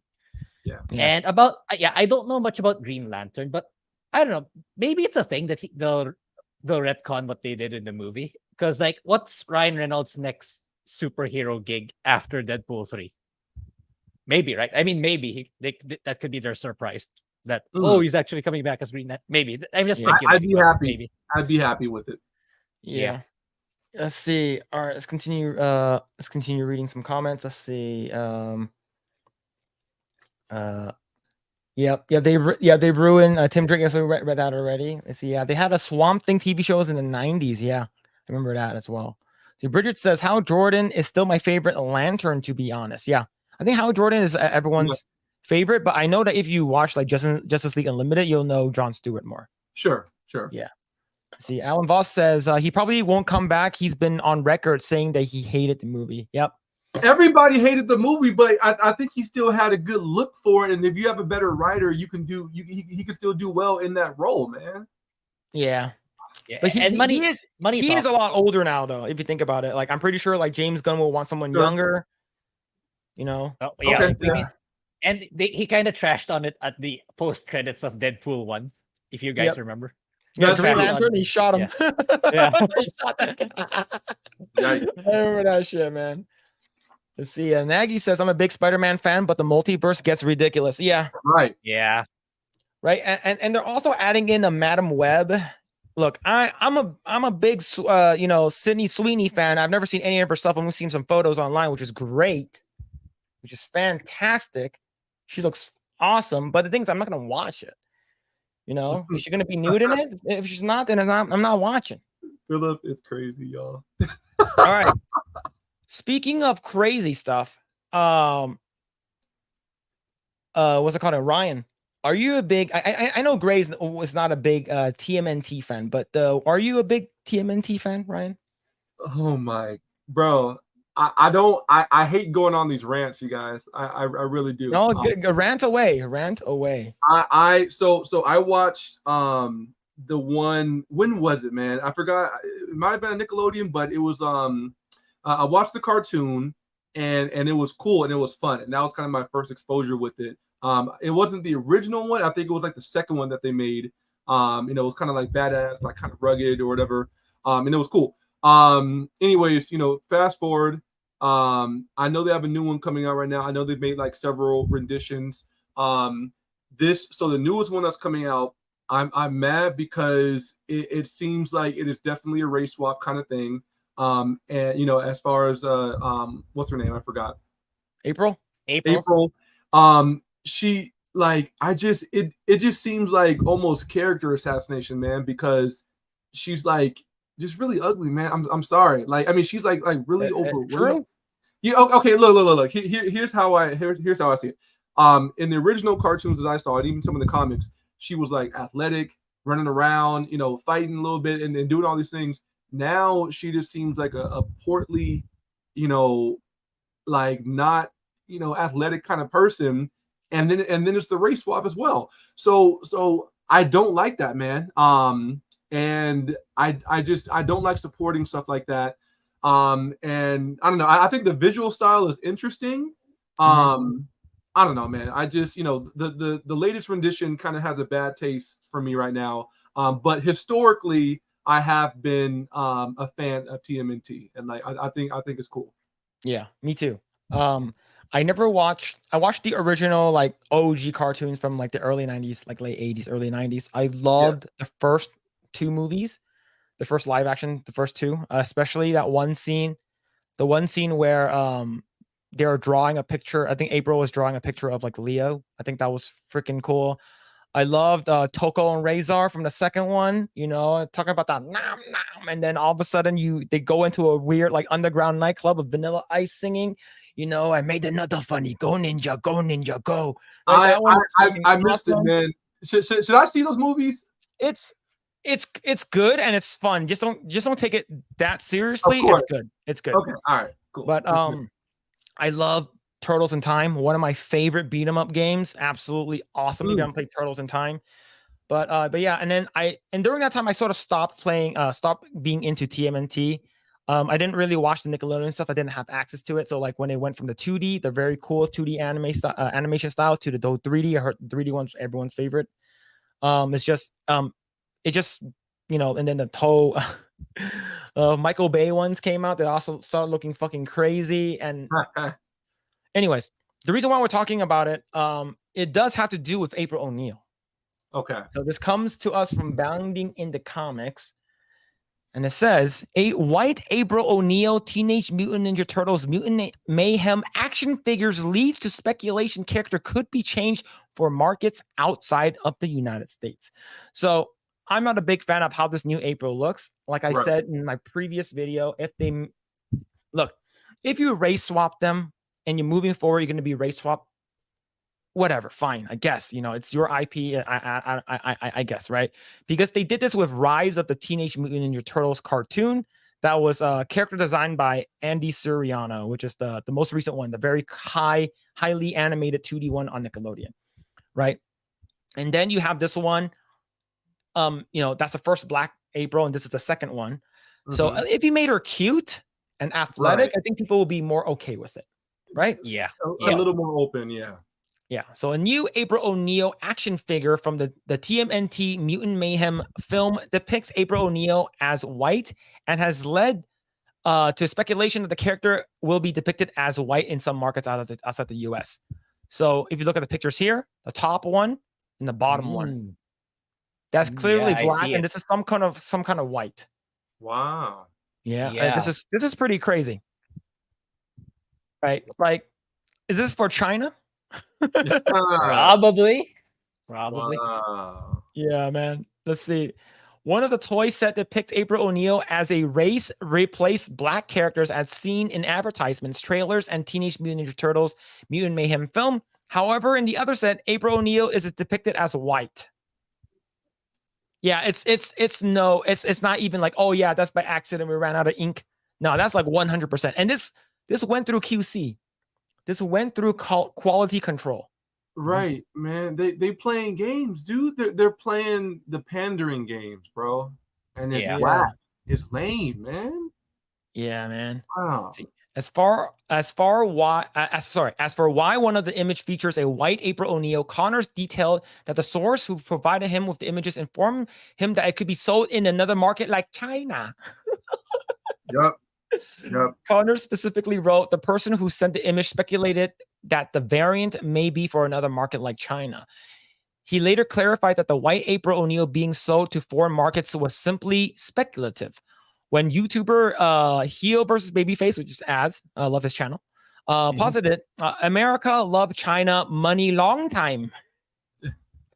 Yeah, it's true. Nice. Oh, man. Oh, shit. Think much like the poster gay snafu, this was not an actual mistake. Connors did attempt to get a comment from the Playmates toy after he provided another example of April being depicted as white next to one of her depicted as being black by Twitter user Monkey Jeebus. Connors shared the photo of the two ooze cruising boxes and questioned any comments Playmate toys. I'm pretty sure nothing.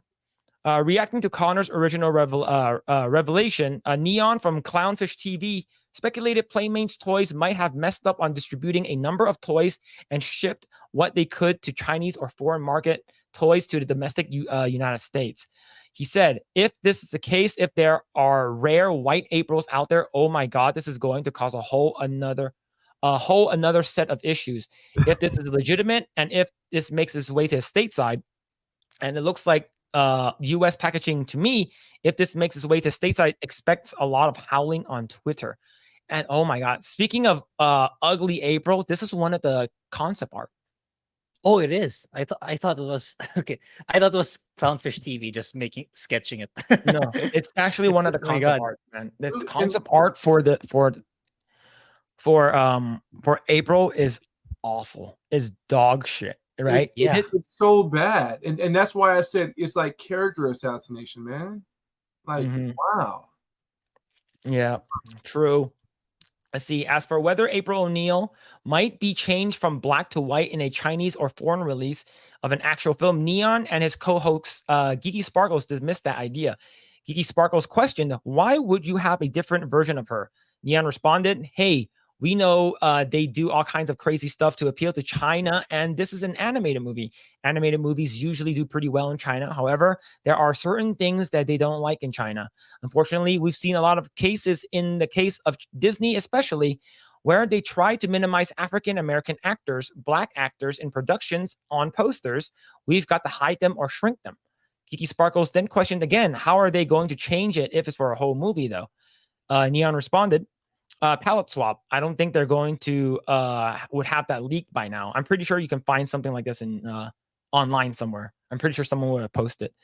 The action figure set is available at Target in the United States as well as Kmart in Australia. It's retailing for $54. Holy shit! Expensive. That's a lot. I thought it'd be like $20. Yeah, me too. They said, what do you think? What do you make of the speculation if the white April O'Neil could be featured in TMNT's Mutant Mayhem? So yeah. I think this is, they like the Chinese money. They like the Chinese money, man. Ryan, how do you feel, man? I mean, it just goes back to what I was saying earlier, man. Like it's so like it's just ridiculous that they try and push this stuff and then do this pandering and then they try and pretend like they're all about representation and they don't care. It's like they just want to like pander and be nice or whatever. But then when it hits their money, when it hits their wallet, they switch up. So it's like they're frauds. And like I said, it's like the worst of both worlds. They try to pander in really pathetic, just frustrating ways. But then they also like can't even stay true to that. when they get hit. Yeah. And it's just infuriating, man. Yeah. I don't like it. But before we move forward, yo, Alec Baldwin's finger with another 10 gifted memberships with a 50. Yo, thank you so much, dude. Yeah, thank you so much for the support, man. Yes, very much Jeez. appreciated. Yeah. Holy crap. But yeah, it's literally, like I said, you know, they purposely want to make sure that the girls aren't there for you to stare at. Right? I'm pretty sure if they make another live action TMNT, it's like, oh, remember when Michael Bay used Megan Fox again? That piece of shit. How dare you? You know, like, you know, how dare, you know, Diablo 4 use Megan Fox and sell her sex appeal? No, come on. Like, it's so stupid, right? It's so backwards of thinking. Like I said, like if there's a good reason for you to race swap someone, or you're just doing it just because you want the, you know, the woke monies, or you know, the ESG BlackRock money or something like that. Exactly. So you just want to get brownie points from your, you know, look, the animation industry is infested with these crazy assholes.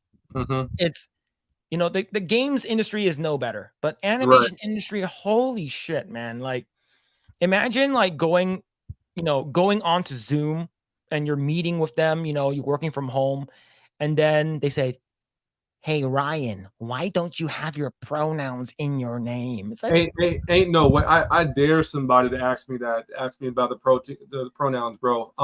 Have you been someone tried to call you out?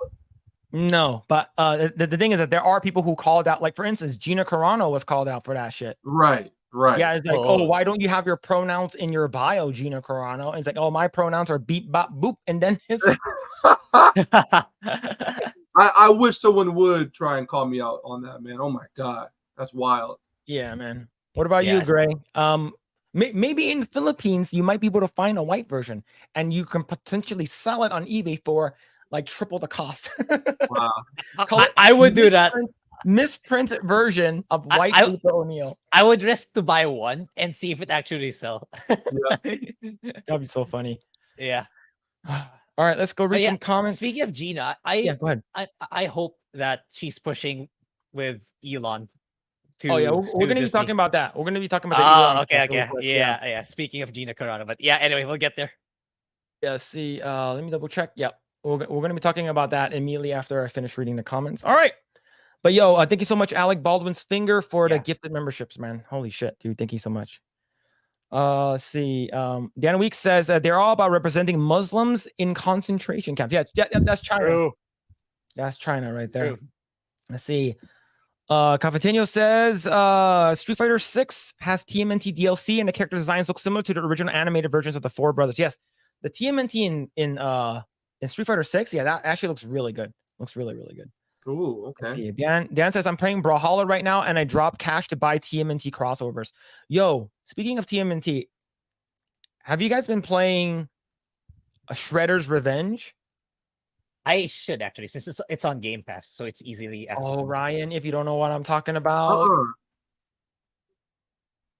Yeah, I think you should, Ryan, since this is you're up a fan. your alley, dude. Yeah, 100%. You're a huge fan of TMNT, so you should be playing that. I want to check it out. Let me do it with no audio, just in case I get like we get DMCA or something.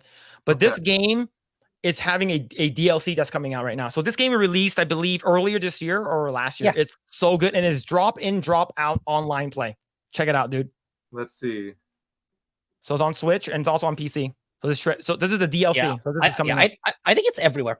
Yeah, it's on every console. Okay. Stop.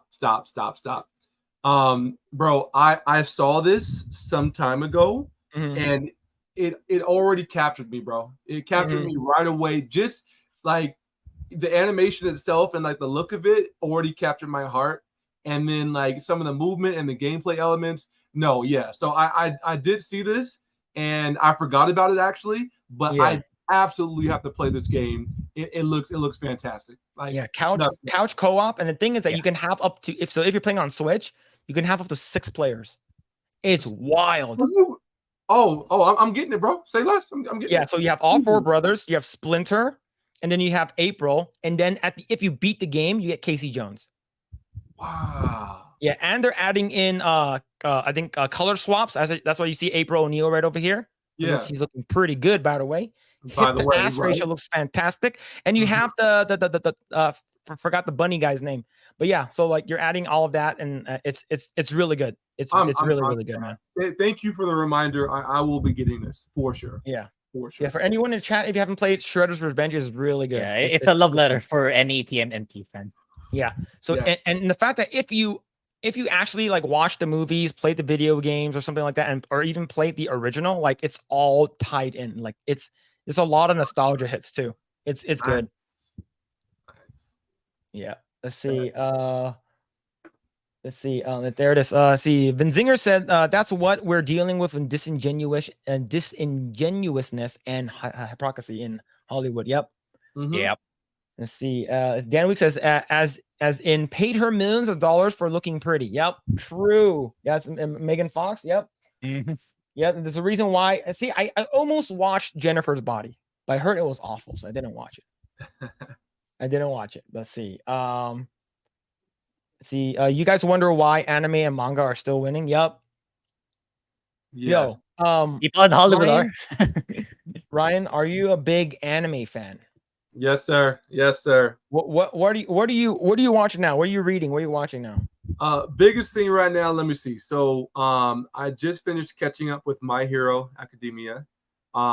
Next I'll be moving on to Demon Slayer and finishing up the latest arc that just came out. I already finished Dragon Ball Super, which was a lot of fun. Oh man, Attack on Titan is one of my absolute favorites. I already finished that. One more, man. There's one more.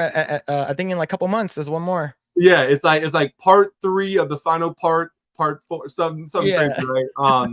Of course, I've seen Naruto and Naruto Shippuden. I actually started on Boruto as well. And like a handful of others, but yeah, big time anime for sure. Yep. Let's see. Caventino says Megan Fox is hot, but do not pay too much attention to her thumbs. True. I'd rather have her thumbs, her toe thumbs, than Brie Larson's. Here we go.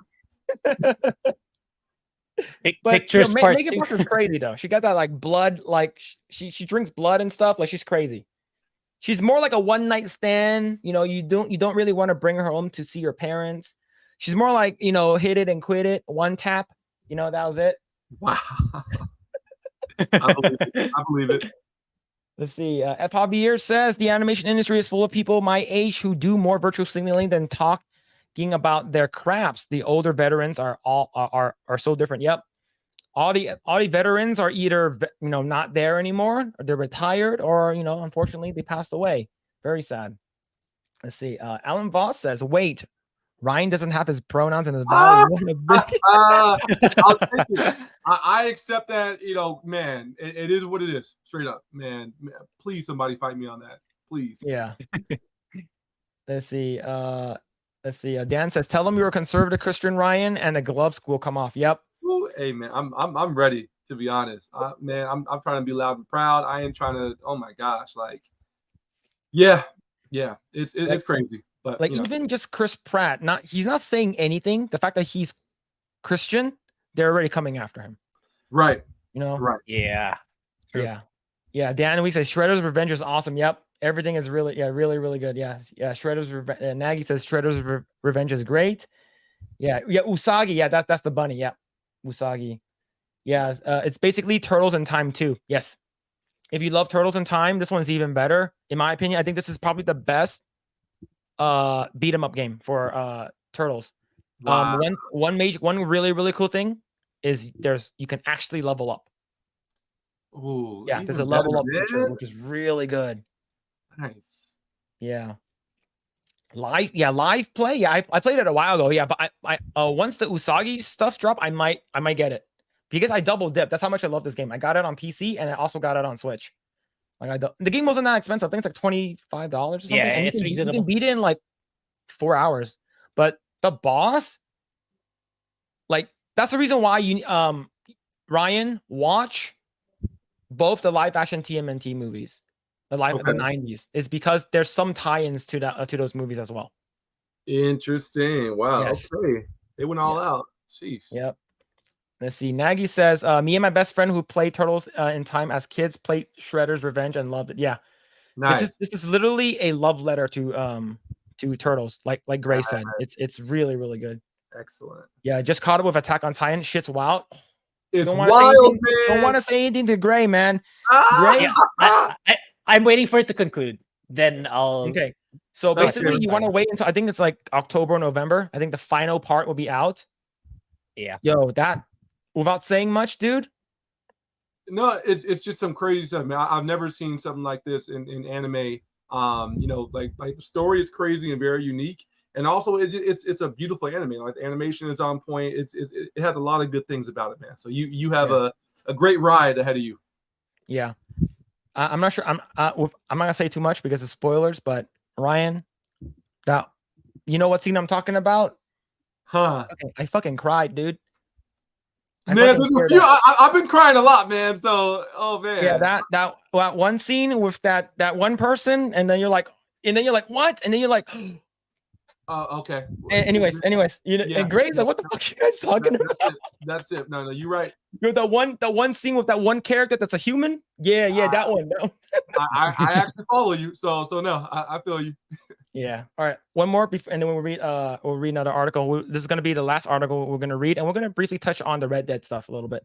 Ellen Voss says there's 3 live-action TMNT movies from the 90s. Yes, there's one more. That one I don't remember, where they actually travel back to like feudal Japan. That one was crazy. Wow. That one was really weird. But the first 2 were pretty good, though. The first 2 were pretty good. All right. This is going to be the last article we're probably going to cover.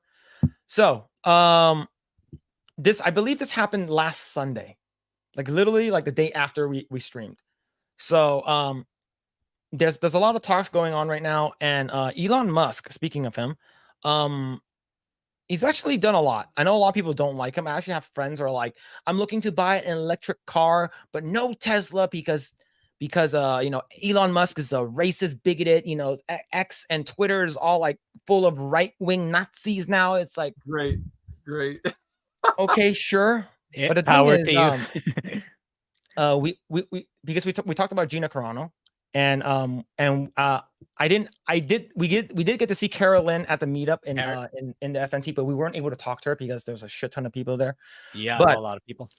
This comes to us from the Post Millennial, and it says, breaking: Elon Musk pledges that X will cover legal costs for employees unfairly treated by employers over liking posts on platform. Wow. Because one major one was, I believe, Carolyn and Gina Carano. Those 2 are the biggest one that came to mind. They got let go over the stuff they liked or even followed, right? Like most recently, there are people who are trying to cancel Zachary Levi because he follows libs of TikToks and gays against groomers. That's just the fact that he follows them. They want to get rid of Zach Levi, and that's most recent. Let's go ahead and read this. He also emphasizes there will be no limit. Yeah, because I think Elon Musk is gonna be the first trillionaire. Wow. Right. I think so, especially the stuff he's doing with SpaceX.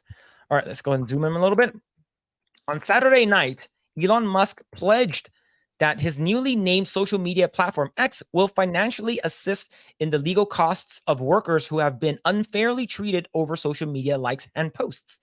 Based on Musk's words, it appears he is willing to have the company foot the entire bill, striking a significant blow against cancel culture. Quote, if you were unfairly treated by your employer due to posting or liking something on this platform, we will fund your legal bill. Musk posted on X on Saturday night. He emphasized there will be no limit.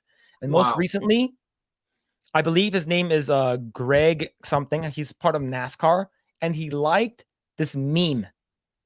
And I'm not sure if I shared it before. I'm not sure if I should share it again. Sure. Because this meme was very controversial. But I'll share it in a private chat really quick. Let's do it. I'll share in a private chat just in case. Is that the one you posted on X, or it's the one? It's the one with Sebastian the Crab. Yeah, okay, yeah. So you posted that on X. It's in the Eggroll X account. Let's see. Let me see if I can. I just want to share just the photo. Let me see if I can find it. I don't think I can. I don't think I will be able to find it here as quick as I want to. You can backtrack the X Okay. account. I found it. All right, let me see. All right, so he liked. I'm gonna share in private chat so we don't get in trouble. But go ahead, Ryan. This is during 2020. Oh, all right. I actually did see. Where did I saw this somewhere? And it's funny. So he got in trouble. So he liked this. He liked it, and then they suspended him indefinitely from NASCAR. Wow. Crazy. That's obviously ridiculous to suspend somebody for liking a tweet. Wow. Okay. Yeah. No. I mean, it's just more typical ridiculous cancel culture nonsense. This is it rhymes. It's kind of funny, and I'm not gonna lie, but okay. Wow. All right, let's continue. Musk went on to say that the lawsuits will be extremely loud and will address companies' BOD as well. All right, let's see. Continue. On Saturday, NASCAR. There it is. Noah Gragson. That's the one we're talking about. On Saturday, NASCAR driver Noah Gragson was banned from driving on a track indefinitely after reports came out saying that he liked a social media meme that made a joke about George Floyd and the Under the Sea song from The Little Mermaid. Gragson was quick to apologize to the angry mob for his alleged Instagram double tap, but nothing's changed thus far. It remains unknown if Greg will ever see a racetrack again. Some prominent users are already replying in attempts to take Musk up on his offer, as well as known libs of TikTok, who posted an advocate for an account called Kara Creates. So she's the one who got let go from Limited Run Games for following an account.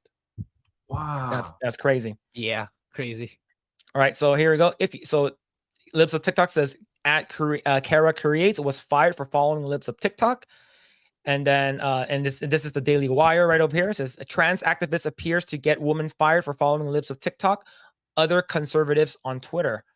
Let's see. Musk replied to ask if Kara could confirm, which she answered. The situation is slightly more complicated than the headlines, but yes.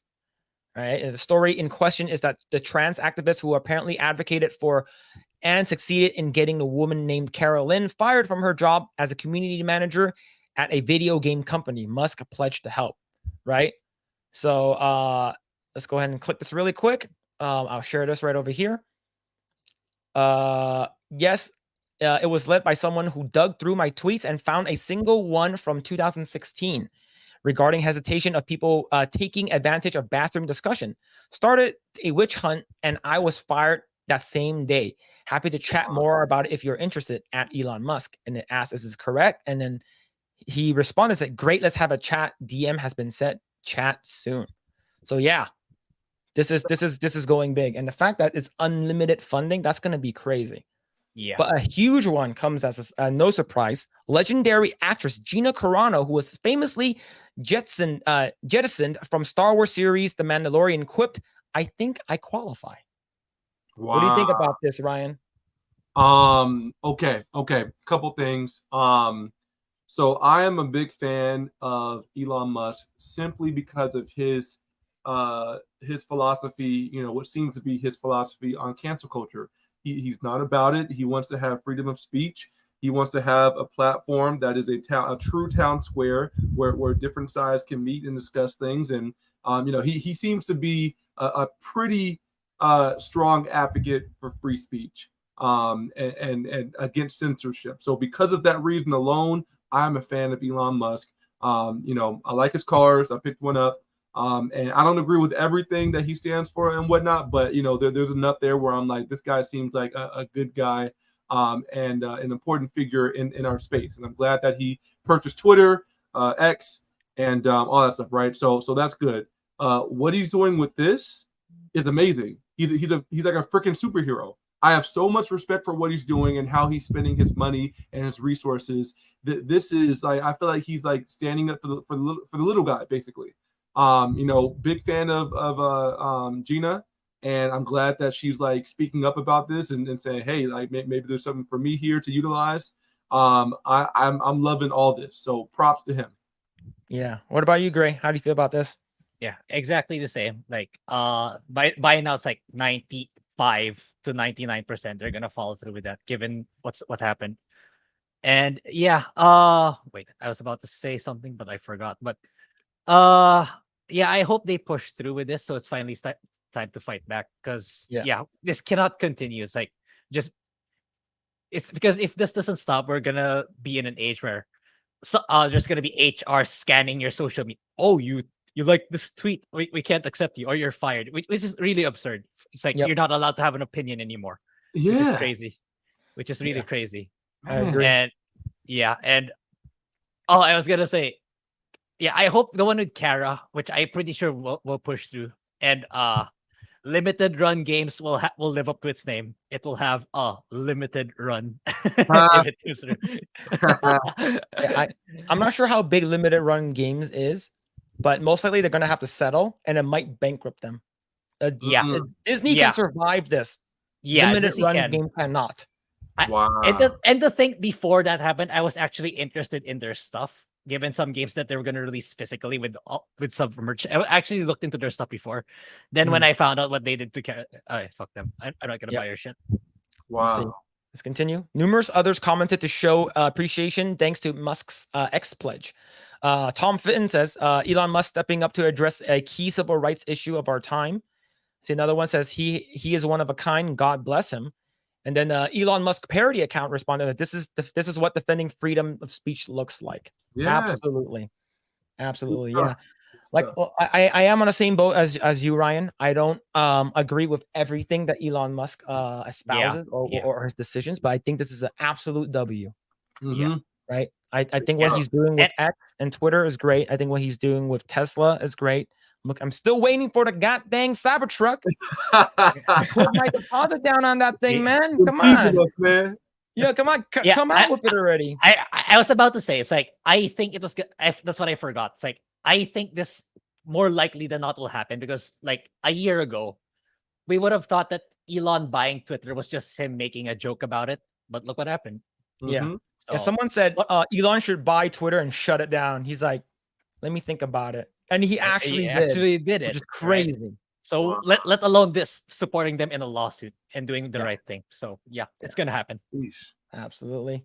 All right, let's read some comments. All right, Dan says Elon Musk is the most successful African American. True. He sure is. So everybody who's trying to go against him, honestly, like that's kind of racist, low key. It's like, why are you trying to bring down the black man? Like, come on. Yeah, he's African, man. Yeah. What the heck? Come on. Yeah, isn't Charlize Theron also African? Maybe. Wait, I'm not sure. I think she grew up in Africa as well. But yeah, good night, all. Stay free. Take care, Dan. Hope you're doing well. Let's see. Dan, peace out, man. So Buddha Cafe said the meme changes the song from under the sea to under the knee. Yep. That's crazy, man. When I first saw that, I'm like, I'm not sure if I should share this, but I shared it anyways. You shared it where? Online? No, I shared it on Twitter, but under the Eggroll account. It's because if I did, I probably would have got let go. But that means that I said, "Hey, Elon, I got let go. So give me some of that face money." That is common. Yo, I would love to get let go just because I like something. It's because that means I will be a millionaire. Man, I will be a millionaire. Wow. Let's see. Vinzinger says, good for Elon. I hope this endeavor can end HR for good, despite I lost my trust on Elon because of the Eliza Blue situation. Yes, Eliza Blue was all weird, and she was a big problem. She was a big problem, and I know that she's a grifter, hardcore grifter.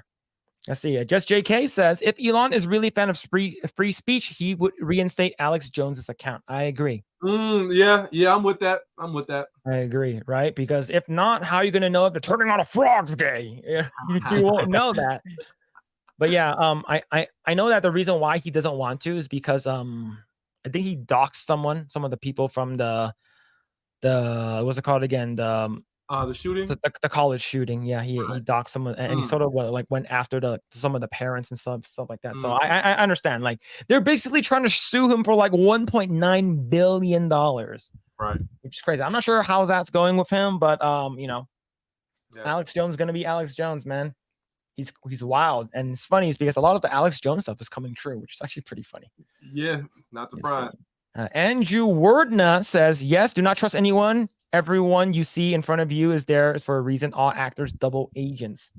Yes, many lawyers in the veil and the sick and twisted chess game. Yep, I agree. A lot of people are just waiting. Alan Voss says, didn't Carolyn end up getting hired by Ripa, even though he said that he wasn't going to hire people based on politics? I think it was the right place at the right time. Yes, Carolyn did get hired as their community manager as well. Yeah. They probably needed someone though. And he knows, Ripa knows that Carolyn was let go unjustly, so that's also an added reason. Yeah. Let's see. Vinzinger said, I'll agree he's doing Twitter and Tesla very well, but he needs to be more because of Eliza Blue's situation. Yep. Yeah, Eliza Blue was crazy, man. Like she's saying, she basically I think like she's all about like she's talking about human trafficking. I think that's very important. But then she's talking about how like you human trafficking and how like she she grifted a lot off of it, and a lot of her statements were lies and stuff. And she got a lot of she knew Elon Musk personally, or something like that, or she knew him. I'd say talk, and then she was able to get a lot of people's account like suspended. And bad person. Wow. Let's see. Agreed. Since Elon Musk needs to reinstate Alex Jones. Yep, I agree. Is Eliza Blue and the new CEO? That's why I canceled Twitter Blue. Yeah. Well, the thing is that I think Twitter is going to be huge, is because Twitter is paying people.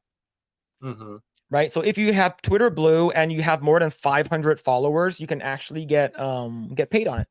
And then now that he's making like video content, like I'm wondering if Twitter eventually, or X is eventually going to be competing with YouTube as well, since they're allowing video content on there. Yeah. I'd love that. YouTube to have a real competitor. Yep. All right, let's go really quick. We're going to talk about this really fast. I'm not gonna go too long into it. Grae, have you played Red Dead Redemption? I have the second one, but I really couldn't get into it.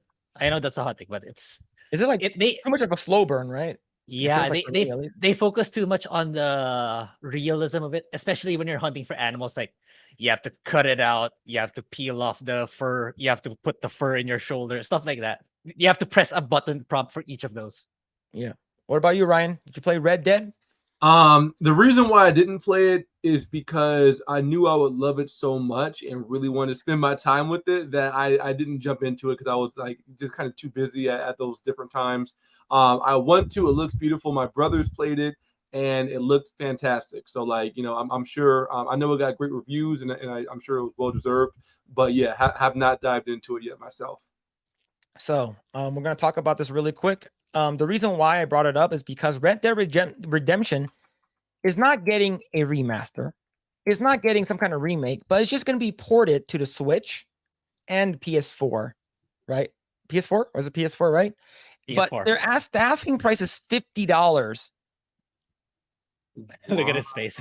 It's a port of an old game for $50. That's bold. It's a little too bold. That's crazy, man. Hold up there, partner. You can get the Xbox version, the complete version with multiplayer. Yeah, this one doesn't have multiplayer, by the way. This $50 one doesn't have multiplayer. Really?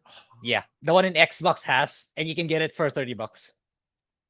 Man, which will run on your Series or Xbox One or 360. It will run on all three. $30. Wow, that's crazy. You see, they freshly announced the Red Dead Redemption port has been turning heads since it was unveiled, mainly due to how much Rockstar is asking for. As the developer reveals the PS4 and Nintendo Switch conversion of the popular cowboy game will set you back $50. While it's worth mentioning that the price covers the popular Undead Nightmares DLC, fans haven't been won over.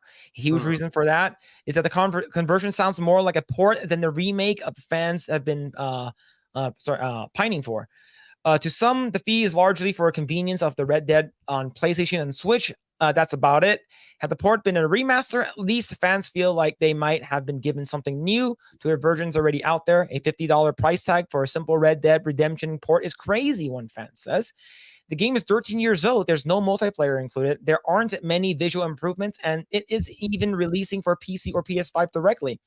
What is Rockstar thinking? Another adds, I would have gladly played 60 or 70 for a proper remaster / remake of the Red Dead Redemption / Undead Nightmare for PS5. Rockstar decided to release a straight up port for $50 for PS4. It's hard pass for me, honestly. Another thing that several fans have pointed out, that you can simply buy the Red Dead Redemption on Xbox with all of its bells and whistles, including multiplayer and DLC for $30. Wow. Red Dead Redemption port is due to release in 5 days. Yep. Man, this is some money grubbing stuff. They're like, yo, we need that extra money for the extra push for GTA 6. Yo, we need that extra money, man. It seemed like a very obvious kind of like money grubby kind of situation. Yeah. I can't imagine why they would really feel like that's worth the value. It's kind of beyond me, man. Just a port, and it's not even having a multiplayer or any of the other bells and whistles. And there's an option for Xbox, man. Like for all that stuff for less. That's tough, man. I don't think this is gonna fly and be as successful as they plan for it to be. Yeah, great. Like I never played it. I watched my brother play Red Dead 2, and he said, "Oh, it's so good, man. Me and the boys just going out, being freaking outlaws and hitting some of that, riding our horses into the sunset." I'm like, okay, that's cool. I don't think it's a game for me. It seems a little too slow. But he really liked Red Dead 2. So, yeah, man, it's $50, Grae. Damn, it's like at least what's it called again? Naughty Dog did a remaster for Last of Us 1, right? At least a remaster, like it looks nice with the better graphics and stuff like that.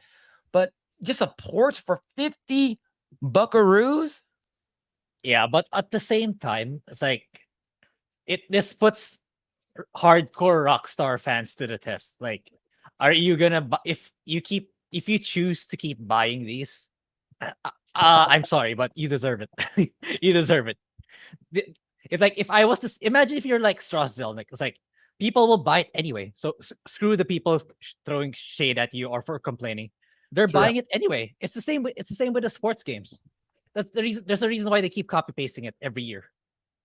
If you keep buying it, then they have no reason. They have no incentive to innovate to get better because you keep buying it anyway. You keep gobbling it up. So for me, it's if you want things to get better with Rockstar, then speak with your wallet. Otherwise, nothing's gonna change, or it'll just keep getting worse. Like this. Yeah. And you know what, Grae? I actually agree with you because if this, it's a business, right? And so they're trying to do this. And even though I think that it's risky or whatever, or kind of a bad look, if they do, end up making money with this and come out on top from this, then good for them because it's a business, and if it works, it works. And if they have enough hardcore fans who do want to buy this and take this, and it works out, then good for them. Really, I can't really blame them for doing something that is kind of an easy way, an easy win for them, right? I do think it's bold though. So I get it'll be interesting to see how this works out and like what else kind of reviews and potential backlash comes from it. Yep.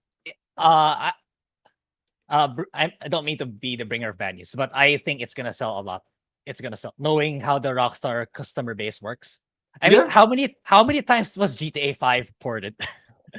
I forgot about that. Yeah, we've seen kind of similar stuff. So yeah, you're right. PS3, PS4, PS5, it did. All of them did well. Yep. All right, let's see. Let's read some comments. This will be the last comments of the night. Even Zinger said, "I have no problem with Twitter competing against YouTube since I don't care about Twitter doing video platforming." Yeah, I'm fine with that. If they make money, they make money. Right. And if you guys don't follow Project Eggroll, you guys are for Asian hate, by the way. Just kidding. Let's see. Nagronal says, "I played the shit out of it." Oh yeah, I heard a lot of people love Red Dead. It's like one of those games. Yeah, I get the feeling that I would like one better because it has a lot of the It's more straightforward compared to the slow burn of 2. Nice. Let's see. F. Javier said, I wasn't able to finish Red Dead, but I was in the last zone. My cousin took his PS3 then. Oh, okay. I see. Let's see. F. Javier said, I replay it if it gets a PC port. Yeah, I would say so. I think if it gets a PC port, I think a lot of people will play it. They have more access to it, but not for $50. Maybe like 30 at most. And you get online, like with the DLC. I think that's fine. Yeah, absolutely ridiculous. True. Do you guys remember Pacific Rim? Yeah, I remember. Yep. I only watched the first one. I didn't watch the second one. I heard the second one was really bad. Yep, exactly. Grae, did you watch Pacific Rim? I know I did, but I hardly remember either. For sure. Let's see. Let's see. What's this? It's like, who surprised Rockstar? Ha. Well, we don't know. You could be right. You could be wrong. Or they could be Chinese. Chinese like money too. Let's see. Our Red Dead Redemption 2 was a masterpiece. Yeah. I heard it was really, really good. Let's see. The Last of Us PC port was bad. Yeah, I heard it was the remaster. Was it the remaster? Is it better now? That's a like, yeah, first impressions are incredibly important because like the people who say, oh, it's better now, that never makes it to the news. That never makes it to the limelight. It's only the first impression that makes it to the news. Unfortunately. Let's see. Just JK said, I would buy a remaster if the price is right. I agree. If they were to sell me a PS3 version of The Last of Us and I played it on PS5 and it wasn't remastered and I bought it for $60, I would be livid.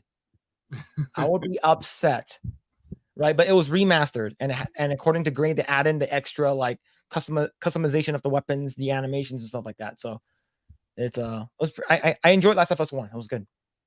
Let's see, it will definitely sell a lot, but those people are suckers. Yep. Yo, now I can play the same game on PS5. Sorry, on PS4. Now I can play it on the Switch. Now I can play it to go. Right, I can play it on the plane now. Finally. See, Alan says, I guess I better unfollow Project Eggroll. Yep. Yeah. So he wants the Asian hate to continue. Oh. Let's see. Nagy says 1 is better. Oh, okay. Okay. Let's see. I watched the first Pacific Rim, haven't seen the second one. Yeah. Let's see. Agreed. 1 is better. I did remember Pacific Rim. It's my favorite movie. Oh, really? I heard it was like a kaiju movie that was that it's sort of like a giant robot. It's literally Power Rangers, right? Giant robots fighting monsters like that. It's like, what can go wrong? Yeah, well, you add in too much, not enough, robot fighting kaiju, and then more people talking. No one's gonna care. Let's see. What's my favorite Jaeger in Pacific Rim? I thought the one that they had like 2 people operating it with 4 arms was pretty cool. If I'm not getting my movies mixed up, because I thought it was, unless that was from that one movie. What's that one movie with the robot boxing? Oh, I forgot the name of it. Yeah, I forgot to. I think I watched that one too.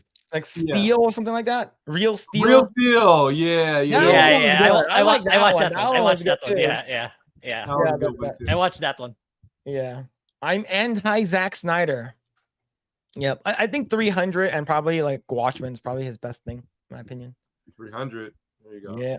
All right, cool. I think we're good. Let's see. My favorite Jaeger is Gypsy Danger. Is that the main one? Is that the main one? Yeah. Okay, last one. All right. No, Red Dead 1 is better than 2. Okay. Cool. All right. I think we're good. All right. Ryan, you got anything coming up? Where can people find you? Yes, sir. So usual spots for me. Instagram would be best. I am nice guy Rye _ on Instagram. I also happen to have a brand new cosplay account on Instagram as well, which is nice guy Rye _ cosplay. I did my first cosplay ever at Anime Expo this year. Dark Pit from Super Smash Bros. It was a lot of fun. Kind of a whole crazy experience, but yeah. Anyways, those are my Instagram platforms. I'm also on TikTok. Nice Guy Rye. I'm on Facebook under my full name, Ryan Bowdre. I'm on Twitter, Nice Guy Rye. I just realized I'm on a pretty good spread of social media. So yeah, if anybody wants to connect or talk or follow, I'm happy to share more of my hot takes and things like that, you know, or any of my career stuff, whatever. Always happy to connect with people. So yeah, those are my spaces. And yeah, as far as coming up, man, shoot, man, not too much. You know, I'm trying to see some more of these movies. I want to play some more of these games. You know, I love how in tune you guys are with pop culture and everything. And I have a growing list of things I need to see that you guys have shared with me, and plenty of folks from the comments. People have said I have to, you know, see some things. So I appreciate y'all for keeping me hungry and keeping me, you know, with things to do. So appreciate you guys. All right. Awesome, man. Thanks for coming. It's always good to have you. Thank you for coming over. Hopefully you return and we didn't scare you away. But all right. Grae, what are you up to, man? Yeah. So Scarlet Nexus video, I just dropped it a couple of hours ago. And yeah, so the next game I'll be covering is Nier Automata. I am intentionally fighting the urge to not play the game so that I can do Baldur's Gate 3 first. Yeah. So I'll be sinking my teeth to Baldur's Gate 3 first. And yeah, once I get my new GPU, I will go live on the Eggroll gaming channel as frequently as I can. Then I'll probably make a first impressions short video here on this channel. So yeah, there's that for me. Nice. All right, cool. Awesome. Yep. And you can follow me anywhere at Mr. Phillip Chan. I'm on Twitter. I have my own channel. I've been uploading. I'm trying to upload a little bit more. I still need to. I have a bad habit of not uploading there, but I still need to put up my full playthrough. I think I have like 3 more or 4 more videos for Final Fantasy 16. So that should be. I should upload those soon. What's it called again? You can also find me on Kick. I'm streaming there. I'm streaming Baldur's Gate 3. So I've been having a good time there, especially with the half-naked monk, which is fantastic. Yeah, Phil is the naked monk chick. So I'll probably go for the Giga Chad warrior.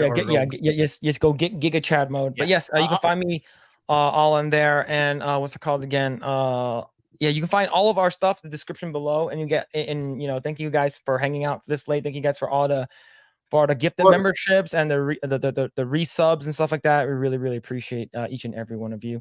And you can find all the links to the description below. And thank you so much, Eggroll, for posting all the links for people to follow. And if you guys want to buy the merch, go ahead. That definitely supports the channel.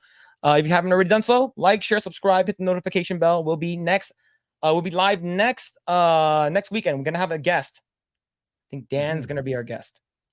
Dan's coming on. Oh, I gotta check that out. Yeah, I think Dan's gonna be our guest in the following weekend. I'm not sure if as of right now he's bookmarked in. Unless things change, Epic Mike is gonna be on from the Epic verse, so it's gonna be really cool.